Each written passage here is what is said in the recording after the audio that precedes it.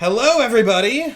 Welcome to the second to last episode of not just Backspace, but Symmetry as a whole. Oh, wow. Panda will be here in a bit. He said he was going to be a couple minutes late, so don't worry. Glib is here this episode. We did not undo the petrification save and kill him off camera or anything like that. He's just late for drama, I suppose. Ugh, so excited. You guys excited? It's all coming to an end. A year in the making. A year and a half, really? Yeah, Because it was April 1st. April, so, well, not a year and a half, but a year and just over a year. That's crazy. Which is crazy. Also, I'm not going to bother fixing the cameras until Panda gets here, because they're going to all change once he gets here anyway. So they're fine as they are, and I'll make them look good once we're all set up. Speaking of the There devil. he is. Wonderful timing. And now his cameras... Hey, look, I was right about the cameras getting absolutely awful. Oh. Are they going to fix... Is Mike going to snap into place? Is he? Nah. Is Mike going to snap into place, or is Mike going to remain a tiny guy? I am He's just just a a little little guy. And that's the way I like. Okay, so should I just leave you like that for Yeah. the Yes, campaign? that'll actually work You just great. leave Sticks as tiny? Alright, no. I'm vetoing Mike's wishes. Mike doesn't get to stay small. I'm sorry, Mike. Big Mike. Momo's actually fine. Nathan's a little big. Anyway, I'll get that as we're going. You guys ready in the audience? You guys excited for the second to last episode? I have not told everybody this yet. I think Momo was here when I said this on the call before we started. I spent like the last hour setting up the final stuff for a battle map today, and I don't want to jump the gun, but if it goes like I am thinking it will and hoping it will, gonna be some of my finest work combat-wise. Shit. It's gonna be... It's not that complicated of a map, but when you guys realize what it means, Mechanics of it's it. gonna be very, very, very, very exciting. I'm interested. Mm-hmm. It's gonna be cool. So, do we have announcements, really? I mean, we can just start... I'd like to jump in quick so that we have plenty of time to do stuff, since we're on, like, the final few hours, ultimately, of this campaign. But Yeah. we have new merch as of last week, so that's not new stuff this week, but we have the Dungeons and Donuts merch, as I put it last week, like, annoyingly well-designed Dungeons and Donuts merch. That's in our merch store. I don't think we have any new Patreon We just news. crossed I mean, Nathan and I 200 did patrons on Patreon. That's news. That is news. I didn't actually know that. Awesome. I just checked today. We're at 205. Ooh, okay, so not even just like 201. Wow. A decent amount. Decent amount. Thank you to all our supporters. We do appreciate it. Oh, I guess... I don't know if this is something that we should say yet, but, you know, I don't think there's any reason not to.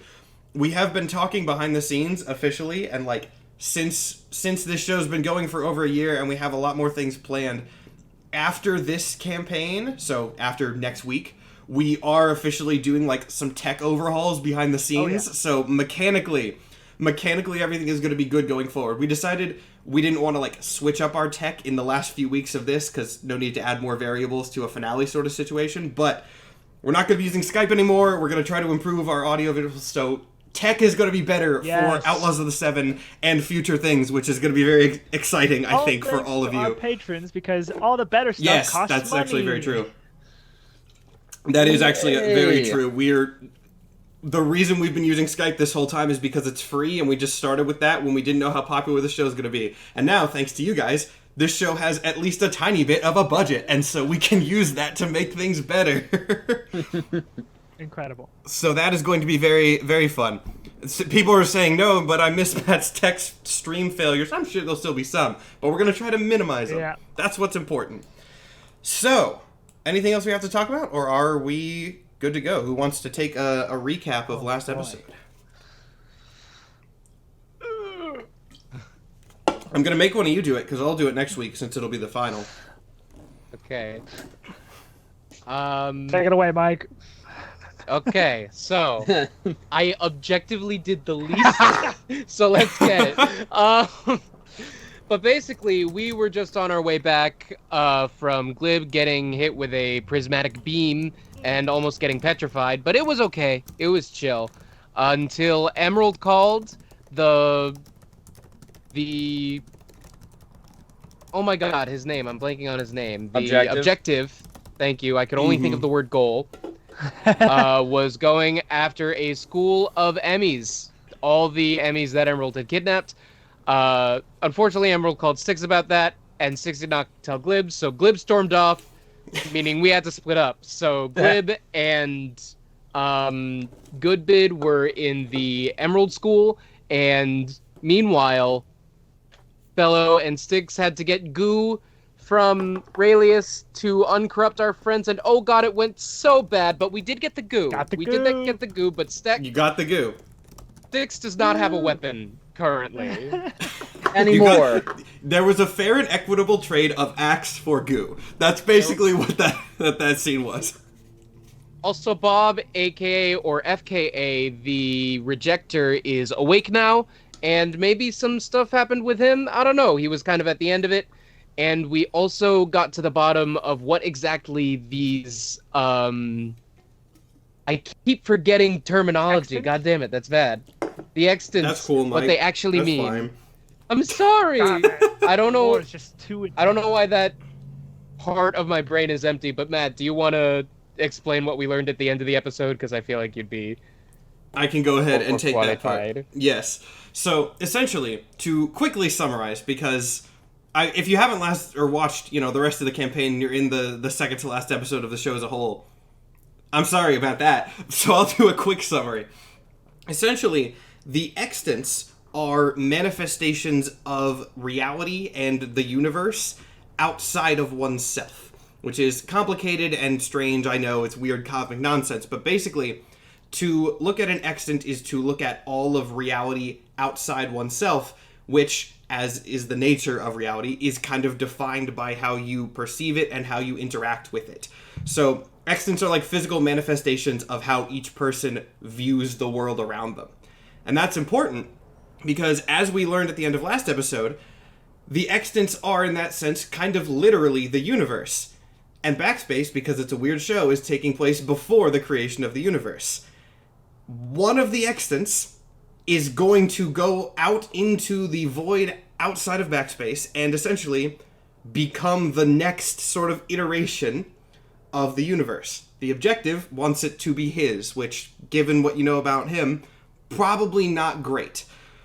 So essentially, that's where we left off. Like, we cut right after that reveal, and I know there was lots of talk about, like, well, how are the players going to handle this?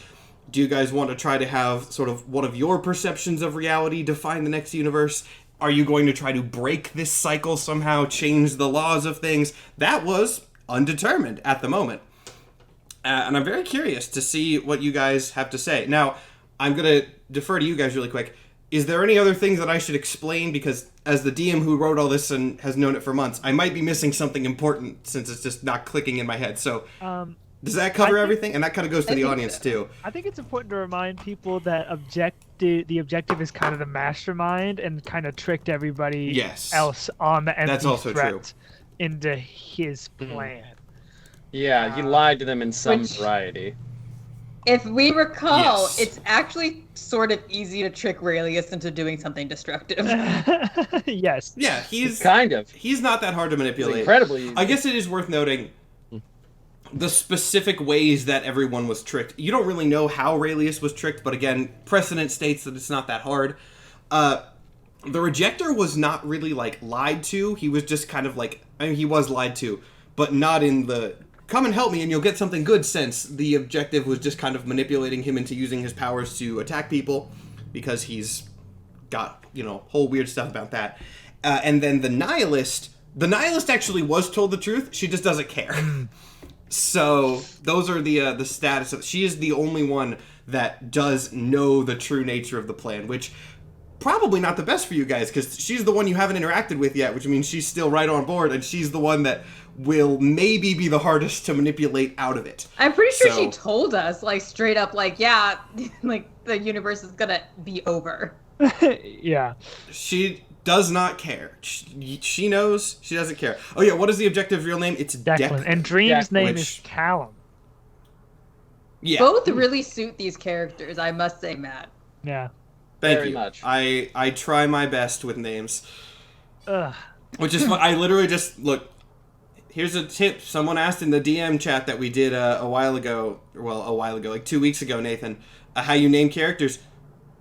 You click through a random name generator until you see one that fits the vibe. That's how I got both of those names. I was like, that sounds like a kind of pretentious asshole. Sorry to anyone named Declan in the chat. Well, I'm pretty sure anyone named Declan knows they're a pretentious asshole. Momo said it, not me. Not that you might be, not that you have the vibes of, that you are. Just full stop. It's sort of like someone named Chad. If you're named Chad, unfortunately your parents hate you, I guess. The coolest dude on the planet or a Chad. And there's no... no. It's like you either know... There's no middle ground. So exactly Zapdos says rip Declan, but he's not. Where were we as characters? If I remember correctly, and please correct me if not, because I was thinking about this episode, so I might have sort of jumped the gun a little bit, 30 seconds in the wrong direction. We cut, like, right after that reveal. So you guys were with Polnari. Polnari was, I'll go ahead and say, in the final stages of uncorrupting the NPCs since you brought the goop. That is helping there. That's where you left off. You guys are... I believe now he has was a physical arm? Yeah. Yes, he does. Oh, yeah, he does have one monster arm. He does have one monster arm, because he's kind of maybe getting the hang of his powers. Yeah, because I threatened to punch him in the stomach. Yeah. Mike threatened to punch him, and that... It's really funny. People in chat were like, I don't necessarily know that, like, punching somebody in the stomach is like a good analog for therapy, whereas the way I saw it was Mike threatened to attack him, and that caused his delusions and mental illness to become even more manifest, which, who knows how people are going to react to that one, but just so chat knows, I wasn't thinking of that in a therapy kind of way. I was thinking of he's under threat, and that's making things weirder, but oh well. Oh well. We'll see how that goes. Anyway, what other, I think that's it. So I'll toss it over to you guys then, and you guys can decide how to move forward on this. So wait, did we just, if I'm remembering right, we saw the empty threat out in the nothing, right? Like Polnari like pointed or something, and like you have like visions and stuff because of your powers, Goodbid. You know that there is if I remember correctly, exactly how things left off. I know the general state, but the timing. When you went to see Raelius on the ship, specifically that being Momo and Mike, he was doing modifications and augmentations to the ship that seemed to be some sort of preparation to leave Backspace through some sort of stable portal that they have. Got it. That, I believe, was the last thing that was physically And that was in seen. Raelius Town. That was in Bug... That was in Bugtown, yeah. Which, not an official name, but I guess it is at this point. That's what the characters refer to it as. And yeah, they had like a portal. And the DM, so I think it's funny. Okay. So how long until our friends are back? I'll say, like, basically just whenever you're ready. If you want, like, the goo was the last ingredient to fix everything, so if you want to just wait, like, 10-15 minutes for them to be up, that's fine. If you want to do something beforehand, that's fine. It's in your hands as players. I think waiting for them to be up, and because we're gonna need Mercury and Doc and them, because we're about to get on the ship, I think. Yeah. In that case, you guys wait for Polnari to finish his work, and eventually, as you guys are, talking, waiting, whatever, you see a large flash of, rainbow-colored chaos energy light emit from the area where they are working. And you hear kind of some groaning noises, not in an ominous way, but, like, presumably them waking up. Morning! Callisto is the first to rise. He just kind of, like, looks over all of you. His gaze sort of, like, lingers on Glib for a second longer, and he kind of squints at Glib, but then just sort of keeps scanning. What on earth happened? You tried to kill us all, bud. It's more nuanced, but that is than the That is essentially what happened. Complications were had. A combat encounter happened. Corrupted. Because you all got... Yes. But now Can you're you back. teach me how to do that? I would prefer that you don't teach the bug how to do that. Hello, why do you want to know how to do that? I'm not sure what that we're referring to is. Good. We're gonna You keep did it one? that way. You did like this thing where you like shot a beam and it did several different things at once, which was crazy cool. That sounds like prismatic spray. I can't imagine I would have used prismatic spray on any of you. You definitely you used did. prismatic I'm sorry, spray I'm on a still a couple little- of us. On all of them, actually. That was Except me. Yeah. the complicate. At this point, Polnari kind of chimes in and, for the sake of time, explains the situation as to what happened. I'm not going to go through the magical jargon of it, but explains it. Callisto, while he usually kind of shies away from Polnari, at this moment you can tell he's kind of like, he focuses himself on like the technical aspects, kind of zones in on like the moment, and they sort of start having a separate conversation about like how the magic interactions exactly work. You can tell he's a little bit on edge, but again, he focuses on the task at hand, and that gets him through it enough. As this is happening, Mercury kind of like awkwardly shuffles over to you and goes, "Oh, I didn't try to kill you, did I? Of course, no. I feel really Of bad." course not. No, it was I'm just gonna be perfectly Callisto real, he and didn't Kong. even realize you were there. He kind of squinted. Callisto and Cog? That's just kind of who Bit plopped of a power out. difference? You guys were like in cysts inside Raelius, and then you kind of plopped out, and those were just the luck of the draw. I got the rest of you out, but you were mainly unconscious. He, like, you can see the gears turning in his head when you say, like, you were in cysts and plopped out. And then, like, you see him physically shake his head, like, I don't want to worry about that Yeah, right it was now. a lot. You don't have enough time to get into that. Yeah. What we do know is that our enemies are plotting to fly out into the nothing in their freaky little ship and create a universe that sucks. Also, they got So we dumbass need- names. They got dumbass names, and we need you to pilot our ship into the nothing, and so we can stop them. You said a lot Also, of we really do have- complicated information there, very casually. Did you say create a universe that sucks? That's not- Yeah. So we're kind of at the beginning of time, we realized, and you know what the extents are? How caught up are you? I believe that they were. Well, no. Okay, so they knew that you were talking to weird cosmic things. They were not around for like the revelation of what Right. exactly they were. So he kind of nods, but again, he has not heard. He doesn't know that you know more at this stage. Does that make sense? All you need to know is those interdimensional beings can be somehow used in the empty nothingness to create the universe, and one of the bad guys wants his to be the one that does it, and we obviously don't want that. Okay, I think I get it. Don't let the supervillain make the universe. Is that? Yes. That seems Perfect. pretty straightforward enough. Essentially, this. How do we yes. do that? Okay, I can do that. I think. And we're gonna do that by having a pirate ship battle. A pirate ship, whatever form of battle notwithstanding. Yes, do you have a thought? Oh, me? Callisto, not Mercury. Callisto, Mercury. Mercury's.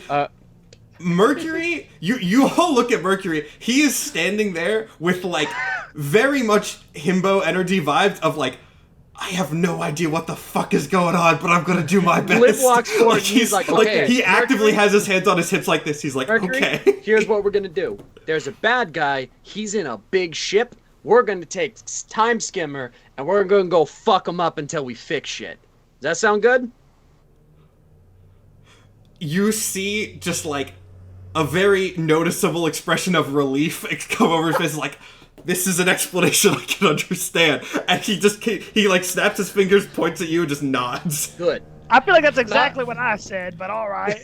Not that we exactly have to worry, but I do feel like we need to discuss the specifics of the shit fixin'. Nope.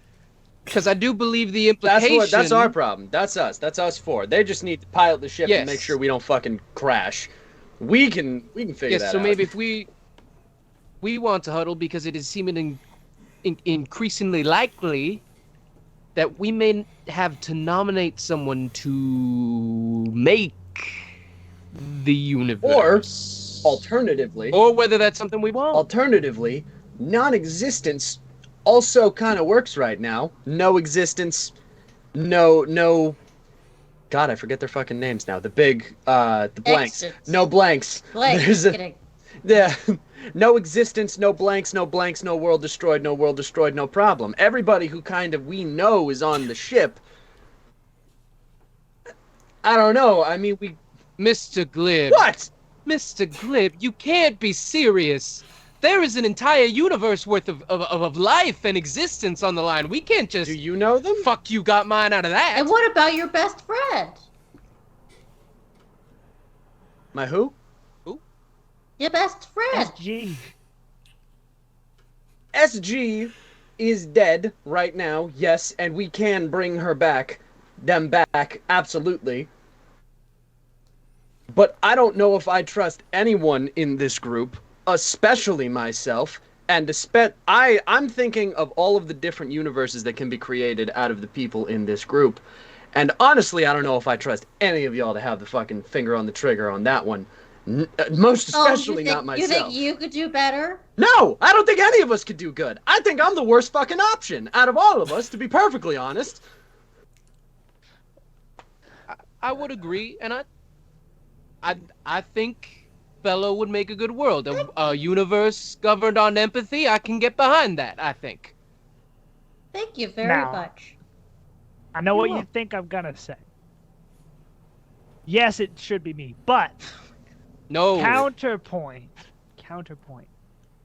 I have these new coordination powers. Is it that wild to assume maybe we could coordinate all of our existence together? Good bit, I want you to look at me very, very sternly right now. Very seriously. Do you trust any version of the universe that I have my hands on? I think to have a truly good universe, you need the good and the bad. I agree, that's why I have don't to want agree Bug with to that, fucking Lawrence. touch it. Well, if you look at us, we got the relentless and we got the coordinator. We're not good people. Let's just put that out there. But we got the most empathetic Bug I've ever seen. And a follower of a faith with the only one with only humanoid with truly good morals. We got a good balance here. It could work. It could work. I think I we feel can like all I've know how missed this works. so much. How long was I Not unconscious? terribly. Not as long as you would think. Fuck, are you still...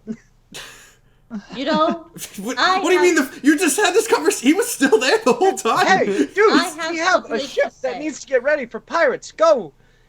Handle that. You don't want to hear this conversation. You want plausible deniability from anything that happens after this. You've been traveling with us long We enough. need- You know we don't do good shit. We need you to go to the hangar and make sure our ship is even still in one piece. Because last we saw it might have been an alternate reality, but it was destroyed. And so we need to make sure the time skimmer is still A-okay. He still just wildly confused. Kind of pauses for a second, nods, and then rushes off to get Doc actually, so that they can both go check the ship, which Polnari can Oh wait, handle you're transport gonna need there. Michelle. I give over Michelle. You're going to have to give Stick. The only reason we need Stick is for the time travel, right? The Michelle and Stick and Jared are all for the time travel bits, Yeah, I don't think we're traveling through time to fight them which also on a pirate doesn't ship. work. Yeah. So Oh, Yeah, fair enough. Beats me. I thought it was the power source. I'm gonna go. I want to hit one of those motherfuckers. it's the power with this source thing. for I'm the definitely not gonna give for this the shit up. time machine, not the whole thing. Let me just make sure that I'm understanding our plan here correctly.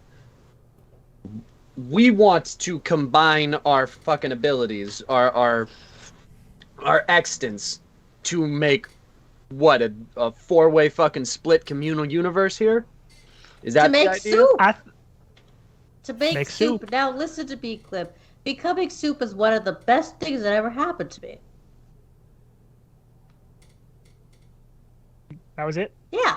That's all you got it. Okay, Most inspiring speech of the campaign. I'll take his word for it. very, yeah, thanks. But Yeah, you I become go over to suit. Goodvid and I'm like, are you certain So, about this? pri- This is... Priority number 1 is stop the bad guys from creating the universe. Yeah. Priority number 2 is maybe creating a universe that is balanced with good and bad, light and dark. Hey, You Goodvid, need I a don't know if sweet you soup realized. and a little bit salty and a little bit sour. That's a very well balanced meal. Okay, Goodvid, I don't know if you realized, but I love To, this like, analogy. 98% of every other person on the planet, we are the bad guys. We- Me and you, yeah, but you can't sit here and honestly say Styx is a bad guy. I can, because he's implicated. We fucking trashed a goddamn kingdom together. There's 1,000 dead people, and all of them bear the blood on his hands. Am I being implicated? I feel like that gives me a right to burst into the aside. You've already been implicated, dude. I'm saying that by association to us, motherfucker, these are bad people now. And us creating the universe has the capability of making it even worse. But it has nothing to do with us. It has everything to do with our extents. And Styx You is heard the extant. same speech as me, right? The extents are everything that isn't us. And we're the ones controlling them, or we're the ones on the other side of them. So us four, the hitman, the vampire, the fucking energy slug, and the goblin. I'll walk into This a is bar. the fucking group.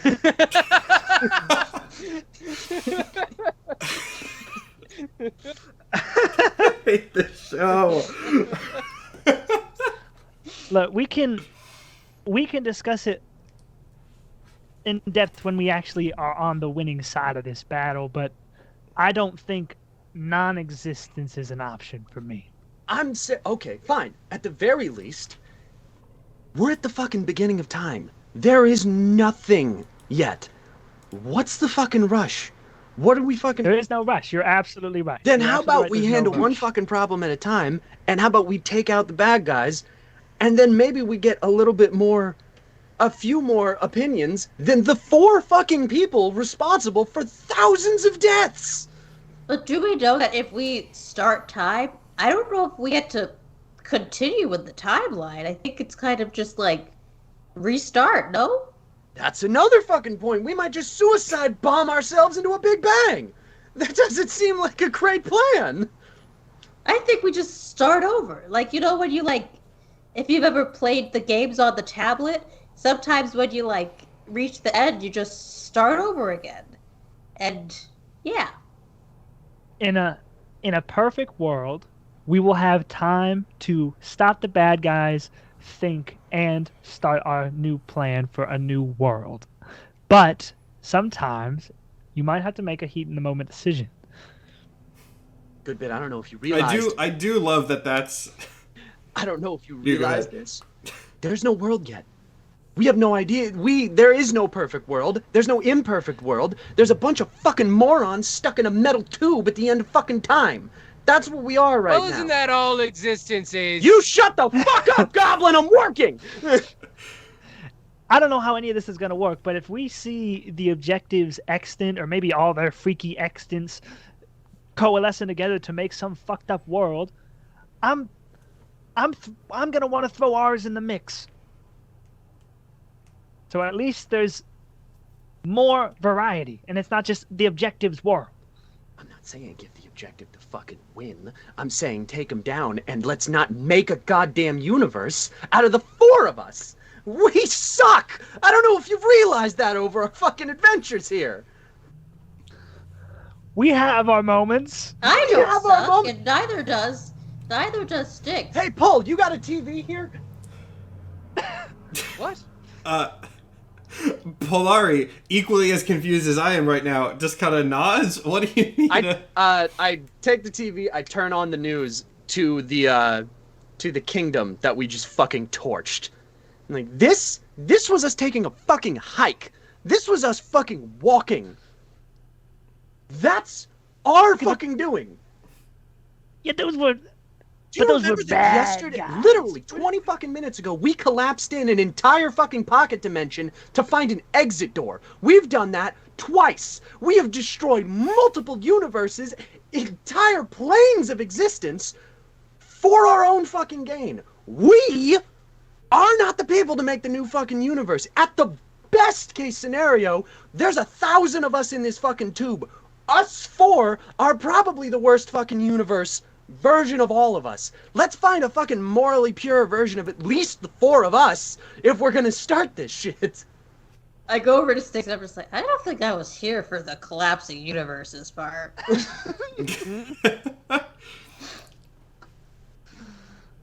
I love how this campaign. I mean, we've been talking the whole time about how, like, one of the interesting things about this campaign is that a lot of the party members, while doing good things a lot of the time, are not necessarily good people. And I'm so glad I had the idea to throw this make the universe thing into it, because, man, it's interesting. Well, does Bella know that they're a prime god? I don't remember if that was ever explained to them. I don't think Bello knows the specifics of it, no. Yep. Now, Mr. Glib, I understand you may have some... Oh, someone says yes. Did someone tell Bello that... Bello knows that Bello is the time god. Does Bello know the implications of that? That's the question. Space god. Or space god, that's what I meant. I thought, no, space. Yeah, just space. Well, Just space. No. the whole thing about me being here is that I've never been here before because there's only one me. Maybe I was supposed to be here. And I didn't get hit by a flying spaceship by myself. That is my point. The way you got here was us hitting you with a fucking spaceship. Sometimes it's funny that way. I turn back to Goodbin. Just as- I turn back to Goodbin and I'm like, listen, whatever the fuck we do, I don't trust me and you to make the new universe. And you know exactly fucking why. I do, and I'm still inclined to disagree, but we can cross that bridge when we get there. All right. And Glib steps back, hands up. Let's go to the time skimmer. See if it's still in one piece. All right. So, unless you have anything else to ask Polnari will arrange transport to Time Skimmer. Anyone? Can last we call get for that. I don't know if we even need it or if we already did it, but did we get the benefits of a long rest from Polnari after whatever? Did we even need to do that? And regardless of whether it happened last time or not, I think it did, but just I know it happened at least once. We'll say that happens now, so everybody is refreshed. Okay. Sweet. I think the only thing I was missing was a 7th level spell slot because we tried to teleport out of the fucking emerald shit. So Yeah, I'm Cool. missing half of my life. Oh, also, so. yeah, I was about to say, Glib, that was the thing. Glib left before, so Yep. everyone else is pretty All okay. right. Maybe like that's a couple true. spell Okay, slots sweet. down. So we're That's all why, back yeah. on benefits of a full rest. Glib, it was for Glib specifically. So, No, you I wanted guys to all... talk to Polnari. Oh, go ahead, sorry. Yeah, I go over to Polnari and I pull out other Bello, and I'm just like, we go like, Polnari, I don't know what's gonna happen after this whole battle, but if the whole universe starts over for the last time, I'm glad we became friends. And I hug one of his heads. A couple arms, which you haven't actually seen happen too often, but it does happen, also extend out of the wall and return the hug. A couple of the heads kind of like lean into, which is a little unintentionally creepy, but it's meant as a sweet gesture.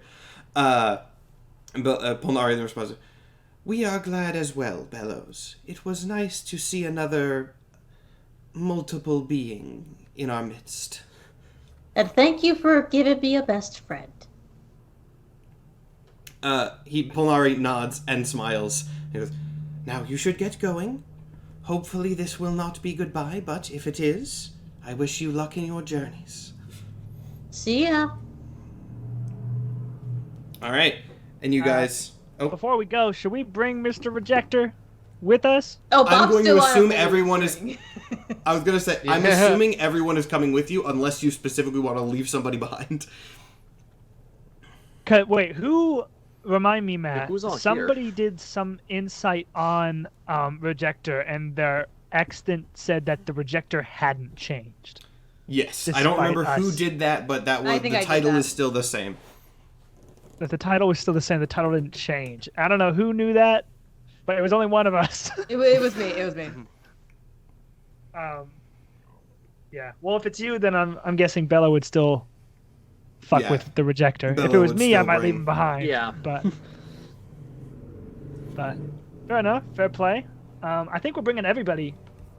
I don't see a reason to leave anyone behind. All right. Not even Cog.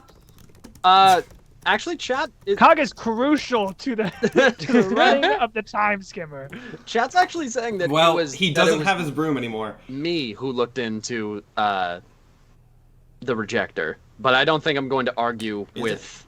Chat Bella. says it was both of us that checked somehow. Okay. All right. Okay. Okay. Well, regardless. Regardless, Yeah. Glib's not going to argue. Bella- He's like, we're going to Doesn't die fucking anyway, say. so who fucking cares? Yeah.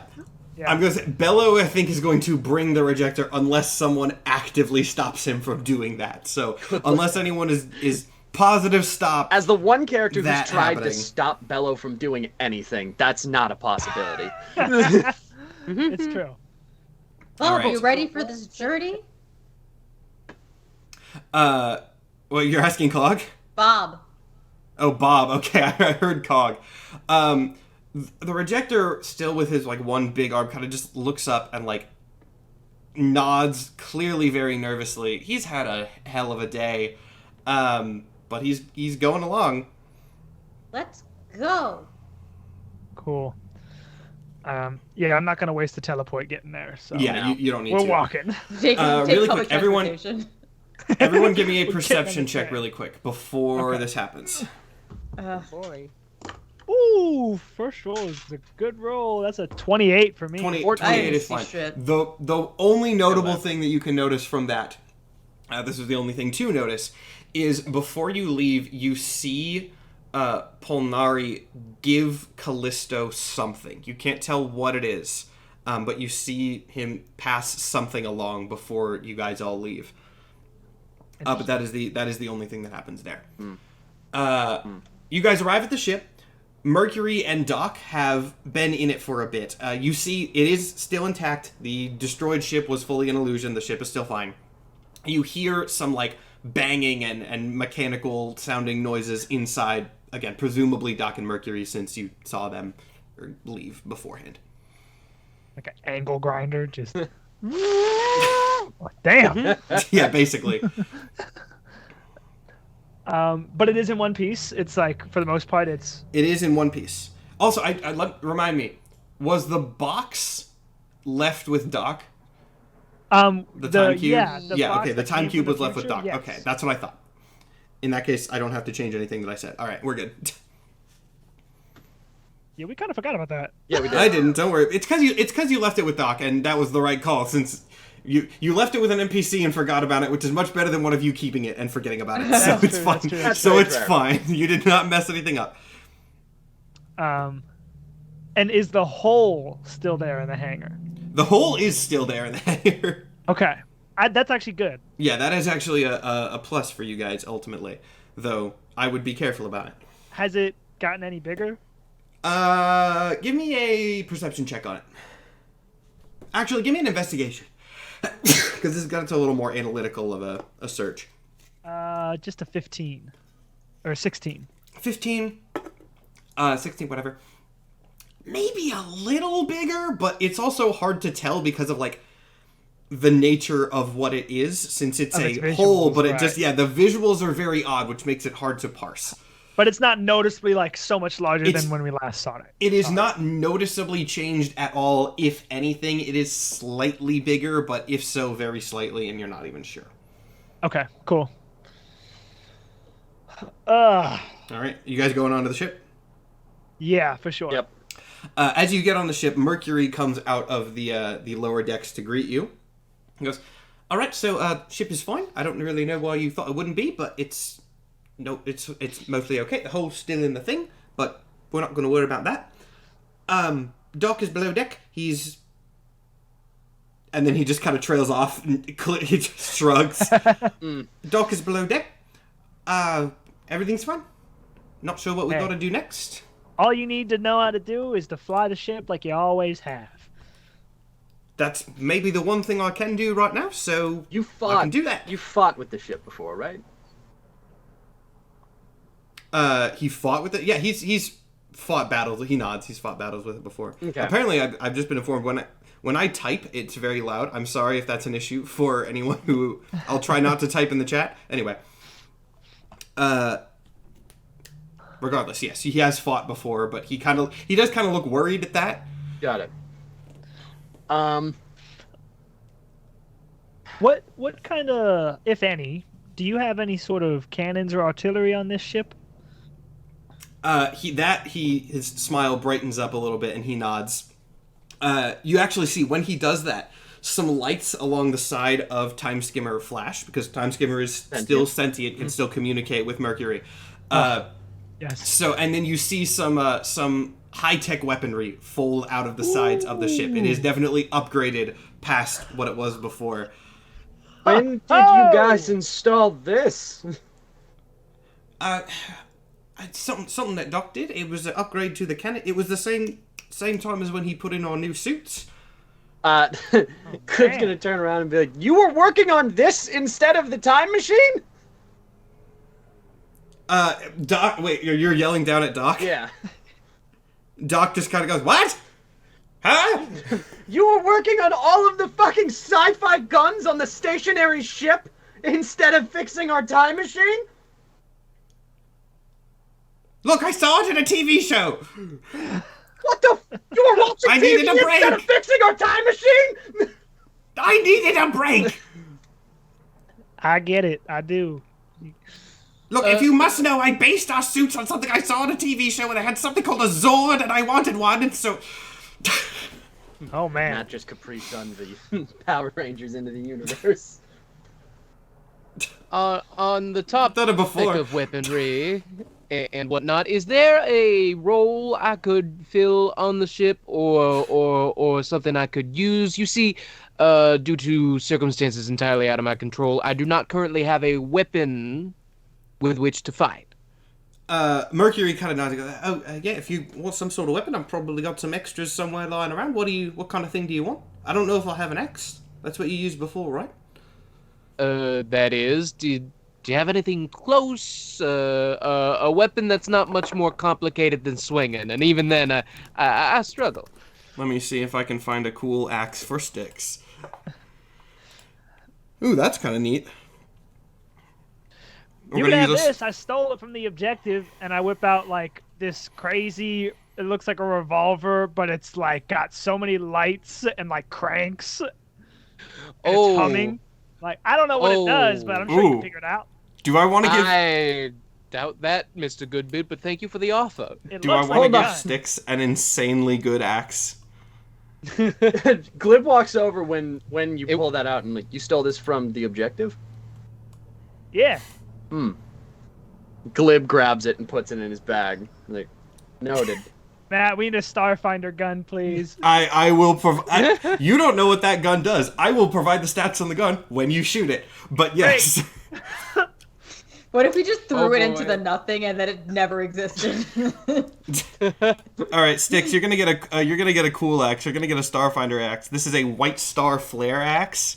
It's basically it's a plasma axe. It does fire damage and it does 3d10.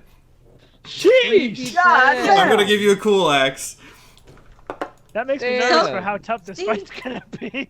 Isn't it good that I left the axe on the empty thread? So, actually, Mercury comes back and he's holding just like a, it looks like an axe but without the blade, and he just kind of hands it to you.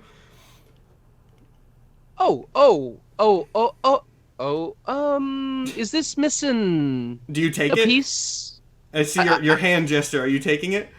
Yeah, as he's saying that, he like takes it. Is this missing a? When you take it, an arc of plasma kind of jets out the side.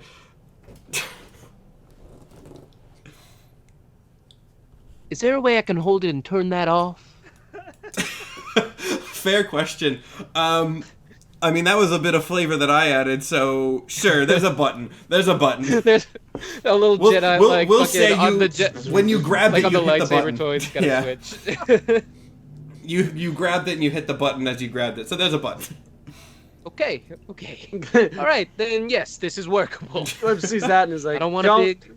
Don't sneak with that. I'm a little worried you're gonna turn the wrong end on. Just For the sake of continuity, we're gonna say that this was one of the final results of that guy making a lightsaber in the breakpoints like a month ago. Hell yeah. This there you go, continuity. Continuity. It all comes full circle. Sometimes it does for sure. When I decide to make it up. I forgot that not everyone knew I left the axe on the empty threat. Also, yeah. Bello did just drop that. you said Yeah, I that heard aloud. that. What was that? What? You left the weapon? Huh? Well, we didn't need it when we had the goop. You left evidence of you being on the empty threat? It was a generic axe. It could be anyone's axe. Sticks, how generic was your axe? Well, you know, on my time on Earth, I had whittling as a hobby, so it may have my initials. Are you telling on me it. that there is an axe I'm also with gonna your say- name on the empty threat? No, be it's fair- just my initials. I'm gonna say To be this fair, doesn't there even are really so matter. many. Here's the thing. Styx does have a normal axe, or did have a normal axe, but also it is very worth noting that because of the specific nature of Styx's powers, his energy is mostly concentrated in his feet and hands. So if there's any sort of residual energy signature, Yeah. it would be touching the highest peak So hold on. constantly whenever Let me just wielded. make sure I'm getting this There are others. getting this correct.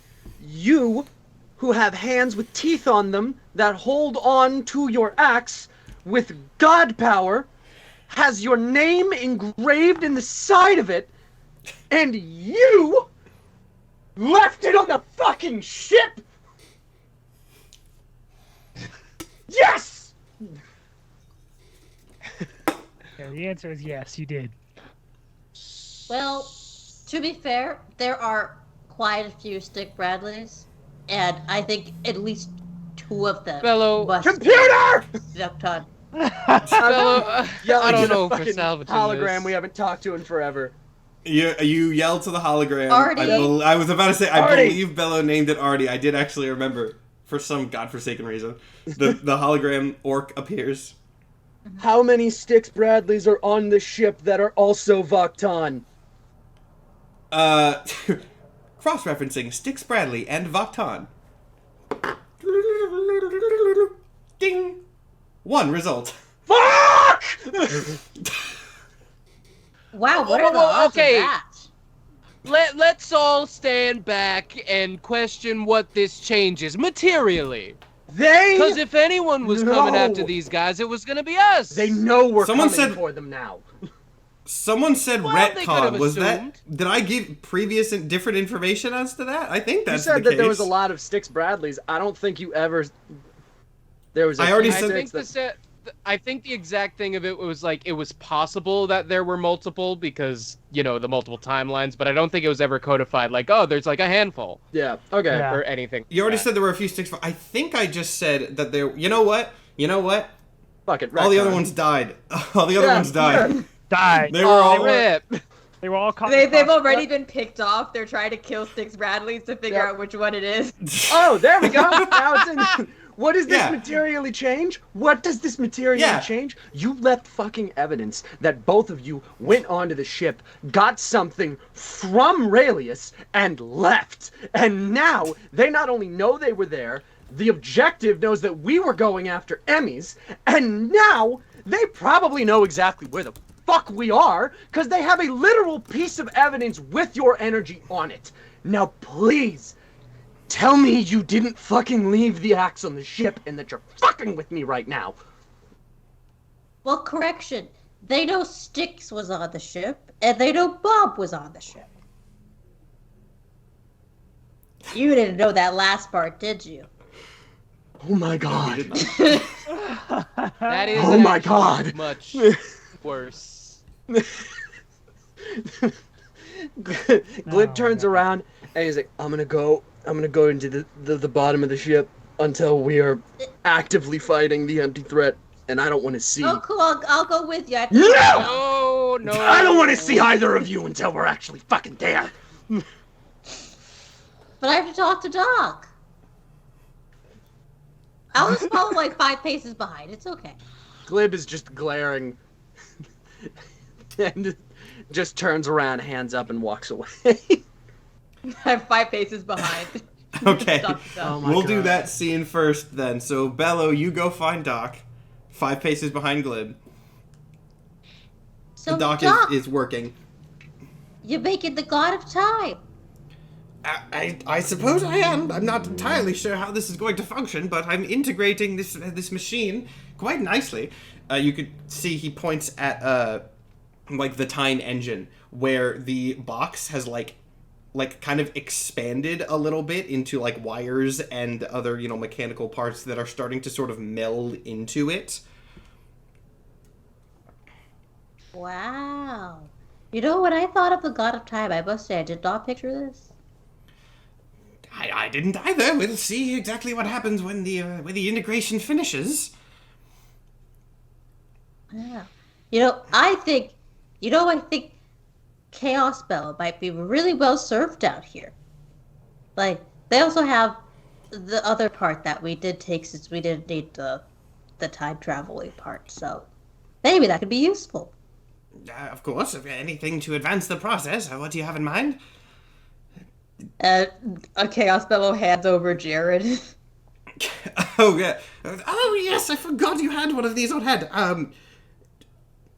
How do you activate it again? I know you put in your own access code. Oh, I don't know. I don't think I have ever turned it on. It's more of just like a fun thing to hold and carry around with you.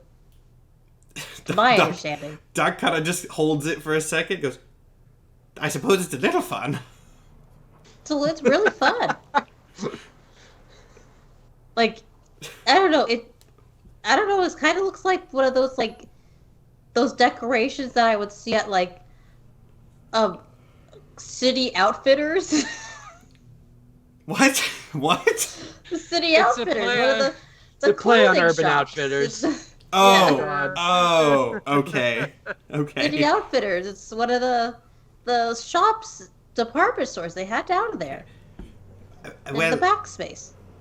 I don't know if we need a German system right now, but I'll just put this here.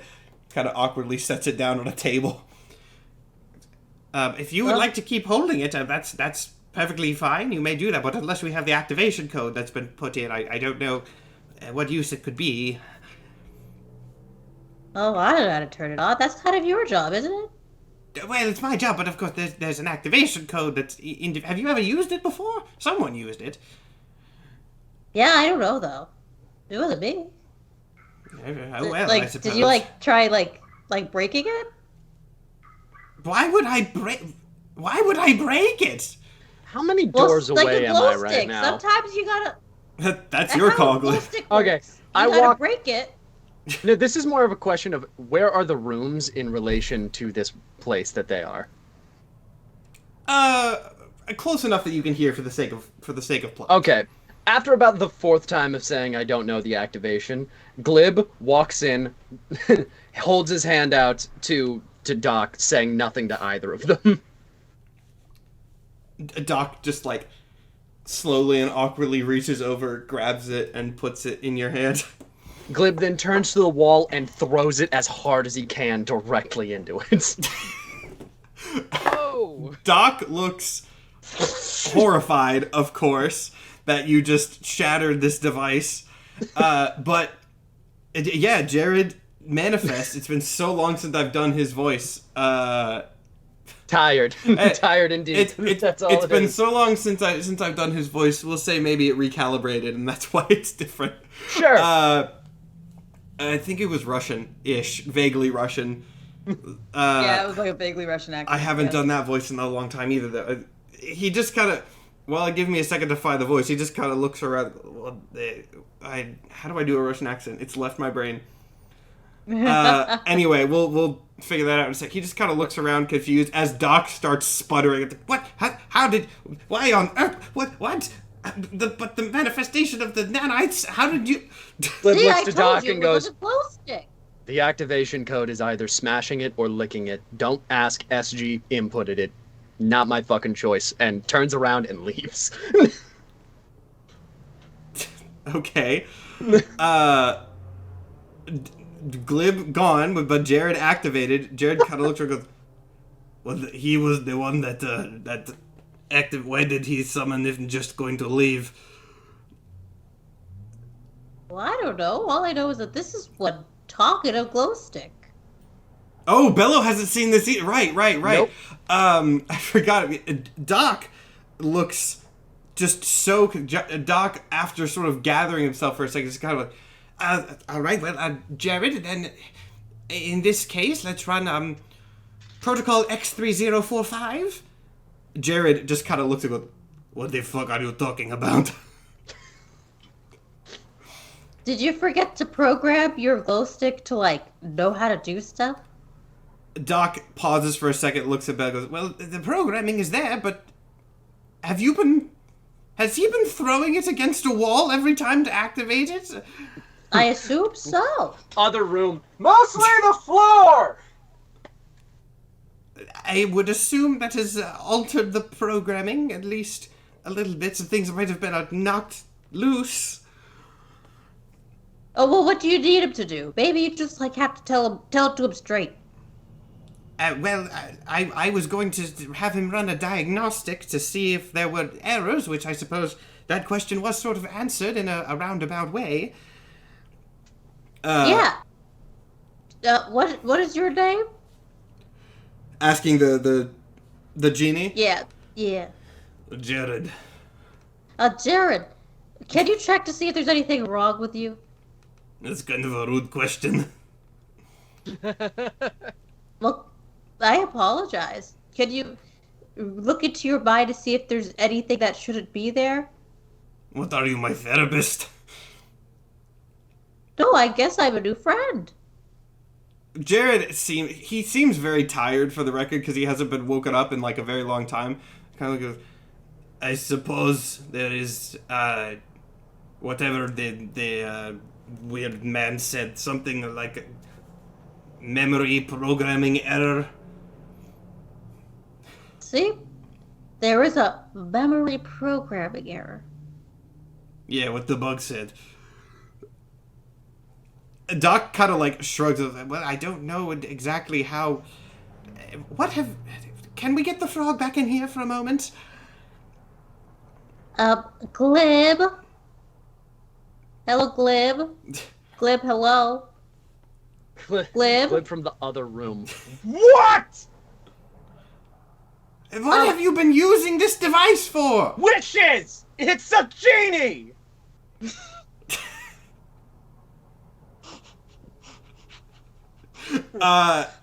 Doc once again just cut a pun and goes, "What? No, it's not. It's a navigation system." I don't know what the fuck that is, but it's a genie, so... Jared shrugs. Wish for something, I don't fucking know! Oh, okay. I wish that you were working to the highest of your capabilities. Okay, now that's interesting. What happens if you tell a computer fix itself? I think... I don't know enough about computers to answer that, but also this is a sci-fi computer. I can make it do what it wants. Jared kind of shrugs and goes, "Okay, I'll run a diagnostic test. See if I can patch the memory programming errors." And then you see, like, the nanoparticles of his body, which prior to this just kind of look, sort of cloudy, start to, like, shift and move a little bit as presumably he's running some sort of test. Very interesting. It truly is. This goes on for some time, and then Doc just kind of leans over and goes, "This might take a while." Oh, do you want me to get like snacks? I have some good berries left. I would take snacks, yes. Here's a good berry. You can't have too many or you will throw up. He takes the good berry, pops it in his mouth. Munch, munch. It's a munch. Now that is going to take a bit. So at this point, Goodbit and Styx, what are you guys doing as this is going on? I think Styx is gonna seek out Cog. I think I want to have a little chat before everything happens. Well, I think that's still you and Nathan, so go for it. Yep. What would Cog be doing? I guess. Well, he doesn't have his broom anymore. So he'll probably just be kind of like walking around.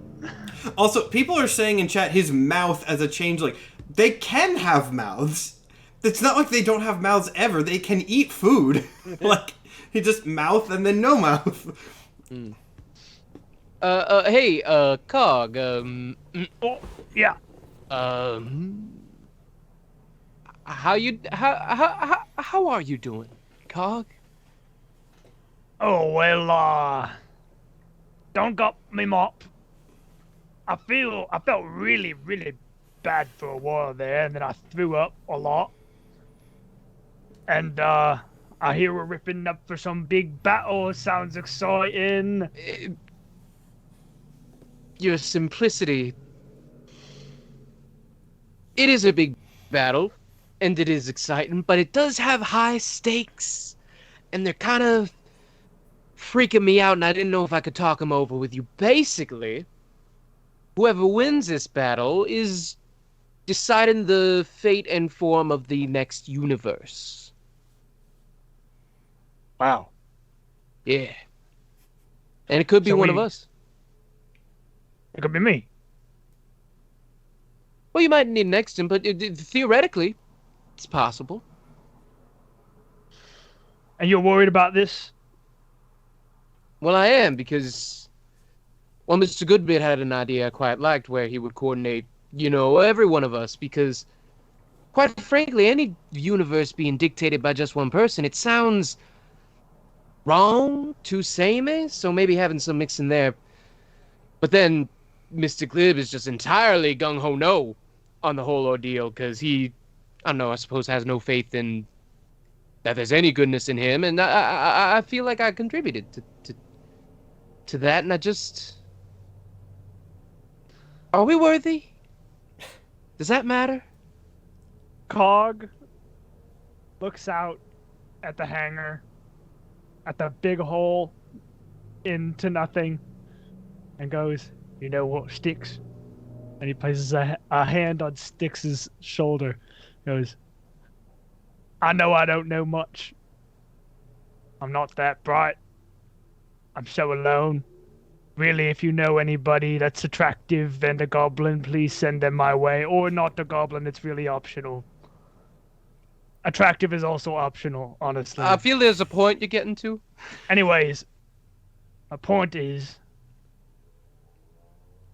I have met a lot of people, and you were the nicest one I've met, and you believed in me, you believed I could get laid, and that's more than anybody ever did. I think you guys are cool. I wish I could be more like you guys, but I'm just the janitor. No, hey. You're cool. You are, you're... Cog cries. No, hey, come on, no, buddy. No, come on, you're my rock. Don't say that you don't mean it. Don't say it if No, you I don't. mean it. He's fully like hugging you, like rubbing you. I mean it. You're my rock, Cog. I can't... Honestly, I was drifting through space with all these existential questions and everything, and you grounded me. That's important. You're important. He grabs him by the cheeks. You're important. You know why? You're normal. Oh. You're living life. This is why we're here. As this conversation is going on, Callisto, comes around the corner, sees what's going on, and turns right back and goes the way he came. Not worth it. Well, I suppose in a world full of craziness, it's not too bad to be so normal then, is it? Oh, believe me, It is not, I got God on my hands, Cog, and I still haven't impacted. Cog's gonna make the universe and it's just gonna be like a harem anime at this point. Yeah. I don't. Oh no! Let's keep I Cog don't the away Resident from... Evil ending E. Keep Cog... I don't reckon I should have the kind of power to create the universe, but you lot, whatever you do, just please get me laid in whatever universe you create. Just make it possible. Laid to rest, am I right? Who said that? Is there an echo? Did you hear that? I think the ship is tenuously alive. That might be... Listen, it's I all don't know how really- much will is involved, but Cog, I think you deserve the world and more, and if all you want is to get laid, then God darn it, if there's a will, there will be a way. An ethical way. A single tear. I will be honest, as your friend Cog, I do find this line of conversation we keep coming to a little uncomfortable. My bad. I'm sorry about that one. But you're a good. No, it's you're, okay. you're a good goblin, Sticks. So are you. I believe that. Well. Right then, I should probably get a new mop. And Yeah. If you tie a rag on the end of this and Six holds up his new axe, then you could. Don't give him the new axe. Don't give him the new axe. There it is again. what? Okay, I won't. All right. Damn. No, we got extras in doesn't the, want you we to got have a extras downstairs. I'll just get another one. It won't be the same as my original, but that's okay. All right, you do that. I'll go digest the existentialism, I suppose. Goodbit is also gonna want to talk with Sticks. Okay. Goodbit is gonna be sitting at probably like the front of the ship and call Sticks over. Like, Sticks, come here.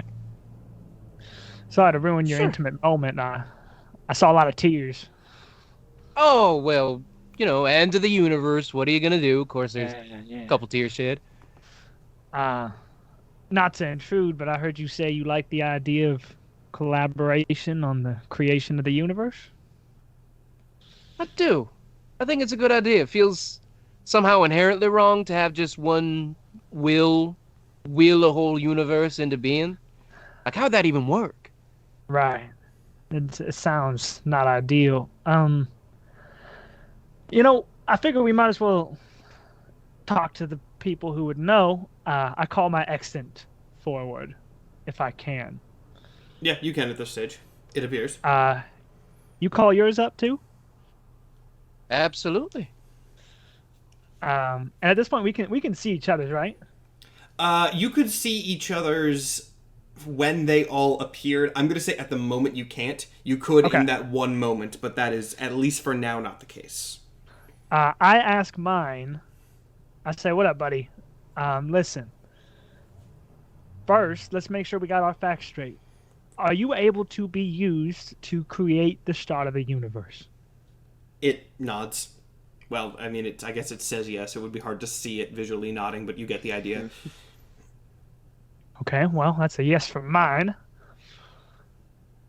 Are we Well, able to... I'm the coordinator. Am I somehow able to coordinate all of our extants, or whatever extants I see fit, to create a universe with our combined power? This is going to be a probably unexpected answer, but the extant, instead of just giving a yes or no, says, that depends on it. That depends on it. On it? And On and what? what is it? Nothing. Of course. Yeah, I said that depends on nothing, which I presume is... I point to the hole. Well, You didn't think Listen, it could be as easy as just getting out there first, did you? There's an Well- episode and a half left. A little more than that. Oh my Even if god, it's is this one of those stupid like door puzzle thingies where you have to like say something? It's like the little knocker thing on the door that has a You know what I'm talking about. It's like one of those age-old things that they do all the time. I have no idea what you're talking about, but I don't think it's anything like that. Remember, it's as simple as nothing has some level of sentience to it. Yeah. There was a god, the thing that killed SG. Yada, yada, yada, that sort of thing. So, all right. Well, Sticks, even if it's up to the powers that be, I know our luck, and I highly doubt we'll be able to sit and collect our thoughts and decide what to do. I have an itching suspicion that we're going to have to make a heat-of-the-moment decision. And we know where Glib stands. But I trust that if we have to throw our extents into the mix, that you'll be on my side? I would say so. Barring some big thing happening in the meanwhile, but no, I'm quite fairly on the side of collaboration, yes. Good to know. I think Glib is too. I think he's just scared.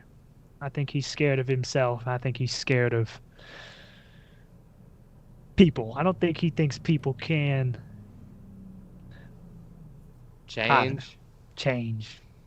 I know I'm not saying I'm a good guy. My theory still stands that we need balance, but if it's just between me and you, that's enough balance for me.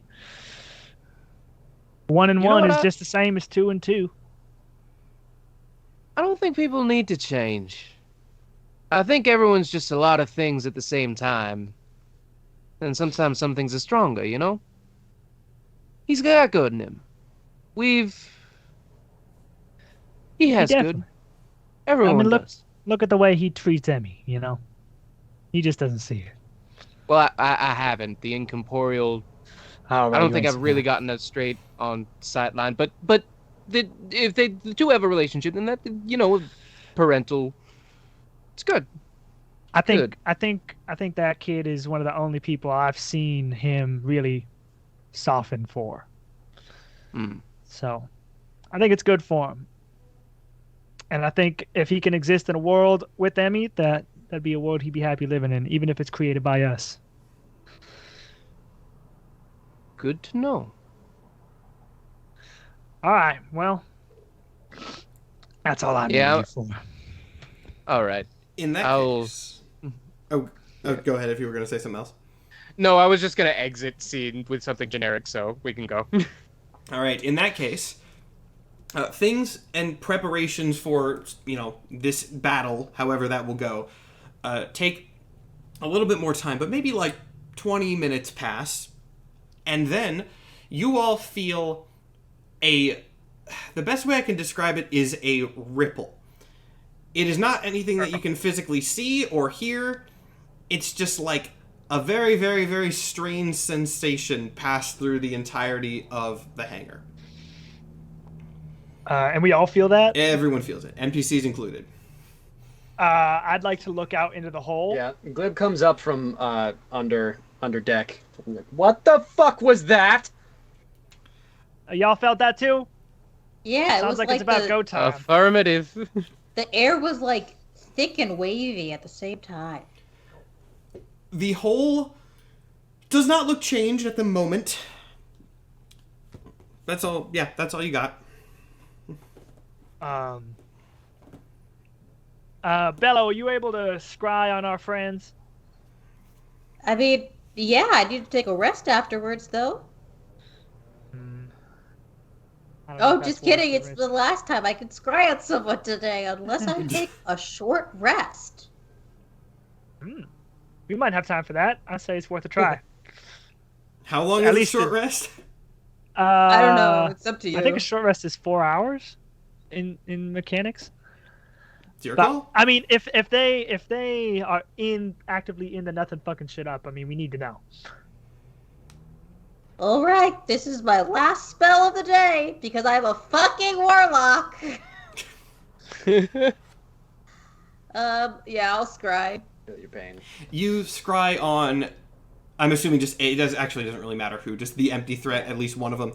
All three of the ones that are not the rejector are gathered. You see they are in Bugtown on the upgraded empty threat, and near them, they're all on the top deck. You can see that their hole in Backspace, the portal around it has started to activate.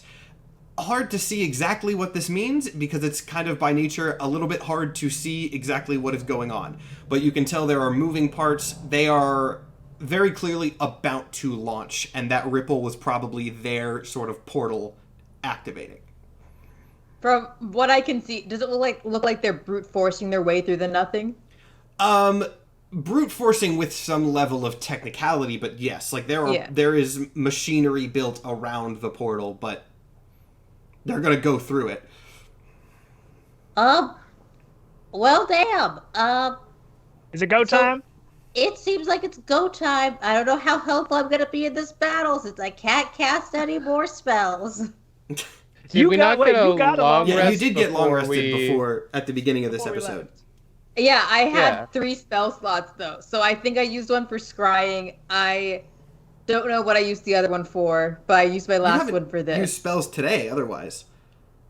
I thought I did. You got long rested again. You got long rested again. We got Oh, long I rest did? this Oh, time. Yeah, okay. I Yeah. had mostly for But you'll glib's sake, still have but 2 yes. left. Okay, just kidding. Then I have 2 left. Woo! Fucking hate Warlocks. Warlocks. Fucking hate 'em. All right, Mercury, it's go time. You hear a sort of shout of affirmation from Mercury. Everyone who's not on the ship piles onto the ship. Notably, Barry and Dramaticus, who were not in this scene yet, because they were out getting supplies and stuff. So, Nice. they come back with something that we've barely ever seen in this campaign before: healing potions. And if I'm giving you healing potions after a year and a half, you should be scared. Be scared. That's not Yeah, good. so they come back with, like, there's some food just in case this takes a longer time than you guys think. There's healing potions. The ship is stocked, which is good, but also bad, you know. So, in a metatextual sense. yeah, Barry and Dramaticus come back, stock the ship, and you guys get ready to go. So Mercury, at the helm, I'm assuming you guys are all at the top deck near Mercury. Yeah. He kind of turns to, I guess, Goodbid, since Goodbid was the one that said we're ready to go, kind of goes, okay, how do we do this exactly? Do we just, seems like not a good idea to just go through that? I think we just got to go through that. That I'm is gonna be That's honest. the plan. We've flown through it before when we got here. Before we got here. Given so one I of think us the ship- died last time we did that, so fingers crossed it's not. Yeah, but that was unrelated. That was. Was it? Well, You hear- I think there was, Was it? from what I could see, is that, well, they seem like they're not having an easy go of it, and they have technological assistance. We also do, isn't that right, Doc? That is true. But before that can happen, or before Doc can respond, you hear a series of beeping sounds just kind of from all around you, and then some mechanical shifting things. And then you hear a voice that you do not recognize, a voice you've never heard before, once again, just kind of from all around, which usually is scary. But in this time it's not going to be as scary, because it says, Time Skimmer Protocol active. Hello? That sounds good. Hello, world. Oh. I hate you, Matt. Who is this? Oh. That's a thing. That's not a joke. That's I a know. thing that happens. It's That's like an isn't that Apple like the first specific thing, thing, a you computer ever IMAX son said? of a bitch. That is not an Yes, Apple it is. specific. That is not an Apple specific That's the thing. first thing fucking Macintosh No, said, you dick. Hello World is like it's the basis of learning how to code. Yeah. Yes, that's a coding thing. That is not an Apple specific thing. And yes, Time Skimmer can talk now, because Time Skimmer has been officially upgraded to Time God status, which you can ask Time Skimmer about the ramifications of that later. Oh, wow, shit. it's very nice, very Whoa. nice to meet you. What was that? That was a crazy audio That glitch. was insane. Whoa, Momo, you just sounded like you were being broken apart by the Matrix. That was like 50 momos at the same time. What the That was fuck? It was like, wild. Hi, very, very, every night.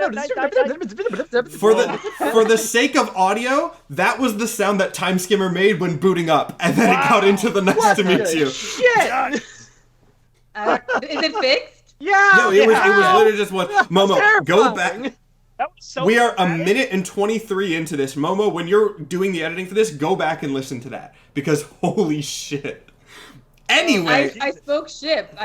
yeah, Bello That spoke ship. Glib saw that and was like, what the fuck was that? What the? Yes, actually, yeah. Space and time are linked. Space and time are connected, and so Bello, you're able to connect to this. Now, yeah, Bello or Time Skimmer has been upgraded. You can talk more about that later in the ramifications, though it has actually been foreshadowed. No one caught it, but it has actually been foreshadowed in a previous breakpoints. I'm amazed no one got it, but we'll get to that later. Anyway, wow.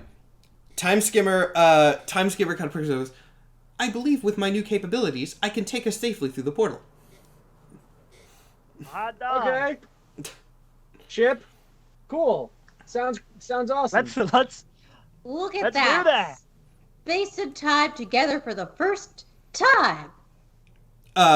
Bello, a little like an arm kind of pops out of Time Skimmer, but not like Polnar does, like a little robot hand, like a little robot claw, and holds up to give you a high five. Yeah. High five. When the two high five, actually, there's like a little like tiny little pulse that goes through from the space and time gods connecting. Anyway, as this happens, you see like this kind of hazy shielding go up around the edges of the ship, much like it did the first time you came through. And with Mercury's direction, it lifts up and starts going or getting ready to go towards the hole. Glib looks at Mercury turns toward him and goes, Glib turns to Goodbit. You were just going to say, are you ready? No, So, yeah. Glib turns to Goodbit and goes like, okay, just in case we encounter the same shit again, who are we sacrificing? It's Cog, right? We're throwing Cog to the planet. Yeah. Okay, Yeah, it cool. don't have to be Cog. We're just prepping. Meanwhile, Cog hears that the ship has a voice, knows that Mercury refers to the ship as a girl. No. He goes, hold on. No! No! Hold on a second. I was gonna have the ship thank Cog for keeping good care of it, and now the ship notices that and does not say anything anymore. What? Six is just like gonna hook a hand around like the back of Cog's collar and just no, man, Not please. like this. Not like this, man. No. Bad time. Real bad time. I mean, it's the first female of any kind we've seen in quite a while. Please stop. I understand Don't do that, this, Cog. man. But like we're good. We're good people. All right. It takes I'm not- effort, Seeing and it this takes a little entire- know-how, and it takes a Seeing little. this entire exchange, It takes a little. Glib is gonna look back at Goodbit and be like, "Are you sure we don't want to just throw him off when we get in there? Is there?" This No. He can This- shoot. He can shoot a gun. Sure So he somebody's got to man the cannons. is gonna be way too narrow of a reference. This is going to be way too narrow of a reference that maybe two people will get, but what in the Beta Ray Bill is going on here? Oh my god. I'm like, Panda might get it, but not some people in chat are going to think that's really funny. If you don't, trust me, it was funny. Anyway. I hate that in my head. I was like, this is perfect because no one will actually date Cog. So the ship is perfect. And then the fact that Cog ruined it immediately. Instantly. Instantly. Anyways. Anyway. I cast Death Ward on myself, by the way, before we enter that freaky portal. Okay. As you guys get ready to go, another ripple kind of pulses out from Backspace behind you. But too late to do anything about that. You guys are heading outwards. So, you go through this strange portal.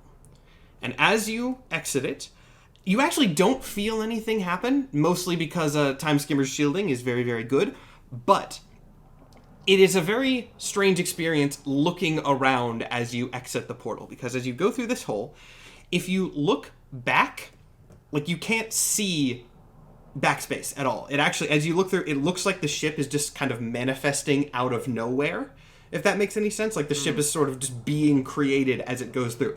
The hole is still pure white. You cannot see through it towards the hangar, and also it's just pure white void around it as well. So the ship just kind of appears out of thin air. You don't know exactly why this is. Presumably, it's because of Emerald's protections, but it could be something else.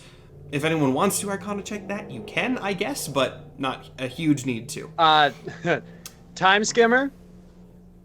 Do you know your way back Yes. to this hole if we need to get back? Directional navigation operates differently out here, but I believe I can do so. Okay. All right. Because I don't see where the hell we came from, and I'm decently sure we're already lost. So. Everyone make me a perception check. Shit! Oh boy. Oh, Do we have to make a perception check in a white void? Yep. Yes. I got a nat 20! Okay, it doesn't matter. Lord. It- Good, because I got a 6. He's still Sticks. staring back at the non-hole. Immediately out in the distance, though again, distance, space, it's shaky out here, but out in the quote-unquote distance, you see in this white void a patch of color, shifting rainbowy colors, similar to sort of what a lot of the Exons look like, that oversaturated sort of nature. Have I seen this before? Yes, you have seen it before. But hold on. Question then, and you can make me roll for this if you want. I thought the explosion of rainbow colors was our Extons fighting, but my Extant I've already been calling back. So am I now to believe that them fighting started something that didn't stop? Okay, that's a good question. I'm gonna say it looks a little less like violent. It's more contained, so it's probably not a fight, but it is definitely, from what you have seen, extant activity in some capacity. Okay. So, that's definitely them, right? Yeah, that's Extant activity. All right. Save to zoom. Time Skimmer, you want to get us over there so we can fucking die? All right, Time Skimmer starts heading over there. Now, this is where things are going to get really funky. I'm going to need everybody to go to roll 20 right now. Damn it. Okay. We're in an empty fucking white yeah. void. Now, you are seeing... Whoa, the cameras are way off here. I should note, the thing that you are seeing... This street that you are going to see when you get to roll 20 is just what I have you guys on so that I can reveal it to everyone at the same time. This is the placeholder. As I fix the cameras and as everybody I gets hate sets this up. street. This is a street that I picked randomly. It is not part of anything, I promise. Every time I've been on this street, I've almost died. Yeah. Yeah. At least it's not our alleyway. 2 for Why 2. stop now? Why stop? You can see from the last battle that my character is red. Yeah. You're not actually gonna be on this street. Fear not. So, as you guys start going towards this thing, you start to see the color is actually a little less contained to... What on earth just happened to Nathan's camera? Where did it go? I got blanked. I moved it. You already died. I moved we it. We made it to the Already street and you died. fucking died. You're gone. I will now be playing. It's not letting me put it back. Hey, Good bit fucking Nathan's- vanished. Gone. any arc about found family is out the window. It's fucking now. window. It's back. He's back. The second he He's went back. I out just there, accidentally moved the it. same thing that got SG came back and was like, swiped him up. I remember you. Wham. Okay.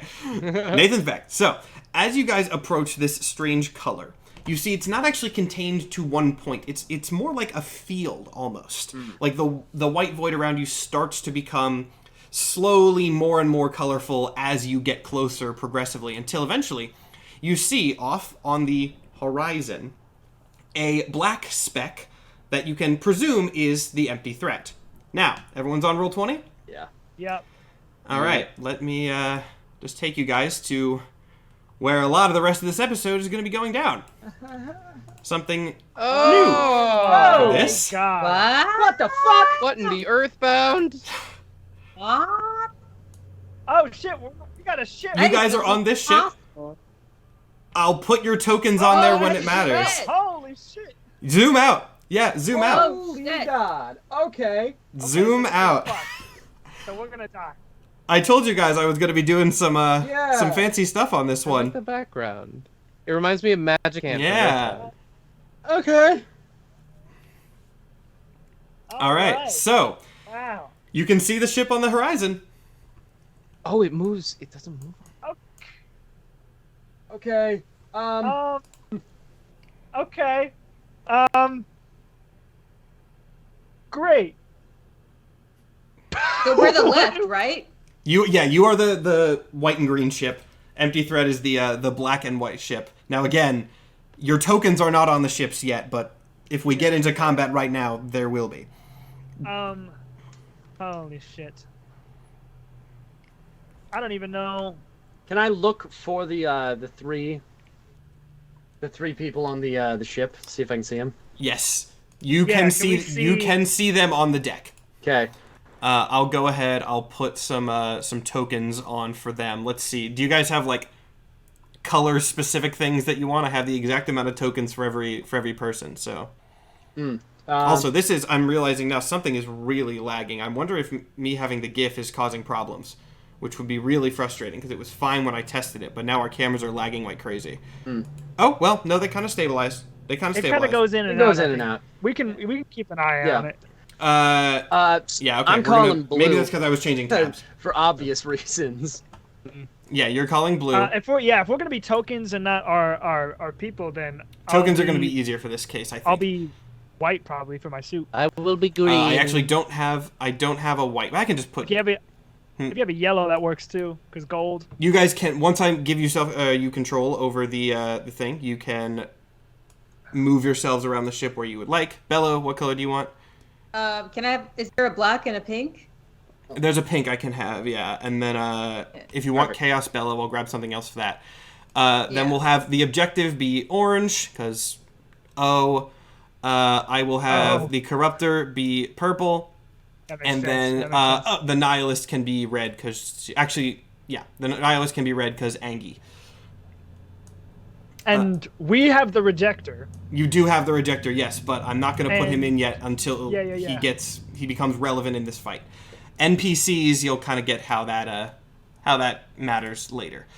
Let me give everybody control. Also, in chat, please do say if there's crazy lag. There's going to be some now while I'm finishing like setup, because I have to bring up tabs to give everybody control of their characters and things. That should calm down. So if there's lag in like a minute, and as long as you can hear us, that's the most important thing. That's the most important. I mean, we got our big reveal, which is the most important part. Yeah. You did, and there's also I haven't said anything yet. Anyway. Well. Oh, great. I don't like. There's more to say. There's more to say. Regardless, what are you? I mean, are you guys gonna attack the ship right off? Remember, Skyscraper does have weapons. I feel like we have to do something smarter than that, surely. Can I perception check and see if there's anything that's like generating this field or like propelling the ship? Is there anything very obviously keeping it afloat? Yeah, you can perception check that. Okay. Is this explosion of color coming from their ship, or is that a separate thing that was happening elsewhere? What'd you... 6. I got a 6. 6? Okay, you're gonna have to perception check that as well, Nathan. Okay, I can do that. 21. 21 is fine. You can see it actually looks like they are... Whatever's causing the field is in front of them. It looks like they're following it. How big is it in relativity to their ship? Small. And it's not like pulsing like the explosions was, it's just like a condensed... It is a condensed area of oversaturation that is generating this large field around. So they're moving through space, they're not just hanging out, they're following that. Yes. Yeah, cool. That's why I have the GIF like going down. You are moving as this is happening. Got it. I relay everything to everyone. Glib leans over to Goodbid and said, "What if we fired a warning shot across the front of the ship to get them to turn around and stop following whatever this is?" I mean, might as well give them a chance to surrender, right? I don't know about also, surrender. real quick, I'm more getting them to turn around so that they lose this and then we fucking kill them all. But yeah, I don't know what that is, but they want to follow it, so let's make them not. I'm gonna turn back around to actually our two good party members and be like, okay, I'm not gonna fucking do anything about this. Okay, they're dying. We're killing every single person on that fucking boat. They don't get a second chance. Is that understood? Yeah, if we can kill the objective, I'll settle for eternal entrapment. If they also, have for the note, really quick. Chat, I just tried to optimize my system a little bit to hopefully clear up some of that lag on my end. I cannot see if I'm lagging though anymore, so let me know in chat once again because I can no longer see myself. Anyway, If they have you the guys want to ability fire to die, they're dying. Is that understood? Sounds good to me. I got no problems with that. All right, so you guys are going to fire a warning shot? Or, If we have fire the I'm sorry, I was capability- fixing something. If we have the capability, can we try and blow the I don't know what the name for that big wooden pole that sticks out the front of the ship is, but can we try and shoot that off of them? Because worst case can. scenario, it misses, and that's our warning shot. But best case scenario, we damage the ship. Here is the challenge with that then. You guys are all going to need to roll initiative if you're starting this fight. You will have the surprise round. Blow the bow off the front of the I'm ship. going to do all this on my phone to keep my computer running this as best I can. The GIF was Become fine a before. patron so Matt can actually get a good PC. Yeah, please, please. Ooh, that's a good initiative roll. 25 for good bid. Good bid 25, all right. 17 for sticks. Sticks 17. And then what else we got? We're doing initiative. Sorry. Initiative, yeah. If you're firing a shot, initiative now. Oh shit! Oh, 5. I forgot to. Well, there's reasons. You'll find out why. 5. 16 I'm so fucked. for 16 for Bello? 19. All right. Oh, 19 19. for Bello. Should I roll for both bellows? You can roll for them. I'll say if you want to have them act on the same turn for consistency, you can. But if you want to roll, Okay. it's up to you. Yeah, Okay. that'd probably be No, I'll easier. just have them Yeah. act on the same initiative. All right. Glib. I got a 5. So 5 is bad. 5 is very bad. I'm rolling me do terrible some- today. If I'm gonna die at any point, it's gonna be today. Hey, what a time to die in the finale. You know Yeah, totally. Yeah. Oh wow, Yeah. nat 20 for Right. something that's not you. Oh no! Ooh. We're gonna die. You'll hear. Oh, and then a nat 1 for the next one, so it balances out, I guess. I don't know if we can Yeah. consider Can that all balance, the but extents like be watching and like scream and cheer? And then I guess it does depend on who got what. yeah. If the objective got Yeah. a nat 20, well, it was a good campaign, everybody. But if it was like Yeah.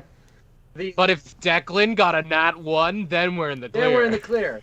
Then So hold on, one more. Could you imagine we make it all the way up here, we fire a warning shot across the bow, and the cannon hits the objective when he's not looking and kills him instantly? That would be very funny. it'd be hilarious. Just Okay, so annihilated instantly. here's where things are gonna get really funky, guys. Things are More gonna get, funk. yeah, more funk. Because let me just tell you how this fight's gonna go down, right? You might notice that these ships are very far apart. They are indeed. It's also worth reminding everybody that these ships are sentient. They are indeed. They have initiative order. Oh, The ships are going to move and attack relative to each other in the initiative order. Both the empty threat and time skimmer can move around, and that is the gimmick for this fight. When I said Is this pirate ship in like- space, they are gonna be acting. They have health bars, they have attacks, they have movement. The ships are part of this combat. Hey, let's hope that. And that is why they started so wait, far is away. This like a fucking... Is this like a fucking lair where we're gonna have to make like tech saves on a lair action Oh, and God. some crazy shit? We're gonna have to see. Like I said, this is gonna be a cool fight. But that's why you guys are starting the ships almost 200 feet away from each other. You're out of range for a lot of things. For most but the stuff, yeah, ships yeah, are yeah. going to move. So this is gonna be fun. That said, you wanted to start with Time Skimmer firing a shot. So Time Skimmer's gonna fire a warning shot. You guys do have a surprise, at least for now. Let me make that roll. Yeah, does Time Skimmer have initiative as well? Are Yes. Yeah. They... Can I Okay. give The ships- Time Skimmer guidance? Yeah. Your ships the ships are characters. The ships are active Hold on, players just in this case. I fight. better pull up Cog. Oh my god. You never know. You never know. Just have him on standby. He's I over heard his the level linchpin 5 of this whole shotgun. thing. Like, His level 5 shot is gonna change the game. Did he Yeah, throw remember- that up? I'm gonna kill this goddamn Oh, yeah. objective, whoever the fuck that is. Blow him out of the sky. Fires, misses. All right, now, Momo, remind me exactly what guidance does. I know it's one of a few similar spells. It's plus D4. Plus D4. Ooh, boy. Well, Time Skimmer did get a nat 1. Here's the funny thing. Time Skimmer got a nat 1, and the objective got a nat 20 on initiative. So Time Skimmer fires a shot. As the shot is going towards the other ship, you see the objective is too... I'm sorry, I combined two of them. I'm dumb. The objective turns to look at it and catches the cannonball. This What the motherfucker. And then just kind of like tosses it off into the void. And then, yeah, that's your surprise round. So this very complicated fight Can I has add started. some flavor? Fuck you. Go for We're it. in a completely soundless void, so I'm assuming that I can yell and he'll hear me, even if I'm on a different fucking ship. He catches it and throws it, and I'm assuming he sees us. And when he sees us, Glib stands on the post or whatever, and yells, "I made you a promise, objective! I'm coming for you, Declan!" Oh, he does not know that you know his name yet, does he? This is the first time that's been... That's... Okay.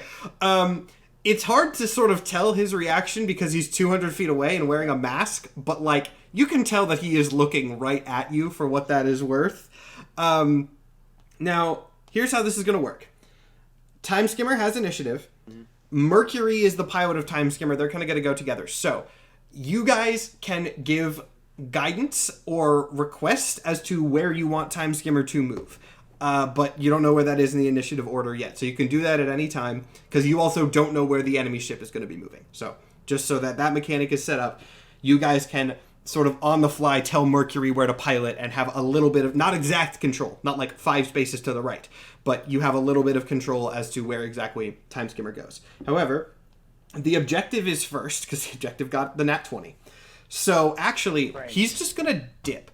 You see him like turn around and walk somewhere and then just vanish. And you have no idea where exactly he went. So He's coming to us. note that. You yell it He back to the vanishes ship, from "Your the ship." boss is a fucking coward! Good bid. You do now go next. Now keep in mind the range. Time Skimmer moves on initiative order, so you are not going to... Think of this as a setup scenario. Yeah, the only thing that I could potentially do at this range is dimension door onto their ship. That would Which be a doesn't bold seem call. like- That would be a That very doesn't seem bold- like the No. best move. Unless I was invisible, but both of those spells take an action, and you can't cast 2 spells in a turn. Unless you don't have any sort of sorcery levels, because why would you? No, I am barred through and through. Sorcerers are scary. I think... Fuck, man. Let me check what... Give me 1 second. It's 4th level spell. I just need to read Death Ward real quick. I touch a creature. It can be any creature, not just myself. I might give Death Ward to somebody else, too. Just because dropping to 1 HP instead of 0 might be super clutch. Give it the Time Skimmer. Yeah, give it the Time Skimmer. So our ship doesn't Oh, that's actually pretty yes. smart. That's pretty smart. Yeah, okay. Through my own genius, Goodbid kneels down on the ground and touches the deck boards of Time Skimmer and casts Death Ward. So if it drops to 0 HP, it'll instead drop to 1. All right. That disembodied Noted. voice that was talking to Cog earlier came by. It was like, "Hey, don't give it to any of these morons. You're standing on a being." Noted. Doing that for sure. And I think, I don't need to be anywhere in particular. I guess I might move to the bow of the ship. I'm going to say for now, it actually, with the way the initiative worked, Bellow is next and then it sticks. So basically, everyone but Glib gets a turn before you guys move on the ship. I'm just going to say, you can place yourself anywhere you want on the deck of the ship because you were walking before. I put you guys there just to show that you were on the ship since there was time on the ship before the fight starts. You can put yourself anywhere on the deck of the ship, and you will move with the ship. Your position on it will stay within the ship. And Mercury is at the helm, right? He's at the steering wheel. Yes, Mercury is going to be back. If you have questions about any of the NPCs, please ask. I will provide. And then real quick, did you say a specific number of healing potions we have? I did So not. We're gonna have to keep track of that. Do you want to assign a number to that, or? If you want to, you're going to have to go below decks and check. I feel like that's good to know. You didn't ask when I said Barry and Dramaticus were loading them, so you're gonna have to go check. That's what I'm gonna say. That's what Goodbid is doing. That's where he's starting, is below decks, counting how many health potions we have, and enhancing the ships with Death Ward. All right, I will get a number on that. Again, Bellow and Styx, you guys both get to move before Time Skimmer does, so there's no real need to do that in order, because I think you're all out of attack range anyway, so act as you would. To the other ship, like 200 feet out. Yeah. Okay, then nope, too far away even if I were to move. Any buff spells is key here, I think, if you have anything that lasts long. I think, how long does guidance work? Guidance is concentration up to a minute. That's a good point. I'll shoot a Bardic while I'm here at it lasts 10 minutes, so I'll shoot one at like Glib. So Glib, you get a D12 you can add to any attack roll, skill check, or saving throw, I believe. Hell yeah. Thank you. Ability check, attack roll, saving throw. A D12. I'm going to give you guys a lot of healing potions, though remember this also would include the NPCs if they need it for anything. You have 10 potions of greater healing, 5 potions of superior healing. Let me write that down. 10 greater, 5 superior. I think I'm going to cast Resistance on Time Skimmer and be like, so we haven't known each other very long at all, but I think we should get coffee or something after this. If coffee is still around, I would like that. Yeah. And I cast Resistance on I'm going to Skimmer. make a note of what effects Time Skimmer has. You said 10 greater and 5 superior? Yes. Okay. I'm going to look up the... Distance. So greater is 4d4, and then... I believe it's 8d4 for superior. 8d4. Cool. Just kidding. No more guidance, because guidance is also concentration. The guidance was used anyway, so... Oh, okay. That's fine. Perfect. Yeah. Then Resistance. All right, that has been noted. Styx. Yeah. Okay. I'm also going to be casting a buffing spell. This one, Beacon of Hope. Nice. Which, any number of creatures within range, and it's a range of 30 feet. For the duration, each target has advantage on Wisdom saving throws and Death saving throws, and regains the maximum number of hit points possible from any healing. So, I'm just going to cast that around where I am, and that catches... Glib, Bellow, any NPCs that might be near that area of the ship, and of course the ship itself. And that follows you around, right? I don't think it clarifies. If I'm wrong, isn't it you cast it within 30 feet and then everybody within that range just has it for the duration, I think? Or is it locked? Yes. Okay. Yes, Well, I believe it's it was that. An aura, And- because if somebody else casts healing in your vicinity, then it's Oh, max true. healing. Okay, true. It says choose any number of creatures within range, so I'm pretty sure it would stay with whoever you cast it on, as opposed to an area. So yeah, I don't think that gets me because I'm below deck, but that's okay. yeah. Again, this is your setup round. We can say that you like split the difference, call stuff up. This is your setup. Okay. Okay, so Okay. we could say that got me. So if I do cast a healing spell, it'll be max. Yes. Matt, how many of those potions would you reasonably let me take with me, like on my person?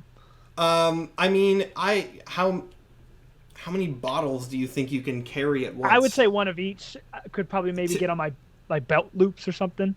Yeah, I think. I mean, yeah, I'll say that you can carry like 3.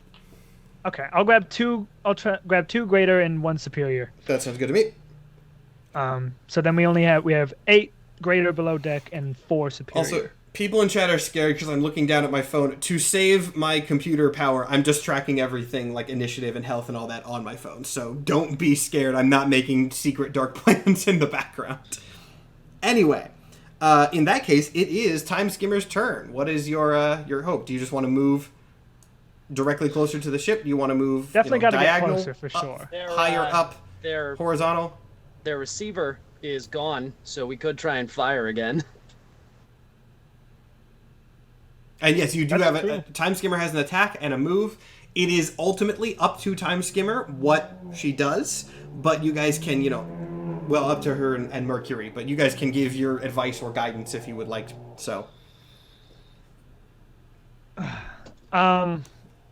you want to go up? You want to go to the side? What's the play? I think moving closer, but staying not in the line of their ballista that they have on their ship quite yet. Like, I don't know how much they can aim those, So just but kind of moving effectively right. just to the right. Yeah. Yeah, I think would be a good call. Also, because people are going to ask about this, I want to note, the movements on these ships are going to be much shorter than you would think magic pirate ships would be. They cannot move like anywhere on the map. Remember, they are also going forward. They are also going forward for the duration of this. So, forward.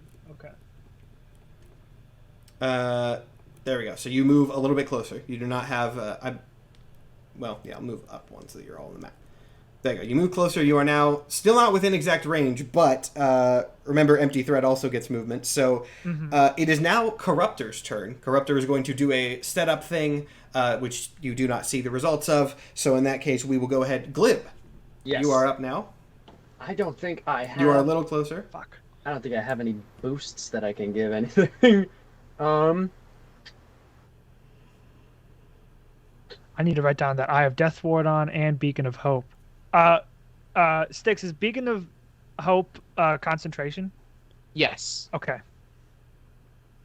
Good to know. Ugh.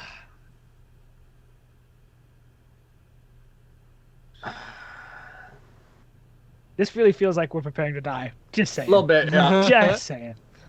If that's how it feels. Just saying. Attention. We never actually fought Raelius either. No. We don't know what he's capable of. Nope. Okay. How far away is the ship? About 100 feet, a little over. A little over 100 feet? Alright, great. That means that I am in range. Yeah, you can... No, there is that. I'm going to cast something called Hypnotic Pattern, which has a 120-foot range. And I'm going to cast it in front, within 30 feet of the three people. What's the range on that? 120 feet, and it's a 30-foot cube. 120 feet, 30-foot cube. Yeah, that's very doable at this range. Okay. All right, so what's it do? Each creature in the area who sees the pattern must make a Wisdom saving throw. All right. A Wisdom saving throw Of for 17. Two of them. Of 17. And what is the effect on this? On a failed save, the creature becomes charmed for the duration. While charmed by the spell, the creature is incapacitated and has a speed of 0. The spell ends for an affected creature if it takes any damage, or if someone else uses an action to shake the creature out of its stupor. All right. You see the Corruptor, Raelius, start to... you see him kind of falter and then seemingly be affected by this. The Nihilist does not seem affected. Gotcha. Again, this is too far out of a range to, see exactly what's going on, but Gotcha. does not seem affected by this. Alright, I cast that. I'm like, okay, I think I got Raelius for right now. Now we just have to deal with the lion. All right. In that case, it is then the Empty Threat's turn, and the Empty Threat is actually just going to slow down a bit and hang back, so... It's going to get in line, and then you see its cannons start to warm up and fire. Great. Is it going to fire? It's going to fire at the ship, though. It's not going to fire at you. And it is... Amazingly, both ships have now rolled nat 1s on their first attack. Yes. Absolutely fantastic. Given that this is a ship firing cannon shots at things, it's not really like it can hit an ally. That doesn't make any sense. But the shot goes wide. Mercury sees the ship hanging back and prepares to dodge an attack and does a little roll. There's gravity on the ship. Don't worry about it. To dodge it. So the ship moves, but the attack totally whiffs. At this point, the Nihilist, you said, Panda, another creature has to take its action to shake the other person out of the hypno effect. affected creature takes any damage, or if someone else uses an action to shake the creature out of its stupor. Okay, so then in that case, the rejector is going to do this, and no, I don't want the whole thing. I just want, there we go. The rejector is going to shake him out, and then is going to move downwards a little bit. Does not have the range to do anything to you regardless, but is going to move. And then, in that case, that is actually everyone's turn. So it is going to loop back around to the objective, who, at the moment, still is not visible. Does not show up anywhere, which may be good, may be bad. I am below deck. He doesn't show up below deck? He does not show up below deck that you can see. Okay. None of you see him. Speaking of which, Goodbid, you are then up. I keep saying the rejector. I mean objective. I don't know why I'm getting those names mixed up today of all days. I mean objective. Day of all days. Cool. How far away are we now? Let me take a little... 100 feet. Yeah, the distance lengthwise did not change, just slowed down sideways. Yeah, I don't think I'm going to be much of good. I'm just going to spend probably all my movement just getting onto the top deck, so... Wherever that, somewhere around there. All right, you're set up on the top deck. Bello, then. And we're within 100 feet now. Is that it? Roughly that. Yeah. Again, if you want to go edge to edge, you are 100 feet exactly. Yeah. Okay, then I guess I can fly out a little bit, and I would like to. I can see people on the deck, right? Yes, you can see them on the deck, close enough to pick out their forms. Okay. Who did Glib hit before? Raelius? Glib hypnotized Raelius, but then he was shaken out of that. Okay. Oh goodness me. I guess I will try to cast a guiding bolt. Yeah, I'm gonna try to guiding bolt someone. All right. Closest would be the nihilist, who is the red one here. I know they're really small on the viewer's screen, so I'll ping, which with the background is going to be a little hard to see, but you can see those little pulses there. Okay. More. Yeah, I'm going to guiding bolt. Who is it? I guess I'll guiding bolt. I want to see what the fucking nihilist is. I'm going to guiding bolt the nihilist. Nihilist. That was who I don't know why I keep... It's because it says R. That's why. I'm just dumb. Yeah. Anyway. I'm going to guiding bolt nihilist. The nihilist. And if I hit, that means the next attack roll made against this target before the end of my next turn has advantage. Okay. Okay, that's a 25 to hit. 25 is going to hit, yes. Not that insane. Okay. All right, and that is... On boss health, or boss 20 damage. 20 damage? That's pretty good, actually. That's a great start. Thank you. I don't know if I'm going to be a dick about this. I could be a dick and use Chaos Bellow to hit him again. I mean, if you want a double shot. I'll try to double shot it. Try double shotting it. That does not hit. Does a 12 hit? 12 is not going to hit, no. Is that with 12 advantage? goes wide. Oh, shit, I have advantage, you're right. Oh, with advantage, I did another 25.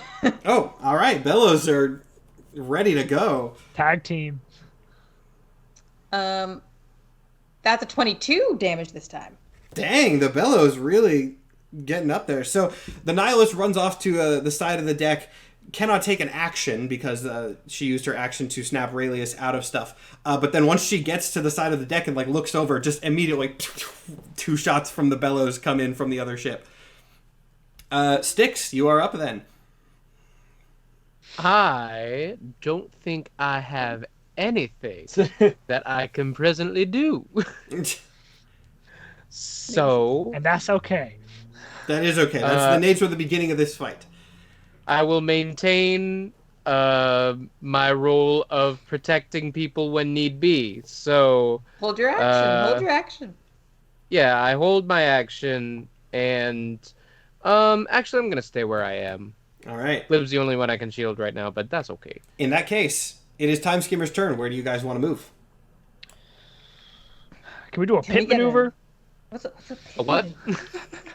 Can we like slam into the back corner of their ship and send them spinning? If you would like to try that, go. I mean, I don't know if you're within range, but you can try to move in to do it. I'll ask Mercury. Is this thing built for ramming? I don't think anything's built for ramming if you try hard enough. I like that talk. That is a good answer. We should ram. You guys want to do that? Sure, why not? All Not right. particularly, but I am All right. outvoted. Okay, this will be interesting. We'll do some. Actually, I guess that would be a save on the part of the empty threat, would it not? That's the probably logical way It's to do probably that. a Not a nobody good. wins in a headbutt situation. Ugh. And then you guys were wanting to let me do the thing. Oh, I grabbed just the ship. I gotta grab everybody. You do have enough range to do it. You Let's do go. have Let's enough go. barely. Yeah. Barely you can just Yeah. slam into the side of the ship. See, this is why I was so excited to do this, because now look how different not The that hold battlefield on. is. Yeah, look how different the battlefield already is, because now you also were trying to slam into them with the express thing of knocking them off course. So the battlefield Yes. now is already like this. This is what the battlefield looks like now already. So that was a hit. So let me roll some damage on there. Admittedly, for both of you, Time Skimmer is going to take a little bit of damage from just ramming headlong into the back of the ship. But let's see. And resistance is for like elemental damage, correct? Or am I thinking of something else? Momo. Resistance. I think you're thinking of something else. Let me read the I might spell be again. thinking of something else. It says you touch a willing creature once before the spell ends. The target can roll a d4 and add the number rolled to one it's saving throw of its Saving choice. throw. Okay. In that case, that does not take effect here. No. By the way, I don't know if this is relevant now, but I have Aura of Protection, so whenever I'm on the ship will get +3 to all saving throws. Awesome. Oh That does not- yeah. That's going to be It very, also very cannot good. be charmed or frightened. Ship couldn't be charmed anyway, but the Dang. ship. I'll go into. You can ask this. This is a construct. Time Skimmer's a construct, so is immune to certain effects. Damn it. That said, that's good. You did some damage. You took a little bit of damage, but you are now within melee range of stuff. That said, it is now the Corruptor's turn. Oh, Once boy. again, he's not showing up anywhere, which, that could mean a couple different things. But Glib, you're up now. Lovely. All right, let's see. Who the fuck? Wait, before Glib goes, I have a question. Wait, hold Did on. we see him go below deck? You saw him vanish. Like he, Okay. Wait, he are we like talking about the objective? the objective. Yes, the objective. Did I say the wrong thing again? Said I swear to corruptor, God. my boy. What is wrong with me today? What is wrong? Why can't I've said this for weeks? I've gotten these names fine, and now I just cannot for the life. I'm just gonna start calling him Declan, just to distinguish him more in my brain. I'm calling him Declan now because I'm apparently a dipshit. So Declan vanished. Like you saw him turn and like walk behind the mast and then like never come out the other side. You know, like that kind of Right. thing. He has not returned yet. There we go. Glib, you're up. Gotcha. All right. Matt has all the names on shuffle. Look, you guys don't know. I had to make this GIF. I had to make this GIF myself in the background. It took some time. I was working before this. Anyway, Yeah, fuck it. I'm not feeling great. Let's do this. I am gonna try and Eldritch Blast the Nihilist.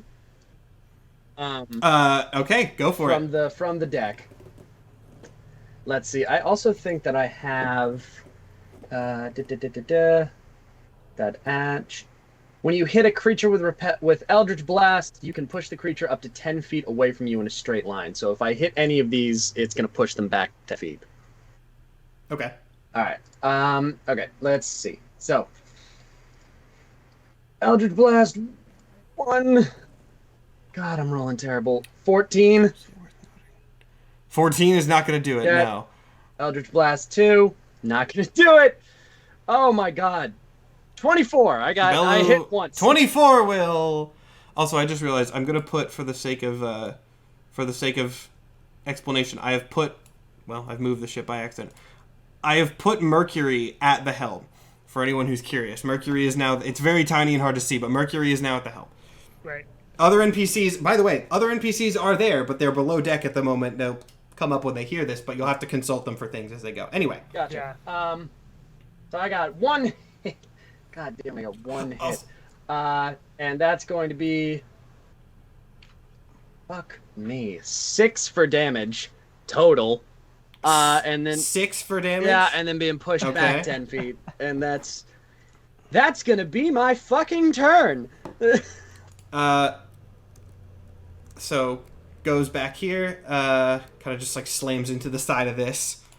And then that will be it's the empty threat's turn again, actually. So it is going to try to stabilize from this ram that you did. So it's going to... This is going to look... Oh, no, that actually kind of worked. It's going to swing around, and it's going to just come right up on the side. I know it's moving very janky, but that's... When I have things angled like this, that's how they move. So it's just going to swing right up around side you, and then it's going to broadside. Right. Oh no. Fantastic. Now, it can technically have a cannon backfire, but this is going to be very hard to miss, so... this, you feel... Actually, I need everybody to make a dexterity saving throw to see if you can keep your balance as the ship just gets full broadsided by a bunch of energy blasts. Even though I'm flying? If you are flying or would not be affected by the shaking of the ship, you do not have to worry about it. I can stick to And the ship, Glib, so- you get +3 from my aura. And yes, anyone within the aura does get bonuses for that. I am not in that. And I do Oh not my god. break. I need to maybe use a different die. That's the third nat 1 this die is rolled for Mercury. So damn Mercury also falls, which is going to affect your navigation next turn. I got a 14. A 14? A 14 will, no, you got full broadsided by 3 cannons. Nope. Can I say that I use my stick got- ability and stick to the ship as it's rocking? I'll give you advantage for that. I'll give you advantage. You don't get a guarantee, but I'll give you advantage Dex? for it. Yeah, Dex. I got 18. Holy 18 is going to do... I'm just going to go ahead. If anyone wants to know the mechanics I'm doing for this, that is It true. might not be the end of the world if you. I'm gonna fail get this. knocked down. Fuck it. I got a 6 with advantage. You're just prone and have to use your movement to get up. Got it. It's not a I'm horrible not thing. moving anyway. If anyone's curious on the mechanics I'm using for this, there are 3 cannons. Each successful cannon hit on every attack adds 5 to the saving throw for the shake. So 1 hit, it's just a 5. 2 hits, it's a 10. 3 hits, it's a 15. Got it. Pretty simple mechanic, but I think that's gonna work well. So if you got under a 15 on this, you are prone. You gotta just use your movement to get up on your next turn. That is the empty threat's whole turn, but unfortunately, it is actually not the end of the enemy team's turn because the nihilist is up now. The nihilist sprints towards the side and just full vaults over between ships, landing over here. But now, who exactly is she going to decide to attack? Because the thing is, Me and Mercury are is both- 10 feet away on the ground. So, she's going to go for the pilot. Oh my fucking So, god. let's see. You guys are all below where Mercury is, but you see her just vault over, and then you hear Mercury scream in pain. And that's Can I- all that is. Can I, as a reaction, cutting words her attack? Can you see her from where you are? That's up to you. I'm... okay. You're... Is she No, not I'm not- dead? I'm gonna say... You can totally It's see the her. beginning That's- of the battle. Cutting words costs a bardic.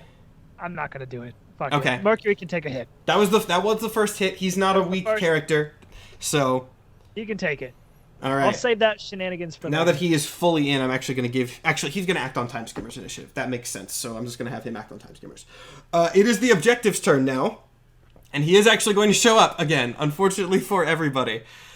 Though, the nature of his showing up is really only going to matter for Goodbid. So he's going to come out of the lower decks. He just sort of walks out of the lower decks. Right. Actually, Goodbid, I want you to make a perception check.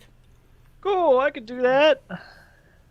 Huh. And zoom in a little That bit. is a god tier perception. 29. 29, you see he is not just wearing his normal suit, he is decked out in weaponry from his workshop. That is presumably what he was doing, is he was going and getting set to fight.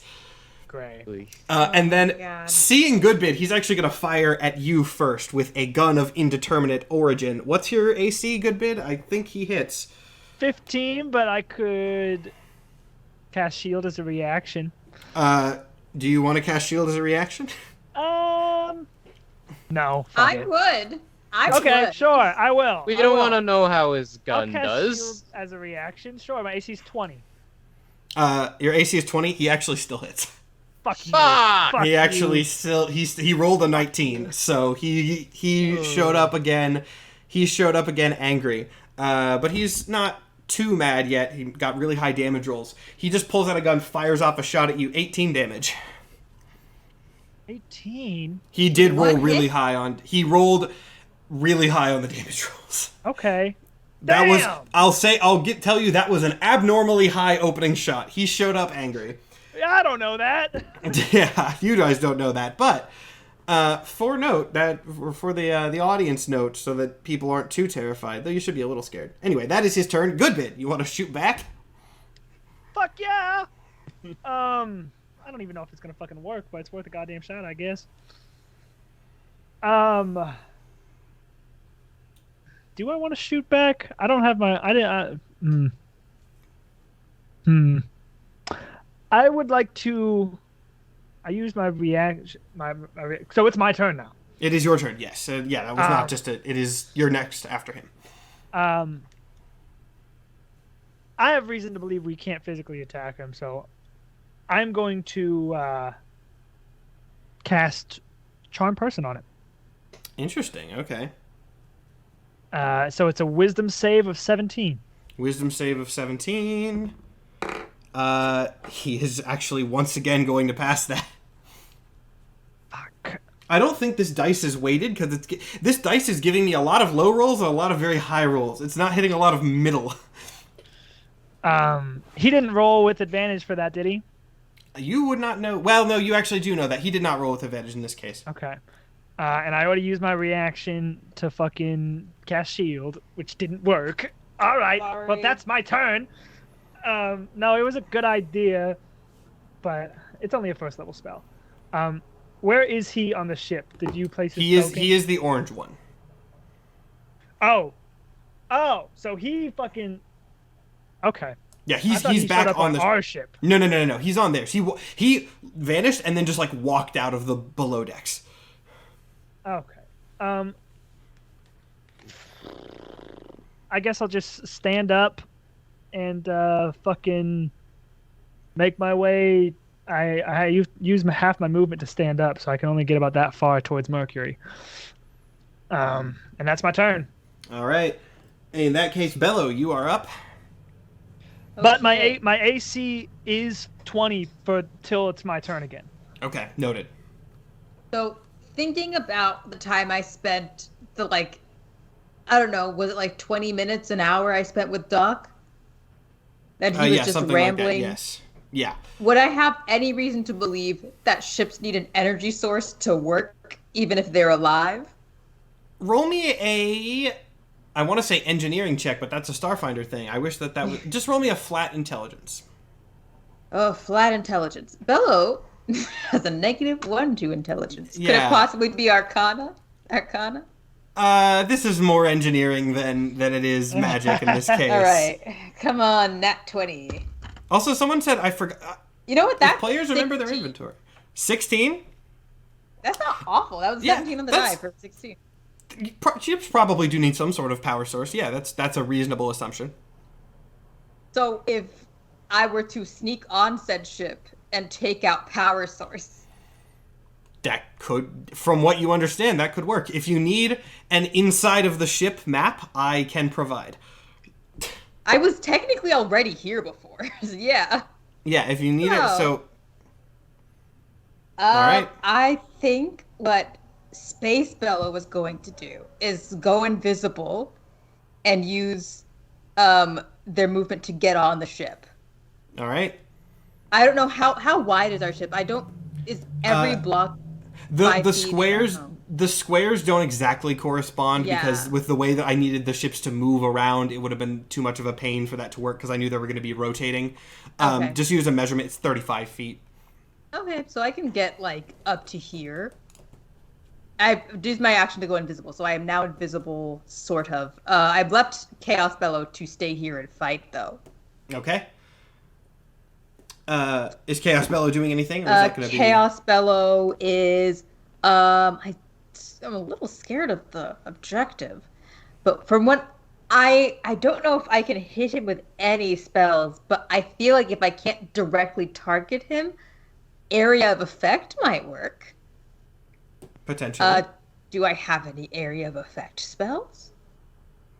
You know what? Actually, what I'm going to do is I'm going to have Chaos Bellow cast Freedom of Movement on Space Bellow before Space Bellow goes invisible. That way, if Space Bellow is caught, I don't think you can be restrained by non-magical means if you are under the effects of Freedom of Movement.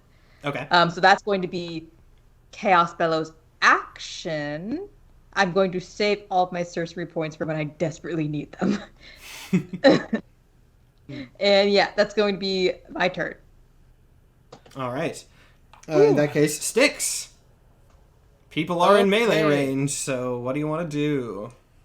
They do be in melee range. Jeez, what do I want to do? Because Styx, not famous for his attacking successfully. I think... How far is everything? Because movement's 30 feet, right? Movement is, usually Normally. it can change, but yeah. Yeah, my movement's 30. Okay. In that case... This is a big map. I'm gonna run near Goodbid and 6. There we go. That's 30 feet from my starting position, which I'm still not really in a space to protect him, but I can get there. And also, we want to stop whatever the nihilist is doing to the poor mermaid himbo. So, Yeah. but on my way there, I can't really do anything. So I once again hold my action. In that case, it is Time Skimmer's turn, but Time Skimmer pilot is currently incapacitated, so not going to move, going to kind of continue the course a little bit, but is still going to attack, because Time Skimmer does have agency beyond Mercury, so is going to once again attempt to broadside the ship, or the other ship, I guess I should say. Not going to have nearly as much success. One of them goes in, which, that's something, but, without Mercury, that's kind of what you can expect. Amazingly, though, in a very stroke of good luck for you guys, the objective actually does falter and is now prone. Hell yeah. Corruptor is still up, but the objective rolled real low, and even though only one hit went in, so he is currently prone. Not out, but prone. Hell yeah. I can't find Aurelius. Where is he? He's the purple one he's about to move, so okay, thank you. And that said, he is going to move, so he's going 1, 2, 3, if he's big. Oh, I forgot, he's really big. He should be like that size. Yeah. Whoa. He's maybe a little smaller than he was, but... let's see, he's going to go here. He's actually going to use one of his special things. So, Aurelius, actually, everyone make me an insight check as this happens, because this might give you some information on how exactly this is going to work. That's going to be That's a nat 16. What's my insight? 16's probably enough. Plus 0. 17. Oh, 17 is definitely enough. So, from what's about to happen, and from the fact that you... Actually, this makes sense, because Styx, you were on the little mission to go get the goo. Aurelius was the one who modified the ship. It seems that he is the equivalent of Mercury for the other ship. He is the one that sort of, pilots things. And as part of that role, he raises up a hand, and you can see tendrils from his augmentations kind of extend off the side of the empty threat and latch onto Time Skimmer, keeping you guys locked in this position for at least a little bit. Now, those tendrils, I'm going to go ahead and do something else kind of cool, because this is a fight that I put a lot of mechanic thought into. I'm just going to use this because it makes surprisingly logical sense visually. These are the Kermits. Oh, Kermit! The Kermits. Oh my god. These are they are not minions. These are the tendrils that are connecting the ship. You can attack them to break them. Look how they massacred our boy. Yeah, he got stretched a little bit. But hey, we use the resources we have as DMs. That is his turn though. So Glib, you are up. The tendrils are now there. If you want to use them as like bridges, if you want to try to attack them, they are now part of the map until they are not anymore. Gotcha. And the objective is the orange one that's on the... The objective is, the objective is the orange one. He is also currently And he's prone. Yes. So you get advantage on attacks. I do. That is very true. 30... I'm checking something. Because I'm not 100% sure. If you got anything with a dex save, fuck him up, because he'd roll with disadvantage as well, because he's prone. Isn't Circle of Death a deck save? No, it might be Constitution, actually. Matt, what's, do you remember what my jump radius is? Your jump distance, I don't know off the top of my head. If you want to just look up whatever it is for Grung, we can say that. Okay. Grung. Let's look. Grung. Jump. 30 sounds right. 30 sounds about right, which is what I was... damn it! It's 25. 25 feet long, 15 feet high. Fug. But, let's see, how far is 25 feet? Yeah, I can do that. You can get right on the edge. You can make it work. I can jump to the edge of the thing. Yeah, fuck it. Glib is going to, from the prone position, since he's down on all fours, jump with his legs and arms at the same time, and jump from here, all the way to here. Landing on the edge of the ship, and looking dead at the objective, he is going to be like, I made you a promise, fuckface, and cast Circle of Death. Okay. Which is a 60-foot circle, I think. A sphere of negative energy ripples out in a 60-foot radius sphere from a point within range. Each creature in that area must make a con saving throw. A target takes 8d6 necrotic damage on a failed save. Well, I'm going to assume you are casting this in a way where it will not hit any of your friends. Attempting to. Okay. Attempting to, if possible. If at all possible. 60-foot radius is insane. That's a 120-foot area. It is. Yeah, it could be. Like, if you cast it on the edge of the ship, easily. You got to cast it on the other side of the ship. And you know what? Using a 7th of the damage increases by 2d6. Do I have to say what level I cast it at before I cast it?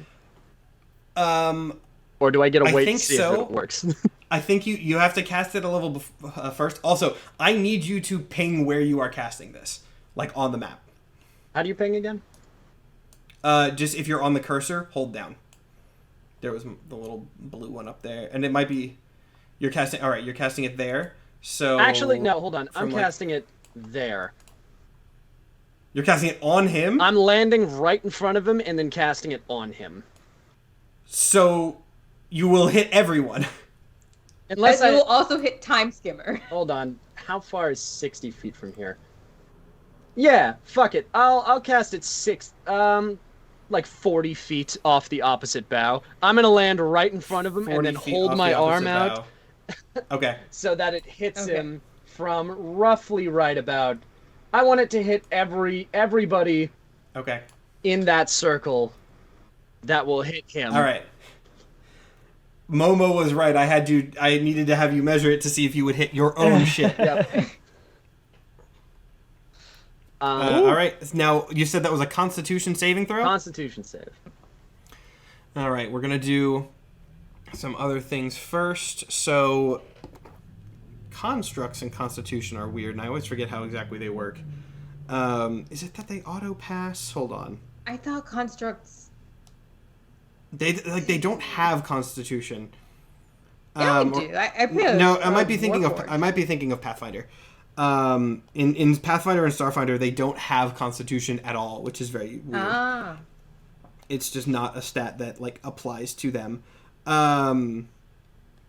Let's see. Construct mod. Screw it. I'll worry about it later. In that case, fail, and fail. Actually, all three fail. Hell yes. That is an 8th level spell, and as an 8th level spell, it is 8d6 plus 4d6. So that is, if I remember correctly, that's 12d6. Yes. Yes. 1, 2, 3, 4, 5, Remember 6, 7, well. 8, 9, 10, 11, 12. Hey, do I have Bardic from anybody? Because I remember I didn't end up using any of my buffs. You have it from, But it doesn't from apply good to bit at the- damage. It doesn't apply to damage rolls? Son of Well, a bitch! Alright, whatever. guys- I have this is- 12. this will Only be certain fun. bards it does. Only certain bards, but I don't think Good Bit is No. one of those. Yeah, Gotcha. not mine. Alright. It's just attack rolls, saving throws, and some other third thing. All right, here's the fun thing. Well, give me the damage first, I guess. 45 damage. 45 damage. I need all the rest of you to roll that save as well. Matt, I have a negative. Oh. Hey, you have plus and advantage Wait, we also have to roll con? Why?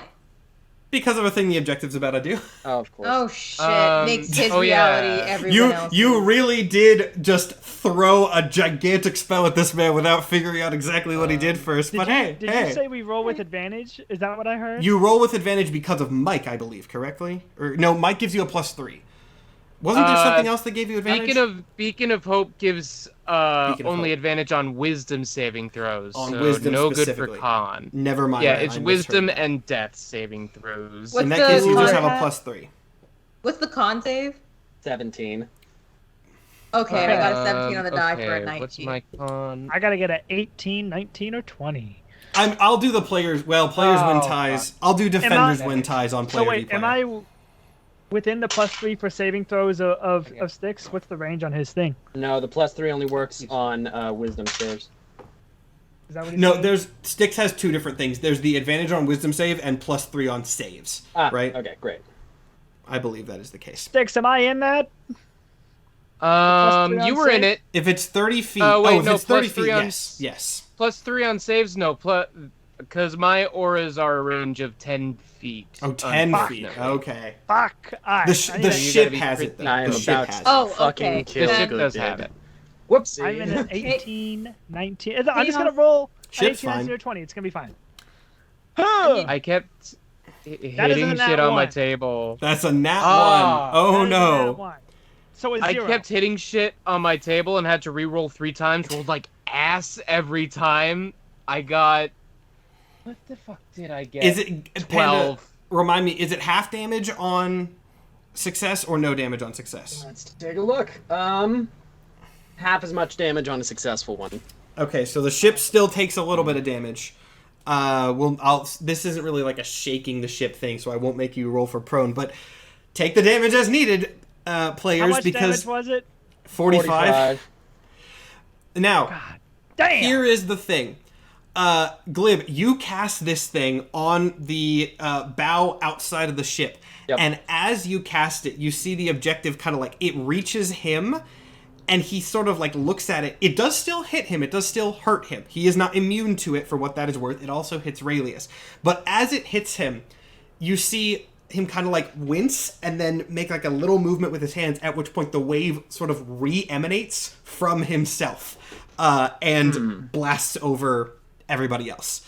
At which, still like kind of keeled over a little bit from the damage, just kind of looks at you and like smirks a little bit. You can tell even through the mask. Gotcha. That was a big chunk, So, Glib. hey, I'm at 30 HP. Holy shit! This is- What? Because he shot me the turn before. Yep. But I have potions on me, which I will be using. Now it is the empty threat's turn next, which is even worse for all of you. but you are linked, so it is still going to move, but you're not relative. It's just going to sort of drag you guys up more towards its goal. So that doesn't really change the status of anything, but it changes relative to the whole board, which is noteworthy. And then it is going to fire on Time Skimmer once again. It's in full broadside range. However, this time it's going to roll like absolute shit. Getting the exact... We'll do this for flavor. Since it was the exact same time and exact same like angles as last time, Time Skimmer can tell where the attack is coming from, since they're literally locked in place, and concentrates shields on that area. So you can feel the impact, but it does not ripple the ship like it did before. So Time Skimmer protects everybody there. And then it is the Nihilist's turn, which is not good. Oh, wait, I forgot. No, that is actually where we're at, because Mercury should be up. Mercury is up.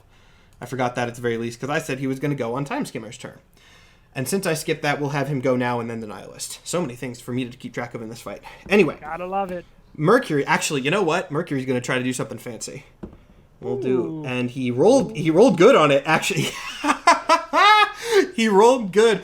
I can't believe that was a risky play for Mercury, and he made the rolls to make it work. So yeah. As this focus on the objective is going on, you hear kind of a yelp, and Mercury throws her off the top thing away from him. Nice. So she doesn't take a lot of damage from that, but she gets knocked down to the lower deck and does take some damage off of it. We're gonna beat her fucking ass. Now it is, well, yeah, and I'm gonna say she got prone from that, so she gets up. At this point is going to turn around to look at you guys who are now more in her sights. She has used her movement to get up. And then... See, she doesn't have a lot of range. She is a very, very strong melee fighter, but she does not have a lot of range stuff. So that's actually going to be her turn for now. Because she also hasn't taken any damage. So... No, she took some. She took... No. I have it on my thing. She took some. She took some from Bella. I have it written down. Don't worry. I'm sure everyone's going to be very excited to know, though, that it is the objective's turn.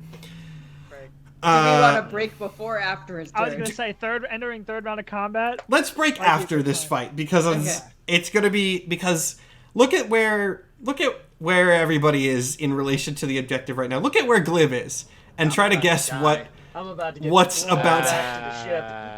This is bad. Back to the ship might not be exactly what's going on. I'm about to get thrown off the ship. Yeah, I wouldn't use the word to. Yeah, the objective, kind of like, he smirks at you and then still sort of keeled over. You see off of his utility belt that he has now, he whips out a different weapon and fires it at you, point blank range. What's your AC? 13. Oh boy. Glib, I'm gonna need you to make an acrobatics or athletics. Acrobatics or athletics save, which I don't think really do you have proficiency in dex saves? You have a bardic. Yeah, acrobatics or athletics check, whichever's higher. You get to add a D12 to these. Acrobatics or athletics check, whatever's higher. Okay, all right, and I get to add a D12 depending on if I. If you need it. If you need it. I'm gonna need it. Okay. Oh my god. Okay. Glib rolled a 5. And then a 4. That's a 9. I'm gonna die. A 9. Okay. Oh. Hey, okay. I'm not that horrible of a DM to have it be you fall off the ship, you die in this case, but it's not great. So, he whips out this gun, fires at you. It only does 4 damage, which that's not that bad. But then, it's like a force wave that throws you backwards off the ship. So, Glib, Time Skimmer kind of like reaches, another sort of mechanical arm folds out and grabs you. Okay. But for your note, you are now off the side of the ship, like 10 feet down. So you're going to have to climb up to get back, and you should probably do that before someone else tries to knock you off. Gotcha. And then... Fires a cannon. Yeah, or fires a cannon.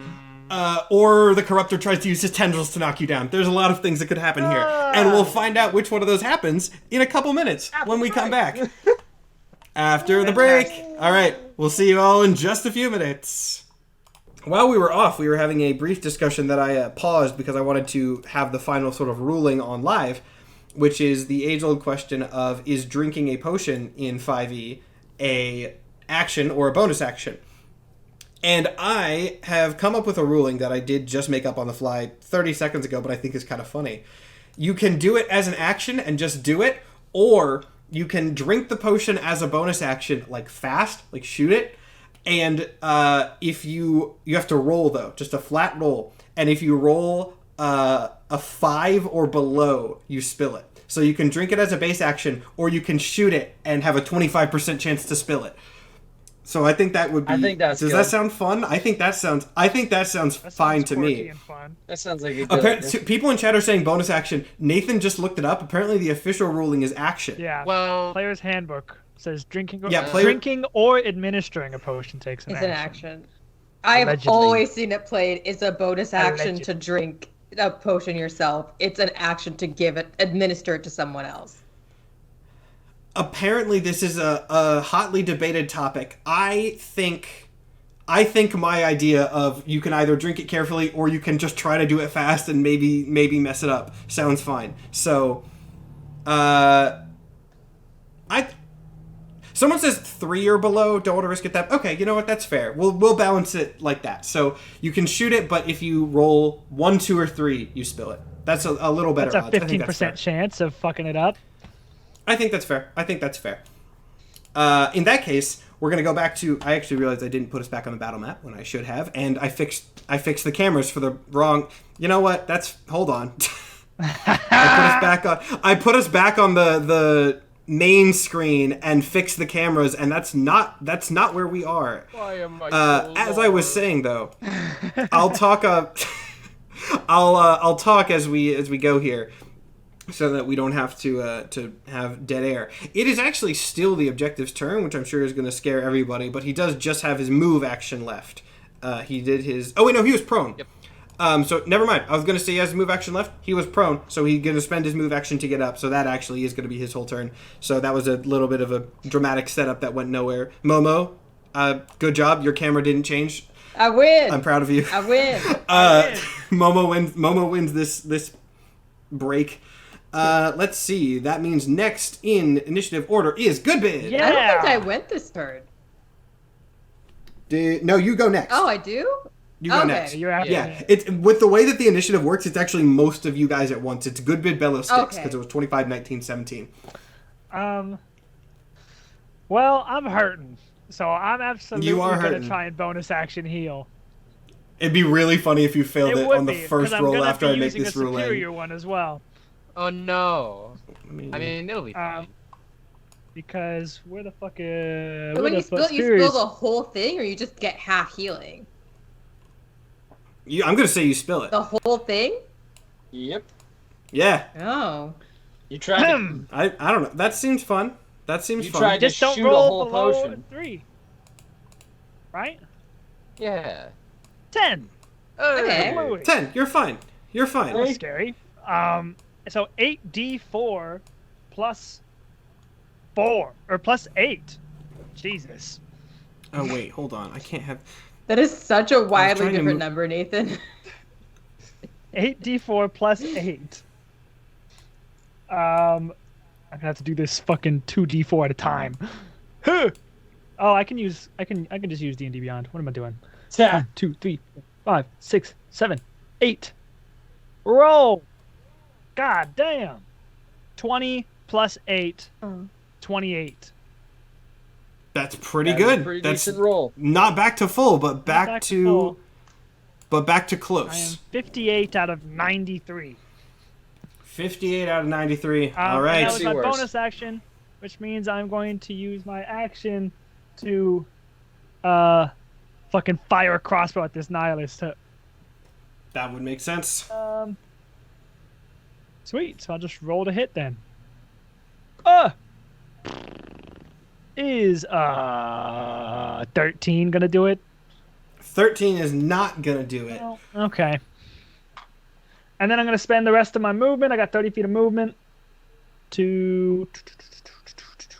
Also, okay, people are bringing this up in chat, so I want to just be sure. People are saying Beacon of Hope. That is spells, not potion. Is it any healing source or is it healing spells? Shit. I thought it was healing spells, but I could be wrong. look about it that. up. So what's the? Let me see what the language on the spell is. Yeah, I don't know if it's any healing. Regains or the healing maximum spells. number of hit points possible from any healing. Oh. Oh, Okay. yeah. Well, that does change Oh. things. Okay, so I maybe gave you too many health potions if that's something you could do. hold on. Minus 28 real quick. 8d4 is Just 8 32 times 4. Yeah. plus 8 is 40. Still not max, Still but not max, close. but now Much I feel closer. much better. Shout out Styx Bradley. Cool. And then yeah, I have enough movement to get up and to Mercury and just check on him. Be like, you good, man? He kind of like you can see he's got big like claw. He's wearing his suit, his super suit, but it's got like claw marks in it now, and you can see he's bleeding a little bit. But he kind of nods. He definitely took damage, but is not on his last legs, nowhere near. Cool. And that's what I do. All right, in that case, now it is Bello. I rolled to see if I maintained concentration on resistance, and I did. Cool. So for Space Bellow's movement, where can I see where the entrance to below deck is? They're mirrored on the. It's. I literally just color swapped the same ship. It's a little I harder to read don't on this know one, where but the entrance to below deck is here. Yeah, Okay. I'm pinging it. It's here. I did so- not want to be that guy, but if Styx took damage from Circle of Death, he has to make a con save. For me to I just rolled for it. I rolled an 11 plus 5 plus 3, 19. 19. How much damage did you I take think from- Circle of Death. 45. so that does not actually. Okay. It's half, right? So it's that does not So I actually just get pass my it. regular Yes. 28 then. Ready? Yeah, regular 28. Dang. Okay. So I had So- to trying to stay honest. Oh, whoops. Okay. No, good. It's good. So It's bad for us, but it's good. That's fair. Yeah, I don't have knowledge off the top of my head of what spells are concentration or Yeah, not yeah, because yeah. that's a lot to remember. So I'll that's fine. So I have 60 feet of movement because I'm going to take the dash action to dash down below decks. So it's only 45 Okay. feet to get to the door, and I assume it's like how ours is set up. When you go downstairs, you're basically in the engine room. When I say that, it would be like it's at the back. Okay. So the engine room on their ship would be like here. For the sake of this, let's put you. You said you got like 15 feet of movement, I have 45, and then I have or 15 Yes, left. 15 I should left. be more clear.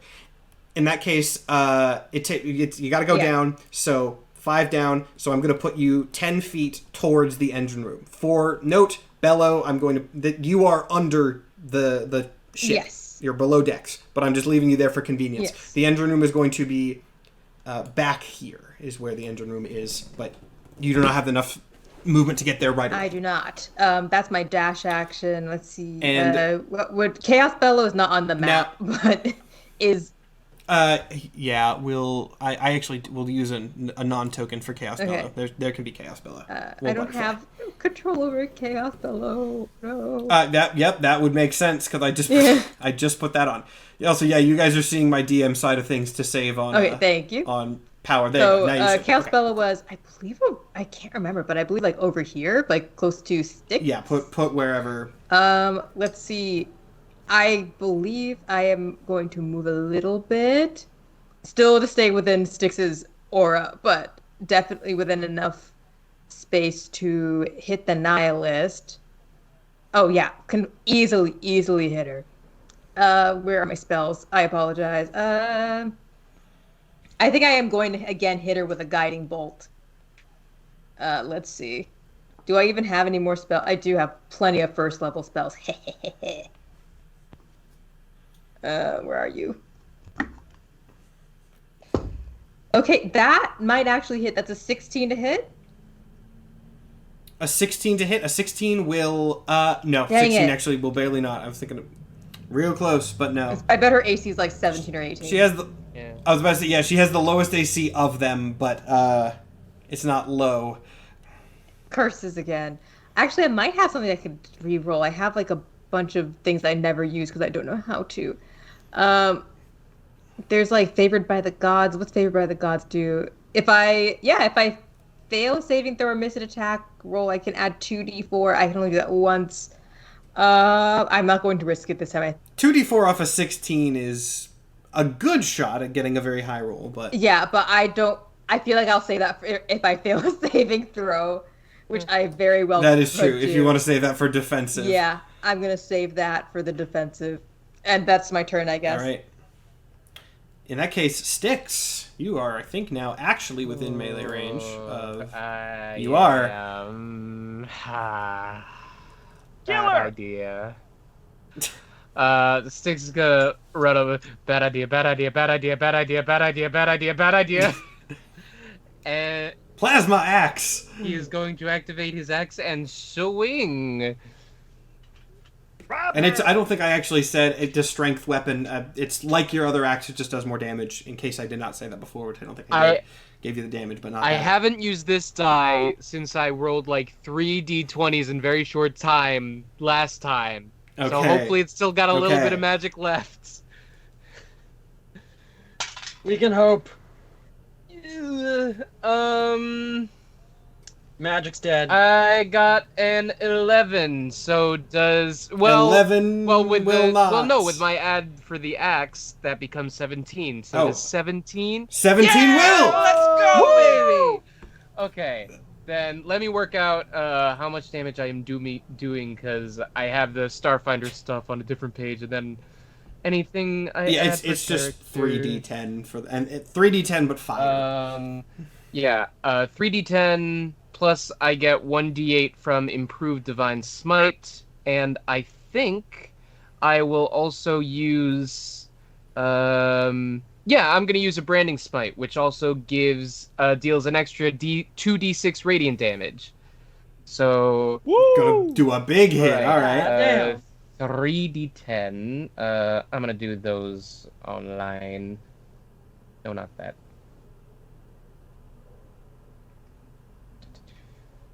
One. Someone in chat said we don't have to try that one more time. Yeah. We're good. We got it the first time. A 9, a 2, and a 4 for the d10s.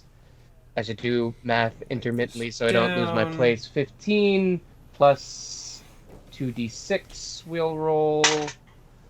Okay. We're So many different dice. It is. We're up to an additional 8, so 23.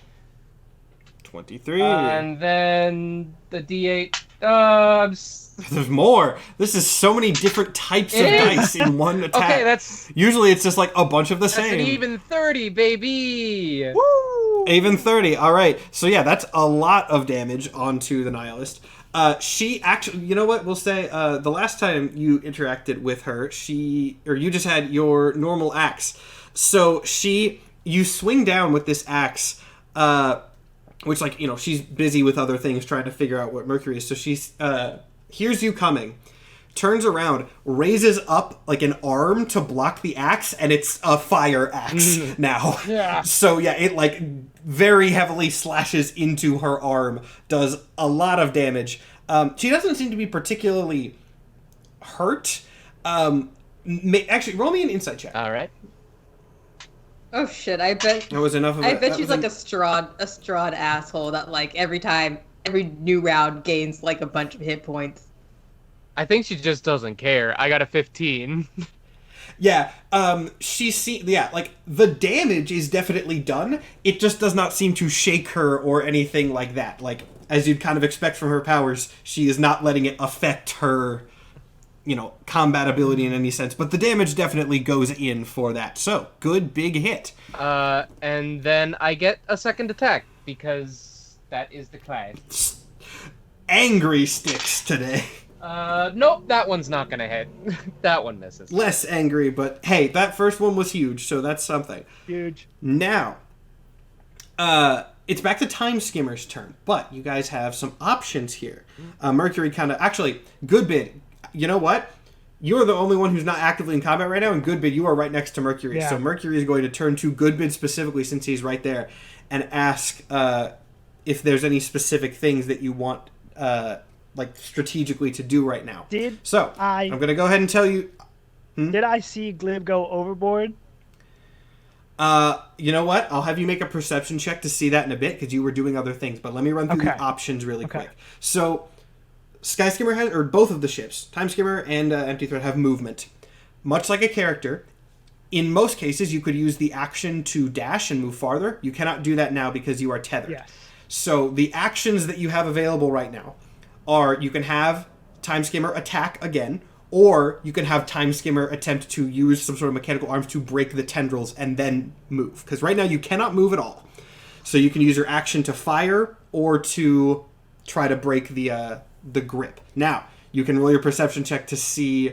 Actually, for what that's worth, Bello, did you tell anyone that you were going over to the other side of the ship? That was my other question. Or to the other ship? Well, I don't think you did. I told Chaos Bello. Did Chaos Bello communicate this to anyone else? Was next to Styx and probably whispered, "So Bello's doing a stealth mission." Again? All right. Super. Regardless, Oh no. Goodbid, do your perception check. 15. 15. See, I'm trying to think realistically, would you have seen it? Because you were pretty focused on getting up to Mercury. That's true. So, 15 is good though, but also I know Goodbid can get way higher. 15 for me is a 4 on the die. I'm gonna say you don't see it. Okay, you know what? I'm gonna give you this. Especially because of the wave, you saw Glib jump over to the other ship, and you do not see him now. You did not see him fall, but you saw him jump, and then he's not there anymore. Right. That's what that's actually that's what the 15 will get you. Gotcha. Right. Don't tether away, I think Glib's on the ship. Blast him! Blast him it is. All right, let's do that. Good, less good, good again. All right, so more blasts from Timeskimmer go into the ship. You cannot move because you are currently tethered. Since you don't want to break away. I was going to say you could use your movement to try to break the tendrils, but you don't want to do that, so it's not relevant. Everyone on the ship who is standing on the ship has to make a saving throw. So, Bello, I'm assuming you're still floating in there. I'm still flying, yeah. Because why would you... Yeah. In that Why case, would I decide to run that's now? fine. Hey, that's why I figured. Raelius, as the Corruptor, does stumble a little bit. The objective does not. And more damage goes into the Empty Threat, though it is not relevant at the moment. And on that note, it is then Raelius' turn. So, what he is going to do is he's going to use his movement to stand up, and then he is going to try to knock Glib off the side with one of those tendrils. So this tendril does actually disconnect. It doesn't go away, but it disconnects since it's swiping at Glib. Glib, what's your AC? 13. 13? Yep. Another nat 1 from him. Hell yes. This dice has been doing normal stuff. Yeah, so actually the tendril disconnects and Glib, you only have like wait. I actually know how to do good flavor for this. Yeah, given where you guys are positionally, this is how we're going to say this goes down. The tendril disconnects, tries to swipe down at Glib. Glib, you swing over to the side, stick 5 feet back from where you were, and as the tendril reaches down, Timeskimmer's cannon fires and obliterates. Hell yeah. So that is one tendril destroyed. Nice. That is one tendril destroyed. Get fucked. And since he had to use his movement, that is going to be his action, so he is out for this turn. Who is next? Glib, on that note, you are actually up Gotcha. now. Now I'm stuck to the side of the ship. The tendril is gone. Tendril is gone, yes.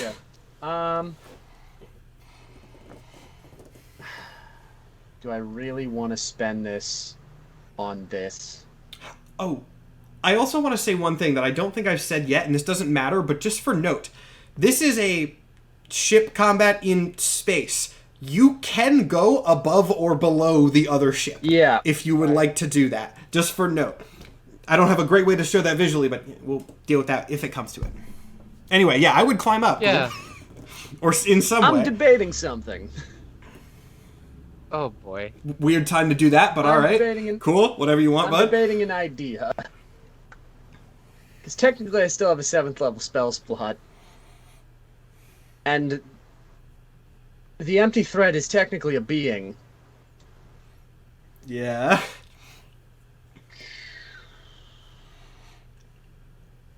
What is he It cooking? doesn't work with construct. What's he cooking? What's he cooking? What is the dog Hey, doing? Matt. Would Finger of Death work Yes. on a construct? Read me the spell text. Send negative energy coursing through a creature that you can see within range, causing it searing pain. The target must take a Constitution save. It takes 7d8 plus 30 necrotic damage on a failed save. Half as much on a successful Let me. one. I would say that depends on whether constructs are immune to necrotic or not, which they might be. That is Pathfinder rules. That's not what I want to go through. That is okay. So they're apparently not in Pathfinder. They are, which I'm going to be honest, I think is probably a better ruling. But I'm not going to change it now in the middle of the game. I don't think that's fair. So, yeah, I'll allow it. Okay. Let's go. Glib, stuck to the side of the ship, realizes that Time Skimmer just saved him, and goes, "Oh right, they're things," and jumps up 25 feet backwards towards the ship, and in his jump points at the ship and casts Finger of Death on the empty thread. Okay. Notably, are you trying to get back like where you were on the deck, or are you trying I'm to not stick jumping to the back side? onto the empty thread. I'm jumping backwards. I understand. I'm on the side of Time Skimmer, and I'm jumping up and back onto Time Skimmer. Do a flip. I understand. He does a flip while jumping. There we go. Yeah! You do a flip, and then like in your flip, Yep. you point and fire the Just Finger of Death, and backflip then onto land. the ship, and on his like return on the backflip, points at the ship and casts Finger of Death. So that's a save of 17 Constitution. I don't even know if the ship has Constitution. Now, Constitution is in lieu of constructs have high Constitution usually. Like I said, in Pathfinder, they just don't have it at all because they're just immune to Constitution things. These have high Constitution. Damn. I'm going to go ahead and warn you of Not that. good. You said a 17? 17. It is actually going to fail it. They're rolling Fuck. so bad. Yes. Wow. Finger of Death on the empty threat. Glib, let's see, how much is that? 7d8 plus 30 necrotic damage. So, let's see. Damn! 1, 2, This is gonna be 3, 4, interesting, 5, actually. 6, 7.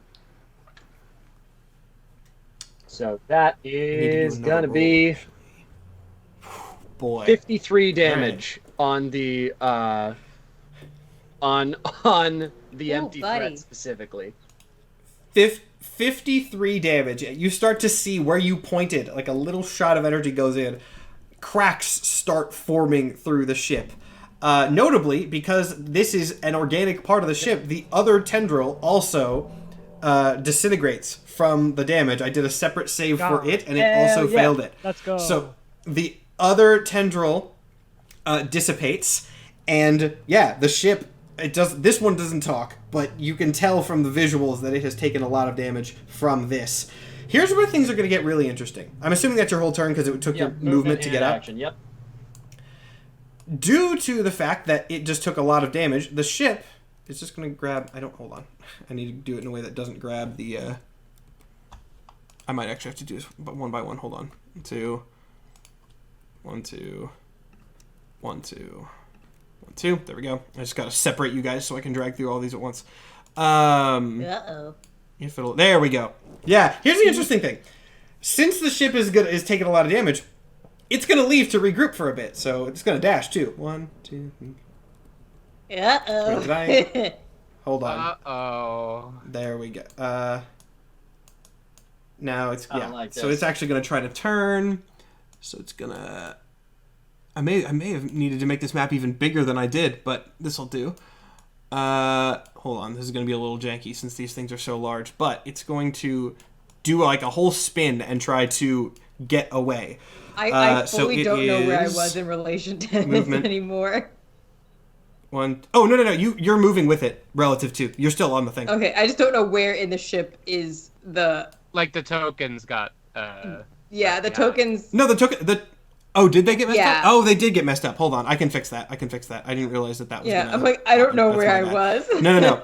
That was my mistake. I am fully capable of messing with them. I just did not click the thing correctly. That's why I didn't realize. I was like, it should be fine. That is what was supposed to happen. There you go. Fantastic. Yeah, I can make them move relative to each other. I was like, if I can figure out a way to make that work, I'll do the fight. If not, I'm not going to bother. So yes, the ship is going to do like a whip around in an attempt to gain a little bit of time to regroup. Notably, the objective, the objective looks not happy about this because he was like on the edge, hopefully going to go deal with Glib. Does not have the opportunity to do that, at least immediately. The exact here's the thing. second that I land, I'm gonna look at everyone and say, "Kill the ship," and that's here's the thing that I think about half the party is aware of. Bello's on that ship. Reminder that Bello is on that ship. Glib did not know that. Yeah. And now it did use its extra movement to do that little spin move, so that is its whole turn. It is then Raelius's turn, actually, and he is going to move. He's going to move back up to like the helm, which he wasn't at earlier, but you can see he's taking more control over it. Actually, make me a perception check if you want to try to see exactly what he's doing. I want to see. Try. 17 for me. 11. 17 is fine enough. He seems to be trying to repair it in some capacity. So he might be able to regen some of the ship's health at some level. But that's oh, hold on. I'm totally wrong. It wasn't actually his turn yet. I was looking at Time Skimmer in the initiative order. My bad. He's still well over here. It's the Nihilist turn, which is objectively worse for you guys. Which is far worse, but we're going to go in the initiative order. I just trapped that on our ship. Oh, God. Yep.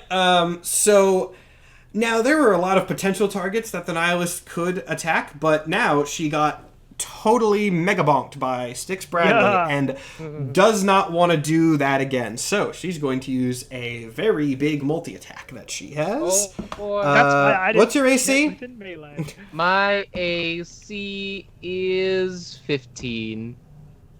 Jesus Christ. Okay, she actually did miss most of her multi-attack. All right.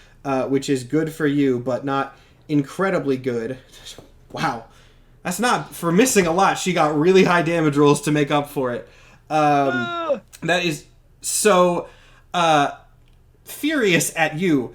She is a Leonin. She has claws. You see her claws glow red, and she just starts like Wolverine going ham on your shield. Fury swipes Pokemon kind of stuff, just as many claw attacks as she could get in, roaring at you all the way. So, now you block most of them, or at least a decent amount of them, but it's still 23 damage from the ones that get around your shield. Ouchie, wowchie. She got good rolls for hitting a few of the attacks. And then, let's see, do I want her to use one of her I think you did a lot of damage to her. She's angry at you. I thought she didn't care about anything. Yeah.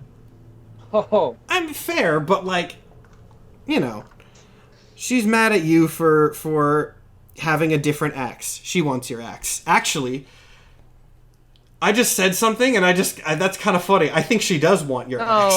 I think she's gonna try to take your axe. Wow. Let's see. Oh, okay. I had her I was gonna have like a contested strength thing. She got a 3. So no, she doesn't. She's gonna attempt to take your axe, but you're not losing the second axe. She doesn't want that. She does not disarm you successfully.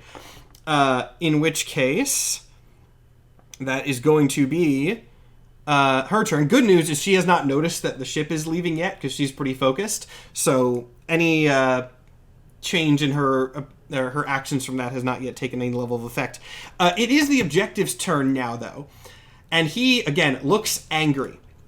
But he's going to step 1, 2, 3, 4, 5, 6. He can actually get to the edge of the ship. Let's see. Glib, you're right on the edge here, right? Roughly, yeah. He's angry at you. He's angry at you. Jumped up and back. He is going to pull out... He's going to pull out a sniper rifle. Oh my bitch. god!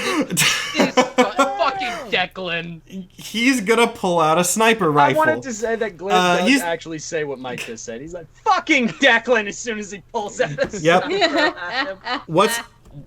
What's your AC? 13. All right, yeah, he's definitely going to hit. Hold on. Get a chance to A funny dodge. thing about his stat block is it's annoying because he has a lot of things. So I got to consult all of my notes here. Yeah, he's going to use another Starfinder weapon, actually. That's very good for this this sort of scenario. For 22 damage. Another decent chunk. Not as bad as it could have been, but... actually, wait, was that one of his special... Was that one of his special weapons? Or no, no, that's just his target. Okay. Yeah, 22 damage from just getting sniped by the other pirate ship. Damn. That is all he can do, which is probably good for you guys. So, Goodman, you are up. Wahoo! Great. What do I even want to fucking do?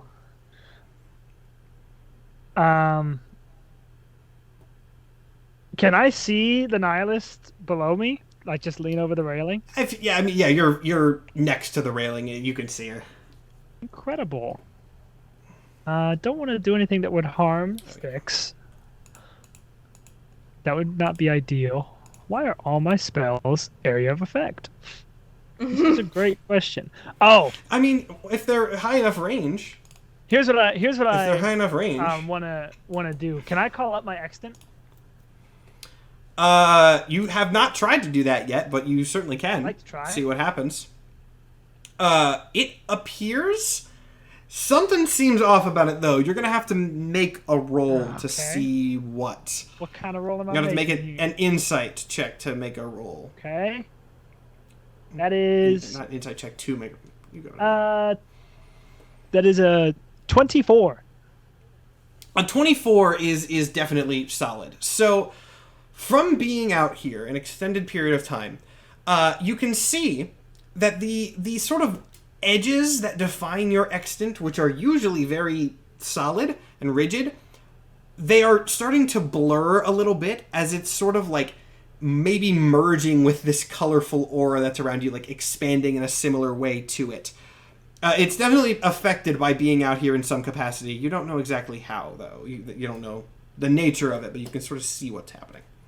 I ask it, can you disarm the objective? It does not respond to you just at all. It just kind of keeps hovering there.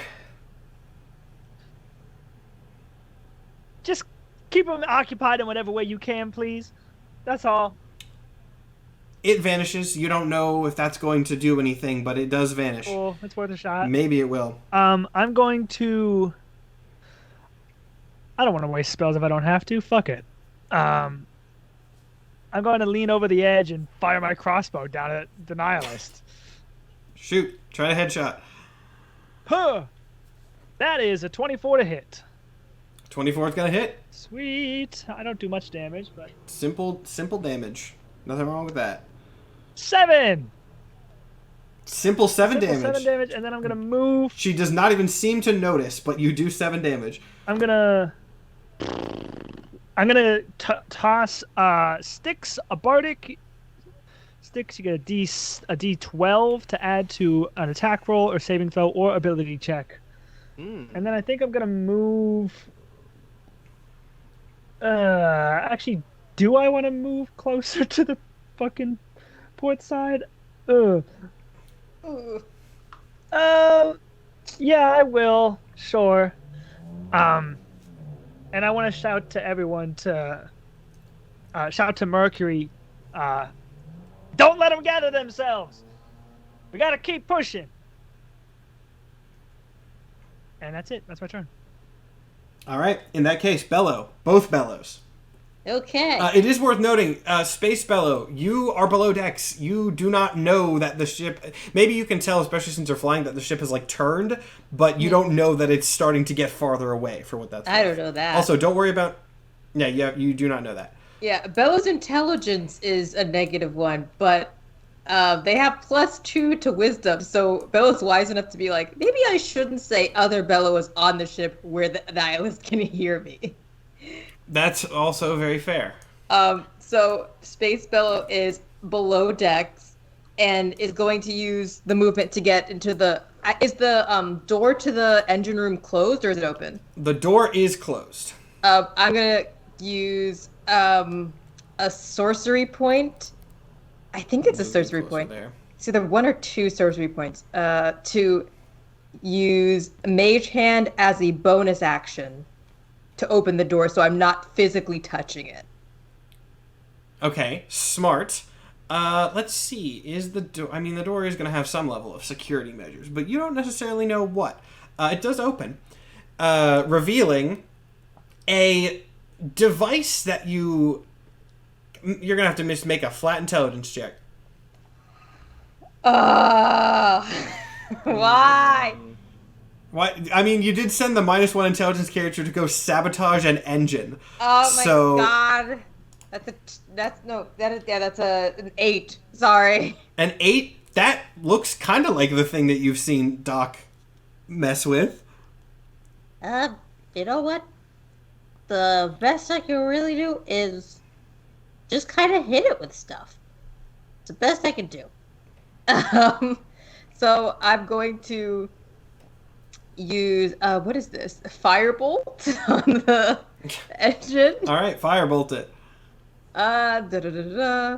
It's +9 to hit. That's like what? A 23 to hit. 23 will hit the engine. And that is... Have to see. Oh, that was actually really good damage. That's 31 damage. 31 okay. Damn. 31 Wow. 31 and this is 31 fire damage. damage specifically, right? It's Fire damage specifically, yes. okay, so that I would say is even better because you're trying to like melt stuff, not just Yeah. hit it with something. So in that case, yeah, I mean it starts.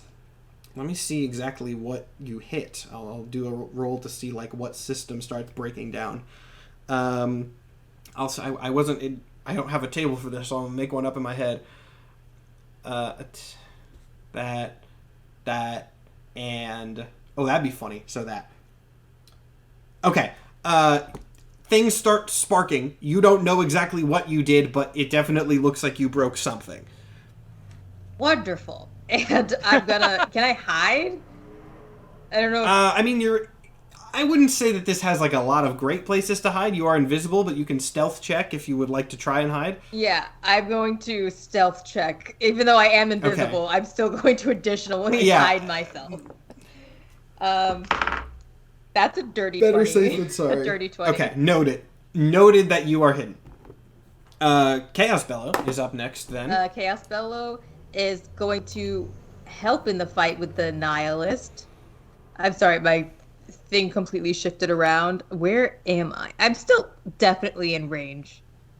You're in the center of the ship essentially. I'm gonna move Right a there. little bit so that I don't have to hit sticks, and I'm gonna have clear line of sight on the nihilist. I'm going to try to hit with a guiding bolt again. Hopefully, I don't roll like an idiot. Go for that guiding bolt. Oh, that's a natural 20. Nice. Let's go. Okay. Nice. So that's double damage, am I right? I don't technically know if the official ruling has double damage off spell attacks or not. I say sure. I think have so. fun. I think it's I'm gonna say yes either way. So Okay. so go for it. So that's going to be 8d6. So that is 10 plus... You guys are doing a 15. ton of damage to her. That's 25. And then the next thing that hits her has advantage. Okay. 25, you said? Yes. 25. Noted. A lot of damage going in. And then, speaking of damage going in, Styx. Try to get more. Okay. You get advantage on your next hit. Excellent. Would it be fair to assume that obviously Nathan's extent was weird, but that our powers can work here because the objective was using his? Presumably, yeah. I mean, they're still using their powers, so I think it's a safe assumption that your powers All right, work then enough. I would want to try something, and if it ends up just being flavor, that's fine. But Six is going to yell to the nihilist, "When's the last time you felt pain?" She just kind of like, in her sort of clawing frenzy, which is still going on, actually, she doesn't answer. She just is like laughing while frantically slashing at you. She's crazy. You don't feel a damn thing. But I do believe that if I hit you in the same spot, I can get the feeling across to you.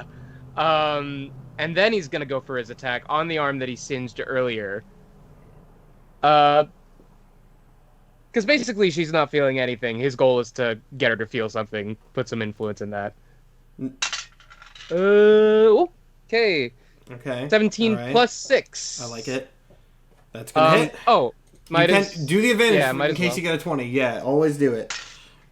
I've seen it happen. No, that's a 10. So close. But yeah, we hit. So now I gotta roll all my damage. D8. Roll that damage. And Ugh. Gotta love the sound. Gotta love that sound. Rolling lots of dice. Love when that sound is not directed at Well, us. when it's Mike doing it, yeah. Yeah. If it's great when it's anyone but me. That beautiful little spike of sound on Mike's audio input. Mm-hmm. okay, we're at 24, and then I need to roll an additional D10. That's a 1. So that evens out to 25. 25, a lot more damage. Now, notably, since you did try to use powers, you can see, like, a bit of something. Not a lot, but, like, you detect, like, a faltering in the claws. There was definitely more of a reaction to that than there was last time. All right. Which is a plus. Then let's try to...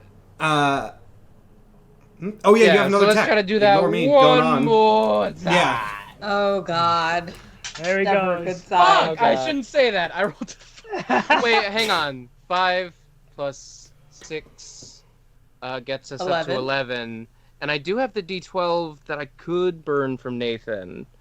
You could, but Statistically high. 50-50, actually, right? 50-50 odds the of that working? 17.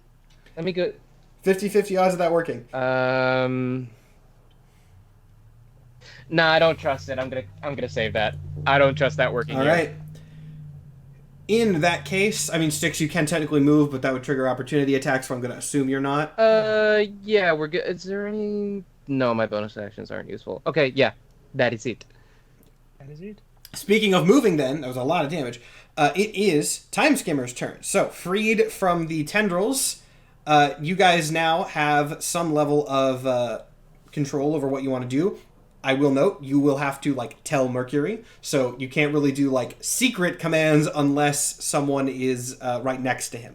But, as I told Nathan before, Time Skimmer can move, Time Skimmer can dash, Time Skimmer can attack, and then in certain other situations can do things. But right now, moving and attacking, or your options are attack, then move, dash, move, then attack. That's what you got. I mean, I already yelled to give chase. Don't let him get away. So that was my input. All right. I think attacking would be sick.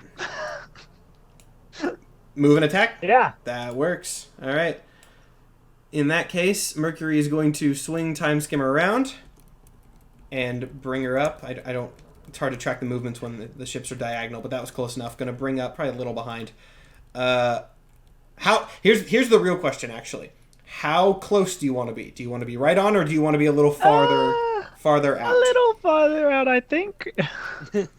Like here? I don't want them to get guaranteed cannon hits. I think that's a bad idea. All right. In that case, we'll do that, and if that doesn't look good, tell me, and we can reposition slightly. And then you said attack, so cannon shots are going to go in. That's a hit. That's a hit. That's a hit. I want everybody to roll an insight, actually. Or perception. Perception will work for this. That's a nat 20! Hey! Okay, then never mind. Doesn't matter. Okay. Sticks, you hear the cannon shots and look over, and with the nat 20 that you got, you can see the cannon shots seemed to go in a little easier than they did before. And you can kind of guess, and this is more relevant for Space Bellow, not that you two can communicate, it seems that the ship's defense systems have been weakened a little bit from Bellow's messing around. So, that does do things. The ship is going to take a little bit more damage, and then there's got to be the roll. And since it was a 3-shot, both the objective and the corruptor are going to fall once again. Fantastic. Because you got that triple hit. And then it is the corruptor's turn, though. So he's going to use his movement to get up, which sounds fine, but the thing is he can do things at range on the ship using his action, not his movement, because he's integrated with it. So, we are going to... Well, I guess I'll describe it this way. Bellow, you see tendrils start to grow out of the walls of the engine room and start probing around for you. Oh. So we're going to see if they can find you. Which you are invisible, you are hiding, so you've got a good shot, but we're going to see if they can find you. Like, I can't be restrained. Can't be well, they are going to find you. Okay. And they're not going to restrain, they're just going to attack. So, as you're kind of looking out, you feel another tendril grow off the back wall and touch your wing. Dan, even and with then my it's 20... just... Oh yeah, he rolled good. And then they're just going to all smash in. No. So what's your AC, Bellow? Actually 16 because I have mage Okay. armor on. In that case, only one of them is actually going to hit. In which case, I'm not going to do a ton of... Well, I guess I'd have to do 6 damage. Not nearly as bad as it could have been. That's so okay. I'm so okay with that. Only 6 damage because your invisibility and everything was enough. So 6 damage. He does now know you're there for what that is worth, which is going to make things a little more dangerous. But hey, you do have to concentration for that invisibility, I believe. Not a super hard concentration. I don't think I have. Let me see my notes. I did. If Space Bellow is invisible, isn't it a thing that they can't be touched? Were you using your special my ability ability to do that? Yeah. You were using your special ability Can I be to do touched that, in then, my weren't you? ability? Okay. I believe it is harder to do so. So they So should have got in the spirit of disadvantage. fairness, in the spirit of fairness, it's still actually it rolled the Okay. exact same thing. So these are tendrils that can Okay. extend very long, so it can reach the extra distance Okay. to hit. And so it still does hit if you have to so you don't have the concentration on there. That's fine. And in that case, it is then I keep forgetting to turn over. There's so many people here. Glib, you're up. All right. Landed. Also, I know Bellow can't touch or be touched. This is a separate thing because the quick lore flavor thing. This is a Bellow can't be touched or be touched usually because it's like a space warping thing. This is an extendable tentacle. It can reach the distance to hit because it's usually like a sword swing is going to miss because it's got to go farther because of space warping. This is a tendril, so it can reach. It has a longer attack range, basically. Anyway, good or Glib. Yeah, I'm thinking. Oh shit. Oh boy. I've already used 2 of my higher level spells to attack these guys. For what it's worth, you did stop the ship from regenning health because Raelius got distracted. He was that's knocked fair. prone and then distracted, so that is good.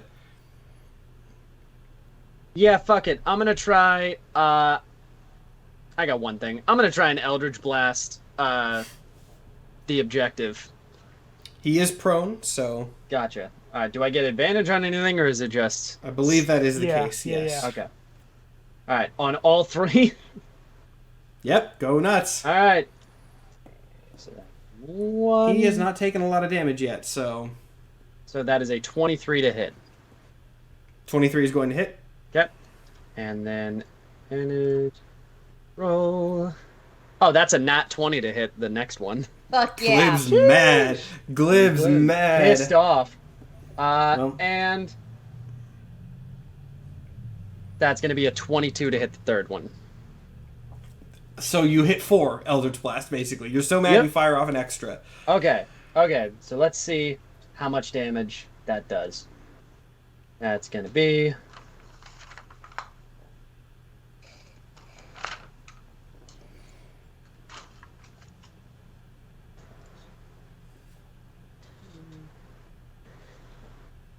$22 plus 8, 30. That's going to be 30 damage on the objective. Damn. 30 in.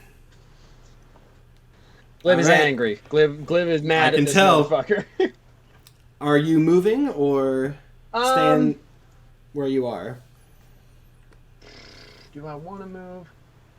I have a feeling if I'm too close to the objective, he's going to do some whack shit. So, I'm going to get closer. You're not wrong. Yeah, I'm going to jump closer to the nihilist to see if I can help in that fight after angrily hitting at my my arch nemesis. All right. In that case, it is the Empty Threat's turn with the angle that you guys are at. Oh, no, there we go. I was like, can I get an easy way to grab everything or every mini? I'm going to have to do some janky stuff here to rotate. But you hear, that's probably too hard to make out. You hear, whoops, I just broke something. Hold on, there we go. You hear the objective yell out to Raelius, the Corruptor, I need to grab the rotating thing. Some command that you cannot... I hate this. Why did I do this for this boss fight? This is so hard to make... there we go. Okay, now I gotta grab the rotating thing. I hate this. I'm gonna zoom... Nope, that was all of them. Gotta love the UI of Roll20. The UI of Roll20... Look, this is such a cool idea. And it's going to be made more difficult by the nature of the way, because I can undo, I can't redo. So I just made this much harder. God. All right, here's what we're gonna do. We're gonna move. This is gonna be janky. I'm gonna move them way over here, so that I can grab everything and move it where it should be, and then we're gonna put them where they actually are. So you two are there. There we go. That's how we're going to have to do this. And then I'm going to zoom in. And then I'm going to grab the rotating thingy. I'm going to swing them around where they want to be. And then I'm going to move them all back. Look at me, innovating. All right, so... so actually, they're going to fire cannon shots before they do that, for what that's worth. So cannon is going to be fired. And then they're going to swing around. So let's see... Put that there. Also, yeah, I did put Glib back to the place. Glib, put yourself back wherever you were, because I accidentally moved you in that chaos. That said, Empty Threat did just land all 3 cannon shots again. Yeah. Damn it! So everyone make your dex saves to see if you get knocked down. Ooh, 24. That does affect the... all right. Oh yeah, 16. Oh, okay. They're both good. I think Chaos they Belly, still you're flying, have, so it doesn't matter. Resistance. The ship still has resistance, so. That's Okay. 9. I'm This is knocked an attack roll. okay. Okay, so Glib is the only one knocked down from down. that. Cannons hit which as I is was jumping, and it yeah, ate it on the way down. probably Did the nihilist probably worse get for knocked you down? actually. No, unfortunately, she did not. I did roll, Dang. and you did not get knocked down either of those sticks, right? You know, I'm kind of tempted to have her say, well, yeah, oh yeah, you were like actively hurting her, weren't you? I was. In that case, she's going to say screw this, because she doesn't care, and she's going to nail that. And then let me do another roll, and then I'll ascribe. Okay, wow. All right, so the nihilist, annoyed at being hurt for the first time in a while, doesn't care enough about this fight to stay in it, and so she is going to do a thing that she can do. She's going to jump, kick off this back wall here, and land on the prone Glib, because she sees an easier fight over there. Ah, boo! Coward. Yeah, she doesn't get. Sticks started hurting her. She doesn't want to do that, so she leaves. And then she is actually going to hit. I had all the things If go she at rolls once. with advantage because of prone, I can make her roll with disadvantage. Okay, yeah, all right. No We'll loopholes, bitch. We'll redo that. And then she is going to she's going to fail. Wahoo! So she does miss glib. She still makes the jump, but she does miss glib. Fuck yeah. And then just because of she's going to move over here, actually. She's going to like go around, kind of bounce off, and that's going to be her movement. So she does not do any damage, though. She does not do any damage. Here's the problem, though. It's now the objective's turn, and he had this set up for a reason.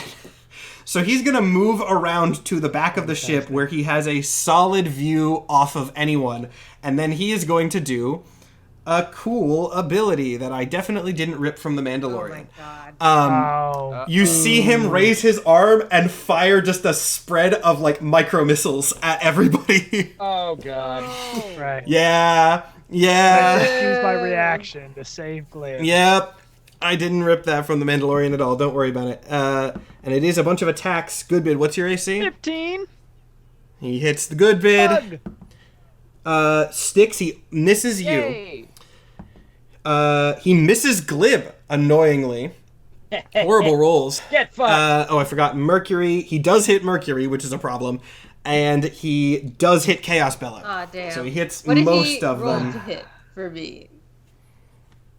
What do you mean rolled? I'm not going to lie. I don't remember because it was a high number. I think it was an 18 plus his bonuses. Yeah. Okay, in that case, let's see. For the sake of, I'll just do all the damage together. This is fire damage, if it matters, because things are going to blow up. Great. He's mad. He rolled high on damage. I mean, 27 damage to everyone who got hit. Ah! Okay. Did I forgot. Did Okay. I get hit? You did not. No. I did not. And half damage if you succeed. Right, my bad. Damn it. Thanks for reminding me. We were going to get there. Wait, how So much that would be damage? 13 damage if you succeeded. Oh, I'm so 19. hurt. Well, I'm Did so we make a hurt. save? Am I stupid? We did not. Oh, did you not save? Or no, it's not a save. It's not a save. It's a attack roll because it's just he's firing Oh, missiles. shit. Okay. So it's, I'm actually Shit, so it's if a he tackle. misses, he still does half? Damn. they're explosives. They're little bombs. I forgot to tell everyone this, but everyone gains plus 16 temporary hit points when I finish a long rest. I would have already Hooray. blown through You would have those, blown through probably. it, but like Feels a little late in the I just game literally to completely announce forgot that. It's my celestial resistance. Feels a I told you I hate playing warlocks. I don't know what they do. what you know what? I'm gonna do the cop out thing as a DM of a Yeah. live show. Chat, what do we think? Is it too late in the game to add that? I'm gonna let chat decide. Also, chat's saying some interesting Sorry, things. plus 10. But I'll let you guys decide. He used his movement. That missile ability is his whole thing, so he is set. Everyone's saying no, and I said no. I'm realizing not too late. Okay, all right. You can add the Sorry, thing. everyone. Everyone gets. That's sorry, fine by I me. misspoke. Nah, I get fine. 16. Everyone else gets 10. Yeah, that's So fine. then, will take hypothetically, it hasn't had because I've huge taken a bunch of effect. damage, I would just get 10 more regular health. Correct. It's effectively heal 10. Yeah, that's basically how that would Got go. it. Cool. All right. In that case, that is his turn done. I forget who's next, but I believe it is Goodbid. Getting close to the end of this. This is a big fight episode, but that's because it's the second to last, and it's the cool boss fight with the boats. I say. So, I shout, "Fight us without your stupid toys!" And I finger gun blast shatter on him and the back of the ship. him and the back of the ship. All right, so let's see. Constructs automatically fail, don't they? So I'll read it's a what kind of save is it? It is a con save, 17. It says a creature made of inorganic material such as stone, crystal, or metal has disadvantage on the saving throw. Oh, okay. All right. In that case, what's the saving throw 17. number? He actually does pass it. RT. And the unfortunate, well, is it half damage on a success or half on a success. or no? Okay. In that case, he's actually going to do something else, and the ship, I guess, needs to roll as well. The ship does not pass. Let's go. See if I it was gets a more one. Ship does not concerned with pass. the ship anyway. But since he has a couple more, he has some juice left in him. he is going to do the thing he did with Glib at the beginning of the game again. So, everyone else, you have to make the saving throw for Shatter. Though, it is worth noting, since he took half damage, what was the damage again? Or did you roll it already? I'm about to. Roll it first. Roll it super first. low, dude. Roll super low. All right. 8, 15, 20, 25, This is not low. 28, God damn it. This is not low. 36, Dude. 30, 39, halved, Okay. halved. So 18. Now here's the good thing. With the way this ability works, you guys all have to do the save, but the attack is effectively 18 damage. So the most you're gonna take, you're gonna take 9, but it's not the full thing because he's extending his situation. Okay. So he took less, so he's extending that out What's the stat on the save? because he succeeded it. 17 Constitution, yes. Constitution. Okay. But I was I more concerned pass. with hitting the ship. You Yeah. pass. And now the ship does take all that damage as well, which is notable. 39 That's- damage to the ship, yeah. A natural 1. So Okay. That's a I take 10. that 18. No, yeah. Take the At 18. least, it's actually kind of good that he The made ship- his save because I Yeah. was mainly going for the ship anyways. Yeah. Yes, the ship did take a lot of damage off that. Actually, what's the range of Shatter? 60 feet, and then it's a 10-foot Uh, radius. 10-foot radius? Okay, I was going to say, did you hit Space Bellow in the below deck, but I don't think you would have. So I wouldn't have to make that save? Chaos Bellow, well, no, he's doing it I was wondering if you were hit in the original Oh, Shatter. okay. Yeah. That said, I actually don't think you would have to, because I forget you're invisible. He doesn't know you're Oh, there, okay, so so I you don't don't have have to to. make You can it, add that okay. back. Chaos Bellow does, but yeah, you don't have to As worry about it. long as he doesn't know I'm here, he can't use his power on me, Now- essentially. Essentially, Okay. yes. Interesting.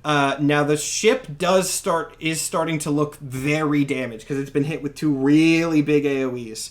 Bellows, you are next. Now remember, Space Bellow, there are tendrils now actively probing for you if you try to leave. So I'm going to obviously be dodging these attacks. But as I am making my way to the door, can I do like a really quick check? I don't know what this would be, but I'm trying to see if like the ship was normal before this weird box was put into it. Okay, I think I understand what you're... Yeah, if this was an addition from later. Yes, go ahead and roll Insight. Insight. Okay. Doesn't have to be an intelligence. We'll do an Insight. Nope. That's 7. You have no idea. I'm just gonna assume like this might just be. I know Time Skimmer is a good ship. There could just be a bad ship. Yeah. Yeah. On my way out, I am going to. Should I do another Sunstrike? Damn. Oh my gosh. I have two choices. I will say... Well, Yeah, sorry, go I'll say ahead. that yet. No. I was going to say something, and then I'm going to save it, so don't worry about it. I think I'm gonna do another firebolt. To the cantrip. All right. I'm gonna do another firebolt, Do the firebolt. and as I'm making my way to the door, Okay. because I think it's about time I get the fuck out of here. That Yes. should hit. It's like a 11 plus. It's a It's- dirty it's- 20 this- to hit. Yeah, you're fine. You're firing at a non-moving object. You're fine. Okay. That was Well, really either way. again really good damage. That's 30 damage. 30. Okay, yeah, that's enough that you start to see everyone, even the people on the other ship, can start to like you see a little explosion from back where the engine room is. The ship is not looking good. In fact, we'll get there in a second. Is there like now a hole I can see my ship through? Small, but sure. Not enough for you to get Okay. through, but there are cracks that you can see. Okay. In that case, there you go. I'm gonna. Now, I will say, if you want to move through the actively probing tendrils, you're going to have to make me an acrobatics or athletics check. You know what? I'm not gonna go through the tendrils because I feel like the next time I hit this thing, it's gonna blow a hole in the side of the ship, and I can just leap through the hole. So In that yeah. case, make me a stealth check to avoid them Okay. in the room. Okay, that's actually pretty good. That's a 16. Okay, noted. Now that'll matter on the tendrils' turn. So Okay. that sounds good. I don't know if it's good enough yet. And chaos. Sticks. I saw chaos bellow. I forget. There's two. Yes, chaos bellow. Oh my goodness, chaos bellow. Where are you? You're even closer to the nihilist now. Let's see. Styx is not going to have an opportunity to hit her again, I believe. Damn. You know what? Can I end up poisoning her? Can I do poison damage with Chaos Bolt? Oh, if you pick the damage, there's acid damage. I think that's the closest. What are you trying to do? I can do poison damage. Because I don't know if it's every single poison spell, but I know typically when you hit someone with a poison spell, they have to make like a save to not get poisoned and take on the poison condition. Okay. In that case, no, you can't do that off this because that is a different effect. Oh, okay. So that even if I hit someone with this, okay, got it. I might just hit her with an inflict wounds. That would also work. Is that Keep a it level simple. 1 spell? It is. Yeah, might just stay where I am. Oh no, I have to get up to her to hit her with an inflict wounds. But I'm going to. I'll YOLO. I'll go up to her YOLO. and hit her with an inflict wounds. Did Did Goodbid hand out the potions? I only grabbed No. enough. Like I could only. They're below deck. Yeah. You can get them below deck, but Goodbid only grabbed enough for himself. God damn it, Goodbid. I'm not going to do inflict wounds. I think I'm going to stay outside of her area, and I'm just going to... Yeah? You can go drown and start getting health potions if you want to do that. Yeah, but I do need to help Glib. I'm using my next turn to like get near Glib, and I'm gonna use protection if anyone tries to fuck him up. Alright, then it's another guiding Well, bolt for this lady. You. That's another natural 20. Hey! Bella, man, you guys are rolling so much better than the bosses in this. It's funny how many times you've the bosses have failed so many times, and you've succeeded so many more. It's helpful for you. Yeah, we like it like that. Well, there's, Yeah. I always have tricks up my sleeve. Yeah. So that is Nothing's going ever to that be simple with math. 8d6 worth of...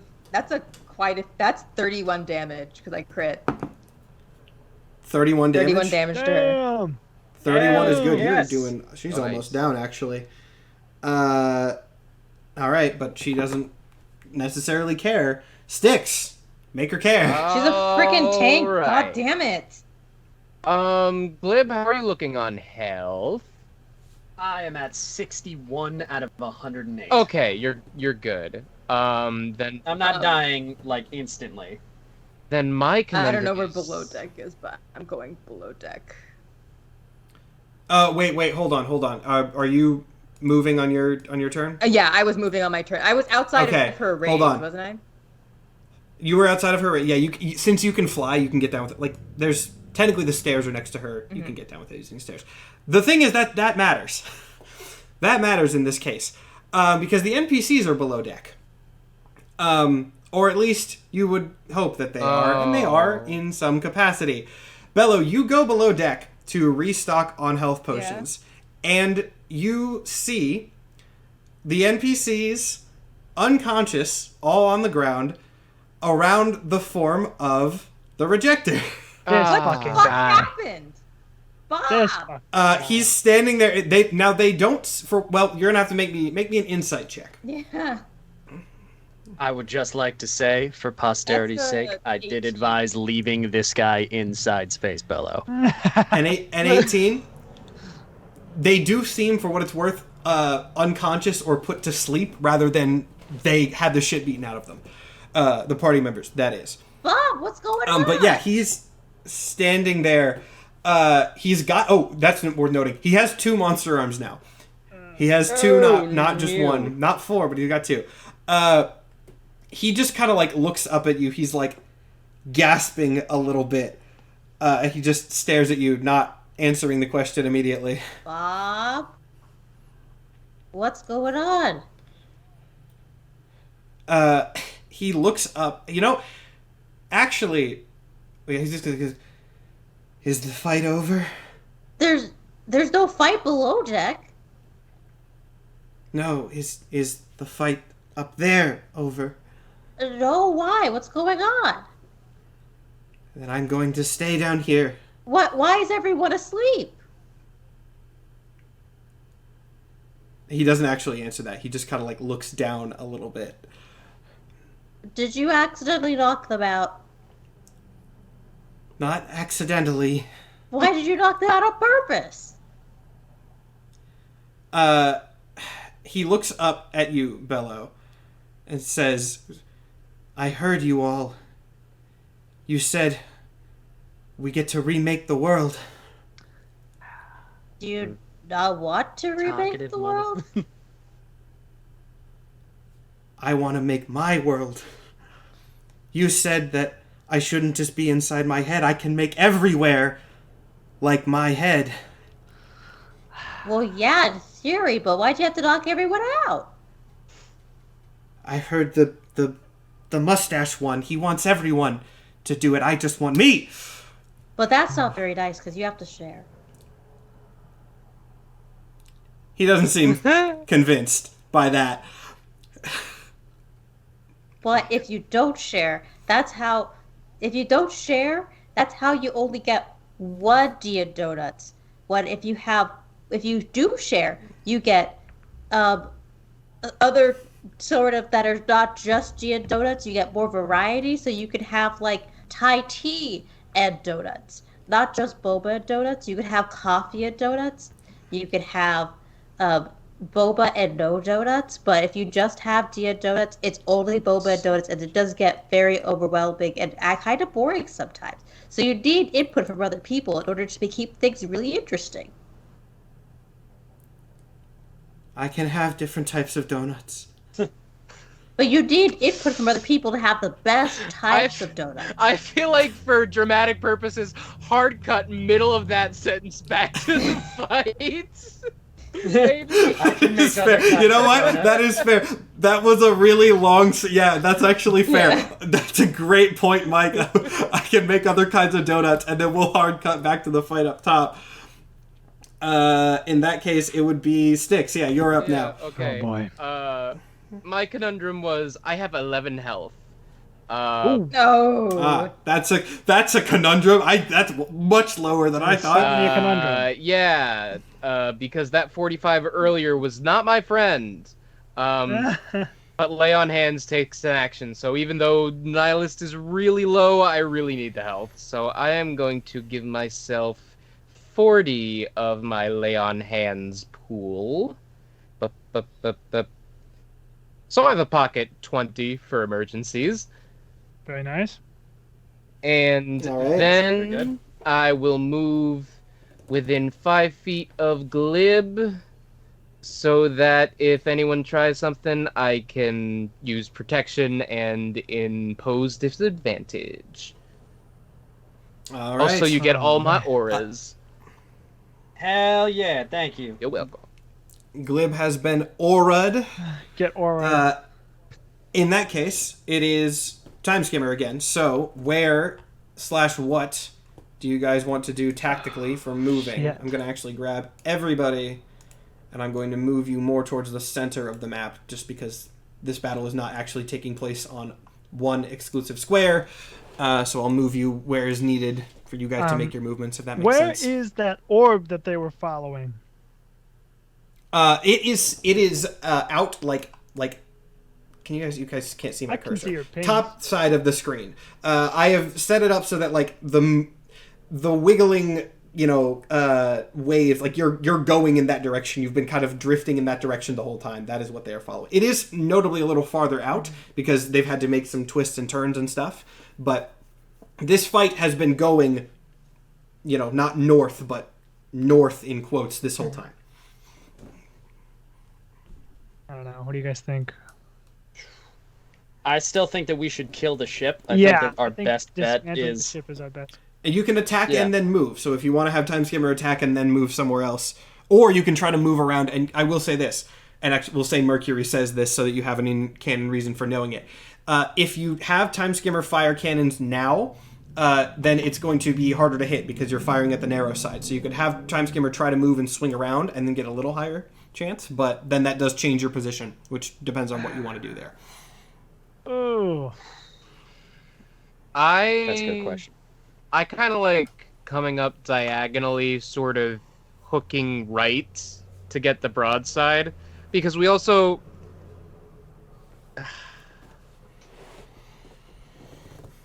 Because we can't really move anywhere that would necessarily fuck up the objective shot, I feel like. No, not unless we spend our whole turn dashing or something. Yeah. Yeah. And that's a waste. We need to... And yeah, I was about to say, you can double move, but... And I'm not going to give... A notable thing. I'm not going to give you the exact distance you can move beforehand, because that's Mercury's thing. So... as long as I'm within 60 feet of the ship itself, I can blast it with another shatter. And so, that's all I plan on doing. Clearly they want that orb, so we need to get to it first. I think kind of going around and getting... Because if the orb is up, if we get to the right of them, we'll kind of be in between them and the... whatever that shit is. I feel like that's good for us. Yeah. All right, so you want to move up there first and then attack... Well, you can move up there and then decide what you want to do. So I'm going to do this janky way of doing things again, where I move them first so that I can grab you guys more effectively. There we go. Zoom in to grab this turn thingy. I wish I could... Oh, I can have you turn that direction. Good. And then I will grab you all again. You guys are going to come up around... Like, yeah, that actually is about where you're at. Cool. So this is the angle that you're at now. You cannot get a full turn around them, but you can get close, and then I'm assuming you're one of fire cannons. I think that's a good idea. Yeah. I think that's All the right. best plan that we have right now.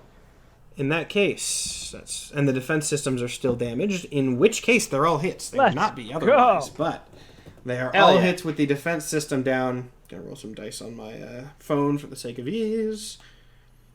You might not even have to kill him. Both of the NPC or the enemies there do remain standing. The ship does look like very, very, very damaged though. A couple good shots off, and at least parts of it are going to be breaking down. Those cannon shots go in, and you can see more smoke starting to emanate from its core there.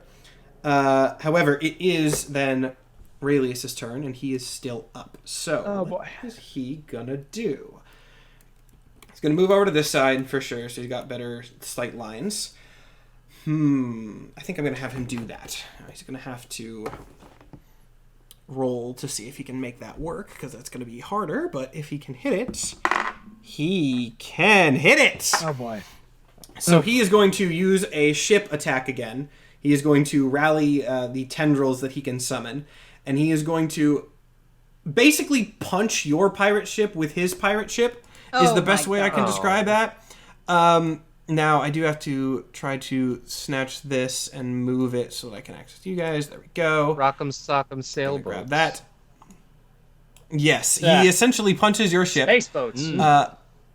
He punches the front of it, so he is basically turning it away so that the cannons do not have as good of a shot.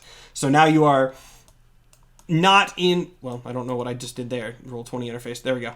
You guys are not in cannon range of the ship anymore, but they are also not in cannon range of you for what that is worth. So this is the new ship layout, since he just kind of grabs the tendrils and knocks things out of the ballerina out of the way. Ships. Now, you do have to make another dex save to stay on the ship for getting punched. Oh. But that also applies to that is the a 19. what that's worth, and some. Well, no, he's fine. 19 is good. This is only a 10, not that hard. Oh, okay then. She's still up. Got a 18. 13. Woo! Anyone under a 10 is prone. You don't have to go through everybody's. Oh, I need to do Mercury's. Oh, they're both fine. All right. In that case, that is actually going to be his turn. He's just getting you guys out of cannon range. And then it is Glid. Woo! Yeah, I think I'm going to start ignoring the other ship at this point, seeing that they're so far away at this point. Glib's gonna turn and he is going to try and Eldritch Blast the Nihilist. As Point best blank. as he possibly can. Yep, point blank. Try and hit the Nihilist. Do I get any bust from it being point blank? Do not think so, no. No? Mike, do I get any She's bust also very from fast, so... trying to hit her? I do not believe so. I can only help with the saving throws. Yeah. Alright, okay. Let's hope this works out. You roll good. You could knock her here. 25 to hit. 25 is going to hit. 11 to hit. 11 hit will not. Yeah. And... Fuck me. You had to say something, Matt. 12 to hit. I'm the DM. It's my job to say things. Alright, so I get One one hit. fucking shot off. Which is a 10. So I do 10 damage, point blank. Not enough to knock her. No. We've been and hitting then her with I- so many attacks. Go down, lady. Go down. She's- We've done like 200 She, damage. she's real close. And then I'm going to back away. Try and jump about 10 feet and get out of there. You're going to try to... She gets an opportunity attack if you do that. She's going to attack me because I'm right under her anyway. If I don't. If I'm next to you, I can impose disadvantage. That's why I'm moving near you. So if you just move Oh, away, now you leave No, him I'm in not moving alone. away. well, you moved your token away. Yeah, alright. Okay, then I won't move. I'm gonna stay where I am and just be like, I hope I don't live to regret All this. right. What? In that case, it is the Empty Threat's turn, and it is actually going to do something kind of fancy. We'll see if this works. It's going to... the objective looked annoyed once again at Raelius moving the ship, but then kind of understands what's going on because it actually slows down and straightens out so that you are now in its cannon range and it is not in yours. And then it is going to fire. Right. And it's going to hit, miss. So another damage into the ship, which I will note, and then another 10 dex save for everyone on the ship. Let's see. That's a Both pass. Mercury and Yeah, I pass. the Nihilist do pass as well. That's a 7. I do not pass. That's tough. Wait. Okay, what about so the bonus Glib is from, prone. What about the bonus from? Stick. You get a Yeah, plus do three, I right? You get plus 3. That's a 10. Plus 3. That's a 10. Alright, I live. You're good. You're good. I'm good. The power of friendship. You're good. That is that thing's whole turn, but I do believe it is bad guy turn still now. Yeah, it is the Nihilist turn. I mean, yeah, she doesn't want to deal with sticks. She's still gonna just go for Glib. Another attack flurry. What's your AC? 13. I You're doing really don't know bad. how that affects multi-attack, but I am gonna use protection. So if there's a real bad and that does- one, that imposes disadvantage onto an attack. Okay, I'll just say one of the hits is a disadvantage. And she rolled a 1 on that. Yeah. Okay, now there's no ally she can... Here's the thing. There's no ally that she can hit there, so I'm going to take that one as both of... Or it sort of makes another one fail in her multi-attack sequence. That seems fair. In which case, once again, Glib, you're only going to take 9 damage. Not too bad. Okay. Still not dead. Not a high thing from that. And then it is, though, everybody's favorite boy, the objective's turn. That said... The current ship positions actually do take pretty much everyone but Mercury and Goodbid out of his line of sight. So, Fantastic. 1, 2, 3, 4, 5, 6. Let's see. Is he going to go for Mercury or is he going to go for Goodbid? I think he's going to go for Goodbid because Mercury's the pilot. Goodbid is the one who has been hitting the ship. So, he's going to try to snipe you, and I think he's actually going to miss. That's a horrible roll. What's your... 15. 15? He is actually... Yeah, he's going to miss. Wow. Super unlucky. You duck behind cover and the shot, goes wide. Idiot. In which case, that's going to be... It's actually your turn, It is my Goodbid. turn. Break that ship. It's possible. It is possible. Though Bello's still on it, remember? So, not that you know that. I don't know that, first of all. Yeah. So, Though Bello can fly. Bello can so fly, Bello is so the even- Bello is the best option to have stranded on the crashing if ship. it was a thing like that, is there any? Do I have any reason to save it? Teleport is the only 7th level spell that I. Fuck it, who cares? 7th level shatter. You could, yeah, all right. If this goes big. You could take out the ship. Are you aiming for the engine room? I am aiming. Okay, so where can I reach? That actually matters. Let's see. I can't even get. Yeah, this is as far as I can get with that. So I can do it in such a way that I hit the objective and Raelius and the ship, and that's it. Like, that's like where I would shoot for, probably, is just get all those guys. And it's only a 10-foot radius, so I don't think it'd get you. Well, all right. Yeah. Sweet. So that is a con save of 17. The ship rolls with disadvantage. Ship actually passed it. I rolled it when you declared the spell, but let me do the others. Is it with disadvantage for everyone or disadvantage on con? Oh no, okay. Yeah, just on things on the made ship of only. inorganic material. So. Raelius succeeds. The objective, what was his? He fails, and the ship fails, which could be good or bad for good. Oh, wait, no. You said the ship fails? The ship fails. Okay. Hey, that's what I care about. Let me remind you, his line of sight is needed for his powers in some cases. So this is really going to be more of a problem for good bid. 8, 16. How much health do you have, good bid? I have 41. Okay, you'll 8, 16, 24. How do I count this? 28, 32, 34, 41. So your health. 41. All right. 41 damage. Oh yeah. And halved is because he 20. failed. So good. He's gonna use his thing again. So good bit. Don't fail this save. Though you still have Death Ward on you, don't you? I have Death Ward. Yeah. You have Death Ward. So, all right. 41 is my exact health, but I'll Is your make it- exact health. I mean, I have a -1 on con. Mercury also is gonna do this. Like, I literally can't fucking stand you. Mercury Nathan. also I can't fails, fucking which is stand notable. you. So I definitely failed that, and 41 dropped to 0, but instead I dropped to 1 because of Death Ward. Notably, Mercury also is taking the damage from that, for what that is worth. So he is hurt. However, the ship, you said 41? 41. You see the ship start to crack apart. Hell yes. Yeah. Like crack apart fully. It's slow because of you're sort of floating in space. It's not like it explodes, but it starts to separate into distinct pieces, and the engines start to shut down. Incredible. I'm also going to try to bonus action drink a potion.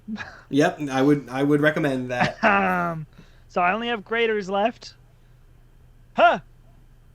And that's a 7. Hell yeah. Woo! So that's Yay. 4d4 plus 4.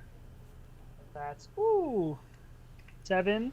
Plus 6 is 13. Plus 4 is 17. I'm at Now- 18 HP.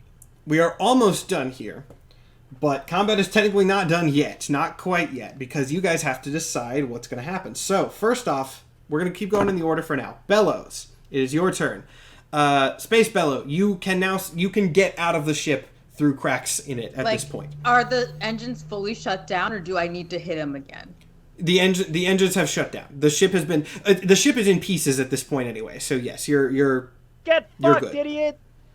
Okay, This is he's happens. not necessarily done yet. so I can just basically get out of here. Yeah, you just have to have enough movement to get over to the ship or to your ship. All right, so I am escaping. I escaped through the side of one of the cracks of the ship. I'm gonna take a dash action. I wonder how far I am. Yeah, it would make sense. How far? I think you're within range here. I can. I am alert. actually not within range. I'm in range to get like to the very end of the ship. Here's the funny. Yeah, you can get on like one of the little engine things, so you can kind of perch on it. So Bello barely makes it out of this escaping or of this breaking ship, but does make it out. Now, interestingly, it is Chaos Bellow's turn, which is one that matters. I had a second mission. Very barely, but mission successful. Okay. So I'm just going to try my best to talk down Bob. Trying to explain to him why monopolies how are you gonna do that? bad. That's gonna be tough, considering you told the delusional man that there is an opportunity for him to define the laws of existence, which was a choice. I mean, you didn't do it actively, but he was there. He was there. You were the one that took him and used him like a balloon. Well, we could all rewrite the universe. That's like the kind of the point. That we all share it. And, we've become friends over the times, over the hours we've been together. And I would hope you would trust me in this. Now, you make a persuasion check, because you do have a power suited to this. Is this with advantage or just flat? Just your Bellows-specific power is allowing you to make this roll. In this case. That is a 22. 22. Okay, that's good.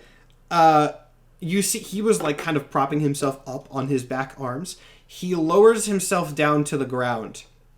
Not fully, disarmed yet, but without speaking, you can tell he's open to see where this goes, from what you can tell. Actually, make an insight check. Make an insight check here. I'll give you maybe more specifics. That's another 18 on the die for a 20, a 20, a dirty 20 insight. Dirty 20. So you can tell from his demeanor, if he's still very much considering trying to hijack everything, because that's a good deal for him in his eyes. But you, specifically the Bellows, have been nice enough to him that he trusts you enough to not, try to knock you out right now. He's going to see where things go. So you have talked him down for now, which is good. That's as good as you're going to get in this situation. I'm sure there are benches down here. Can I, gesture to a bench and, crack open a couple of health potions and, sit atop a chat? Crack open a couple of health potions with the boys. Is that what we're doing here? Yeah. Yes. That said, if you crack open a couple of health potions, take them off your total. I don't know how many there are. I didn't write them down. So we have 8 greater and 4 superior below deck. So I guess I'm gonna drink a superior health potion. That'll be 8d4 plus 8. Yeah, 8d4 plus 8. Are you giving one to him as well, even though you don't know if he needs it? If he wants one, I'm not gonna force someone to drink if they don't want to. He's gonna take it. He's gonna take it if it's taking a superior. I'll give him a greater. He doesn't seem like he's any bit injured, but I get a general check that everyone else is okay, right? They're not. Everyone else is unconscious, possibly in his mindscape in some capacity from how his powers work. He has not yet let them go. Can I gesture to them and come on? He shakes his head. All right, after we have our little chat. That is so many fucking ones. That is so many fucking ones. That was awful. That's only 19 from 84. Damn. We are almost set here, but not quite yet. Probably the final time skimmer movement. Basically, here's what you guys have to decide. Okay. The Corruptor and the Objective are still in the ruins of the ship. Yeah. The ship is not sinking. This is in space. So it's very slowly drifting apart, but the pieces of the ship are still there. Are you booking it and following the thing? Are you going to try to do something about them? What is your play here? And this is not you have to move a certain number of spaces. This is how are you exiting the fight, or are you doing something before you leave? My instinct says to go after the thing while they're incapacitated. Even if Raelius could do some freaky fucking flesh shit and fix the ship, it would still buy us time to... Did I get the impression that they were trying to catch it, or that they were trying to follow it somewhere? Give me an insight roll. It's going to be hard to tell, because I don't know how you would tell that, but I'll let you... If it's going to be a high insight roll, but if you get a high enough insight roll. Insight. 27. 27? Seems like they were trying to follow it. Okay, yeah. I mean, what does everybody else think? We got a whole crew. Chaos Bellow is a little bit busy right now. That's true. Chaos Bellow's a little busy. Also, notably, The nihilist is still on board. It's about to get to her turn in a bit, but not yet. We've been beating the brakes off of her. Yeah, We we're I throw good. think we her should off the dash ship. after Yeah. the. Throw her the fuck We off gotta the I speed ship. think dash daddle. after the thing.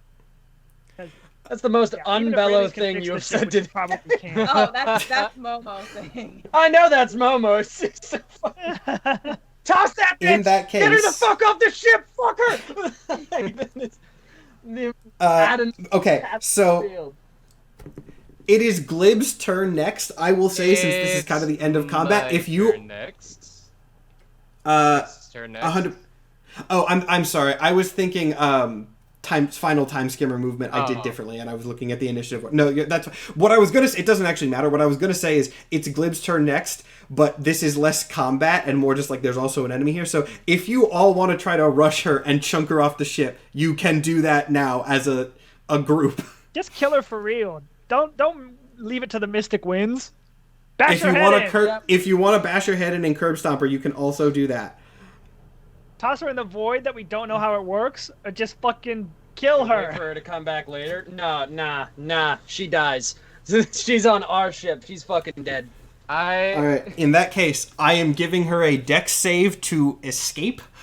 We'll see if she can, because she is fast. So we'll see if she can make it off. Who knows where? You should jump in the void. That's her whole thing.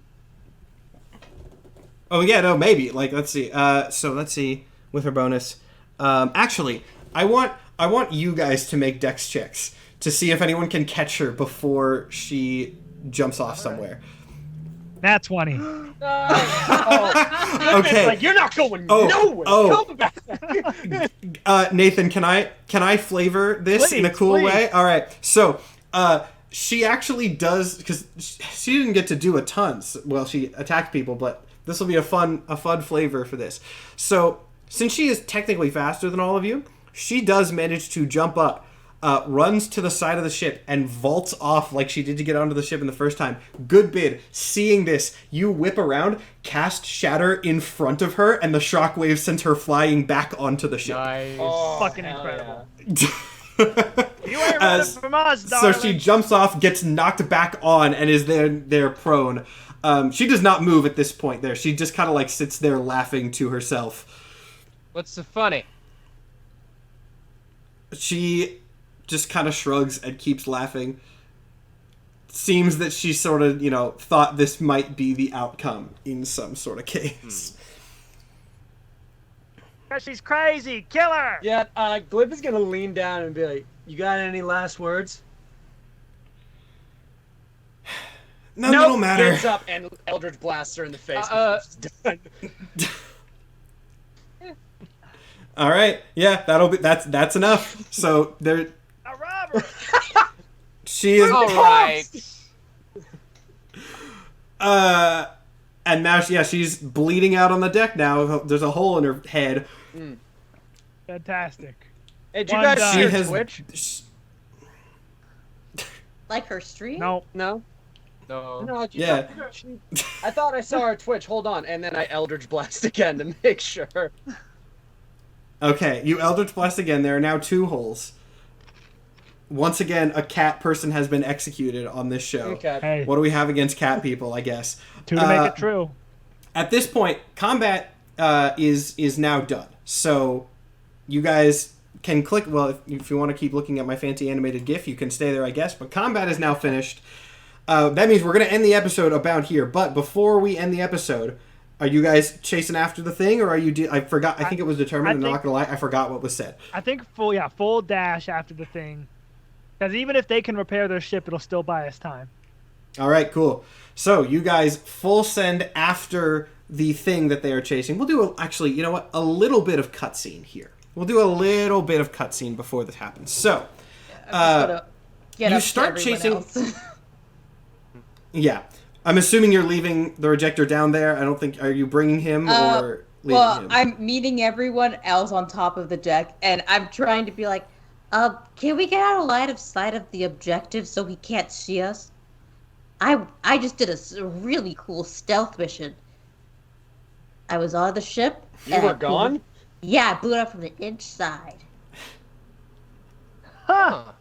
and did like 60 damage to it. Like helped and lowered its defenses so the cannons did more. Like Space Bellow Sabotage actually helped so much in this fight. The Space Bellows on the deck. Is Chaos Bellows still down with the rejector broken out?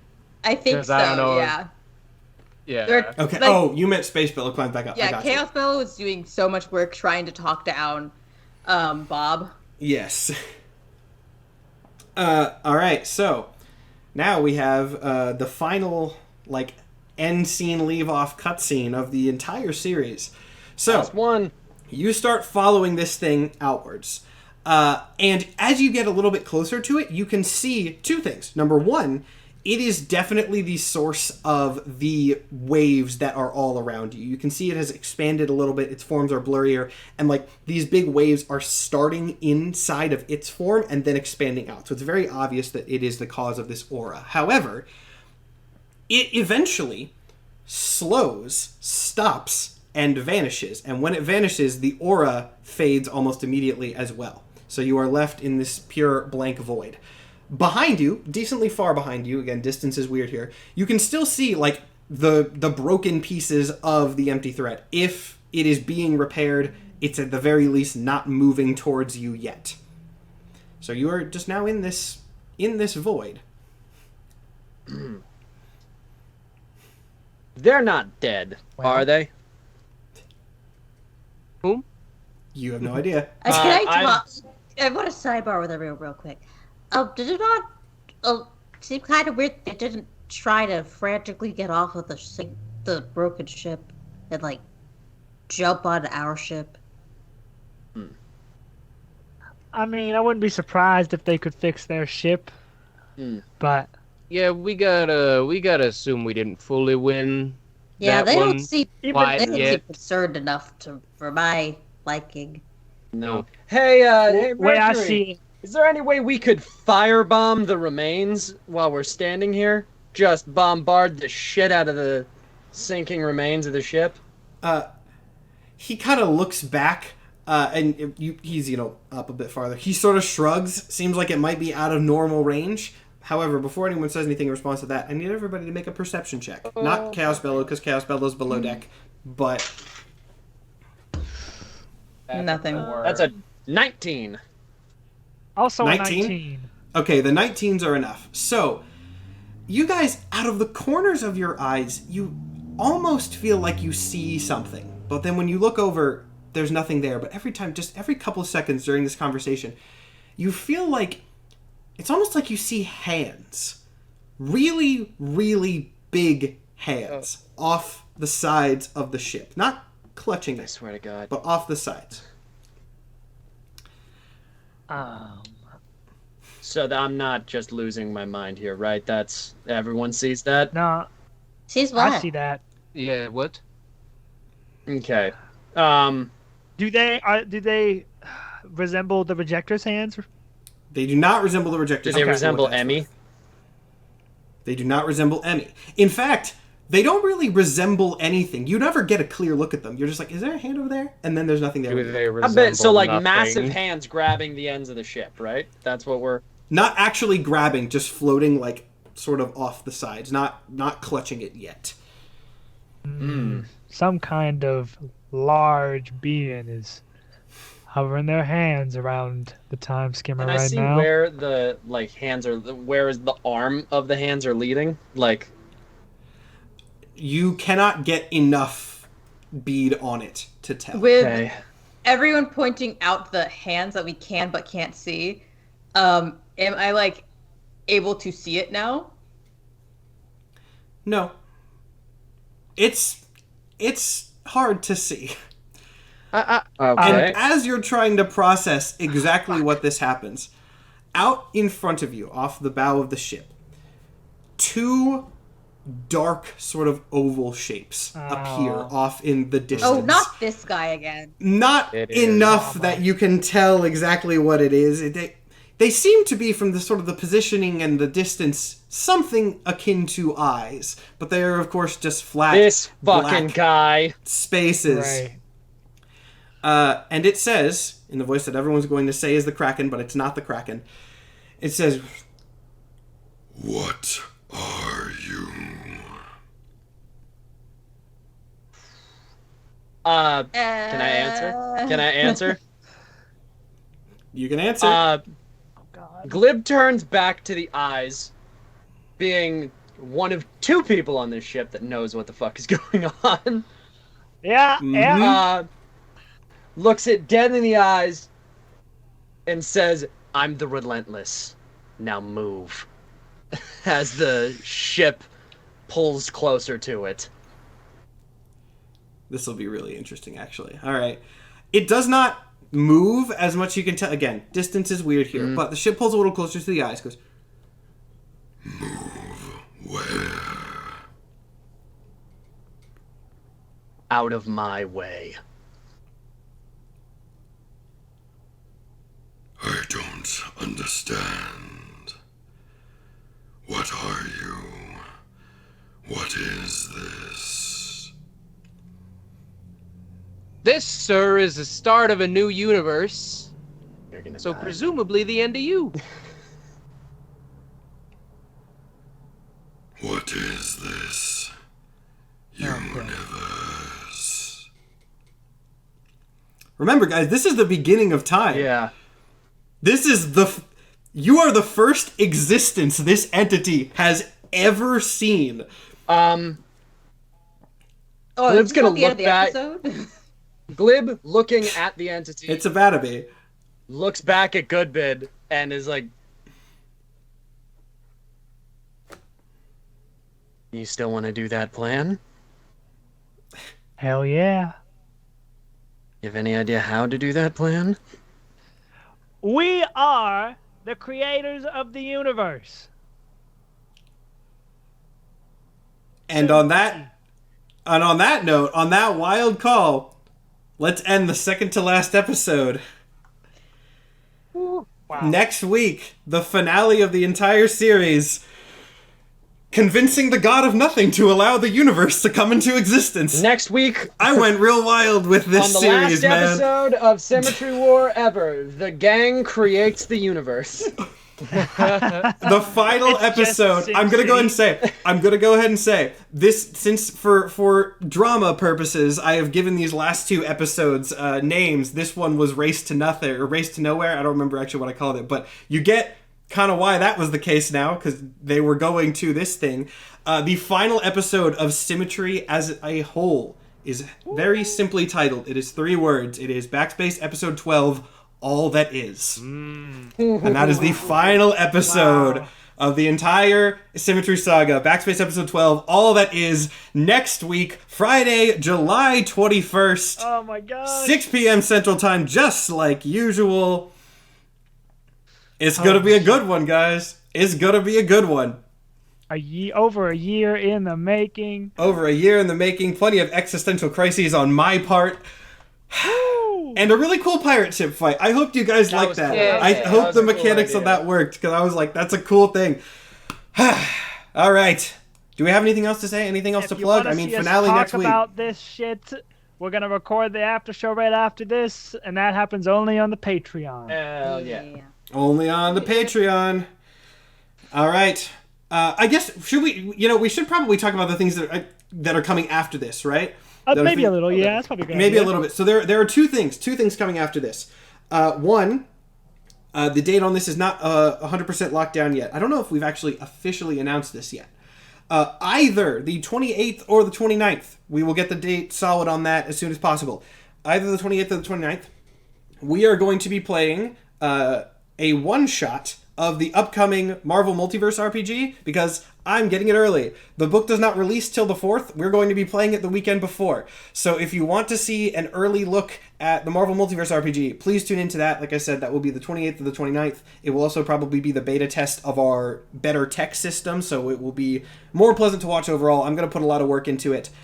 More details of that will be coming out as we get a little bit closer, but that's going to be super fun. It's just a one-shot, unconnected to everything else, but if you want to see me with my Marvel knowledge DM a Marvel thing, I think that's going to be very fun. So we're going to be doing that the 28th or the 29th. Tomorrow, you're right, D&Dorks Canon Clash, I should note that. Tomorrow on this channel at 8 p.m. Central Time is the D&Dorks Canon Clash special. It is these 3 people competing. Panda is going to be guest hosting. I brought 10 questions, he brought 10 questions, and we're going to alternate. So, normal flow of an episode, it's just we're going to have both of us doing the questions, and that's going to be very fun. That, again, is on this channel tomorrow at 8 p.m. Central Time.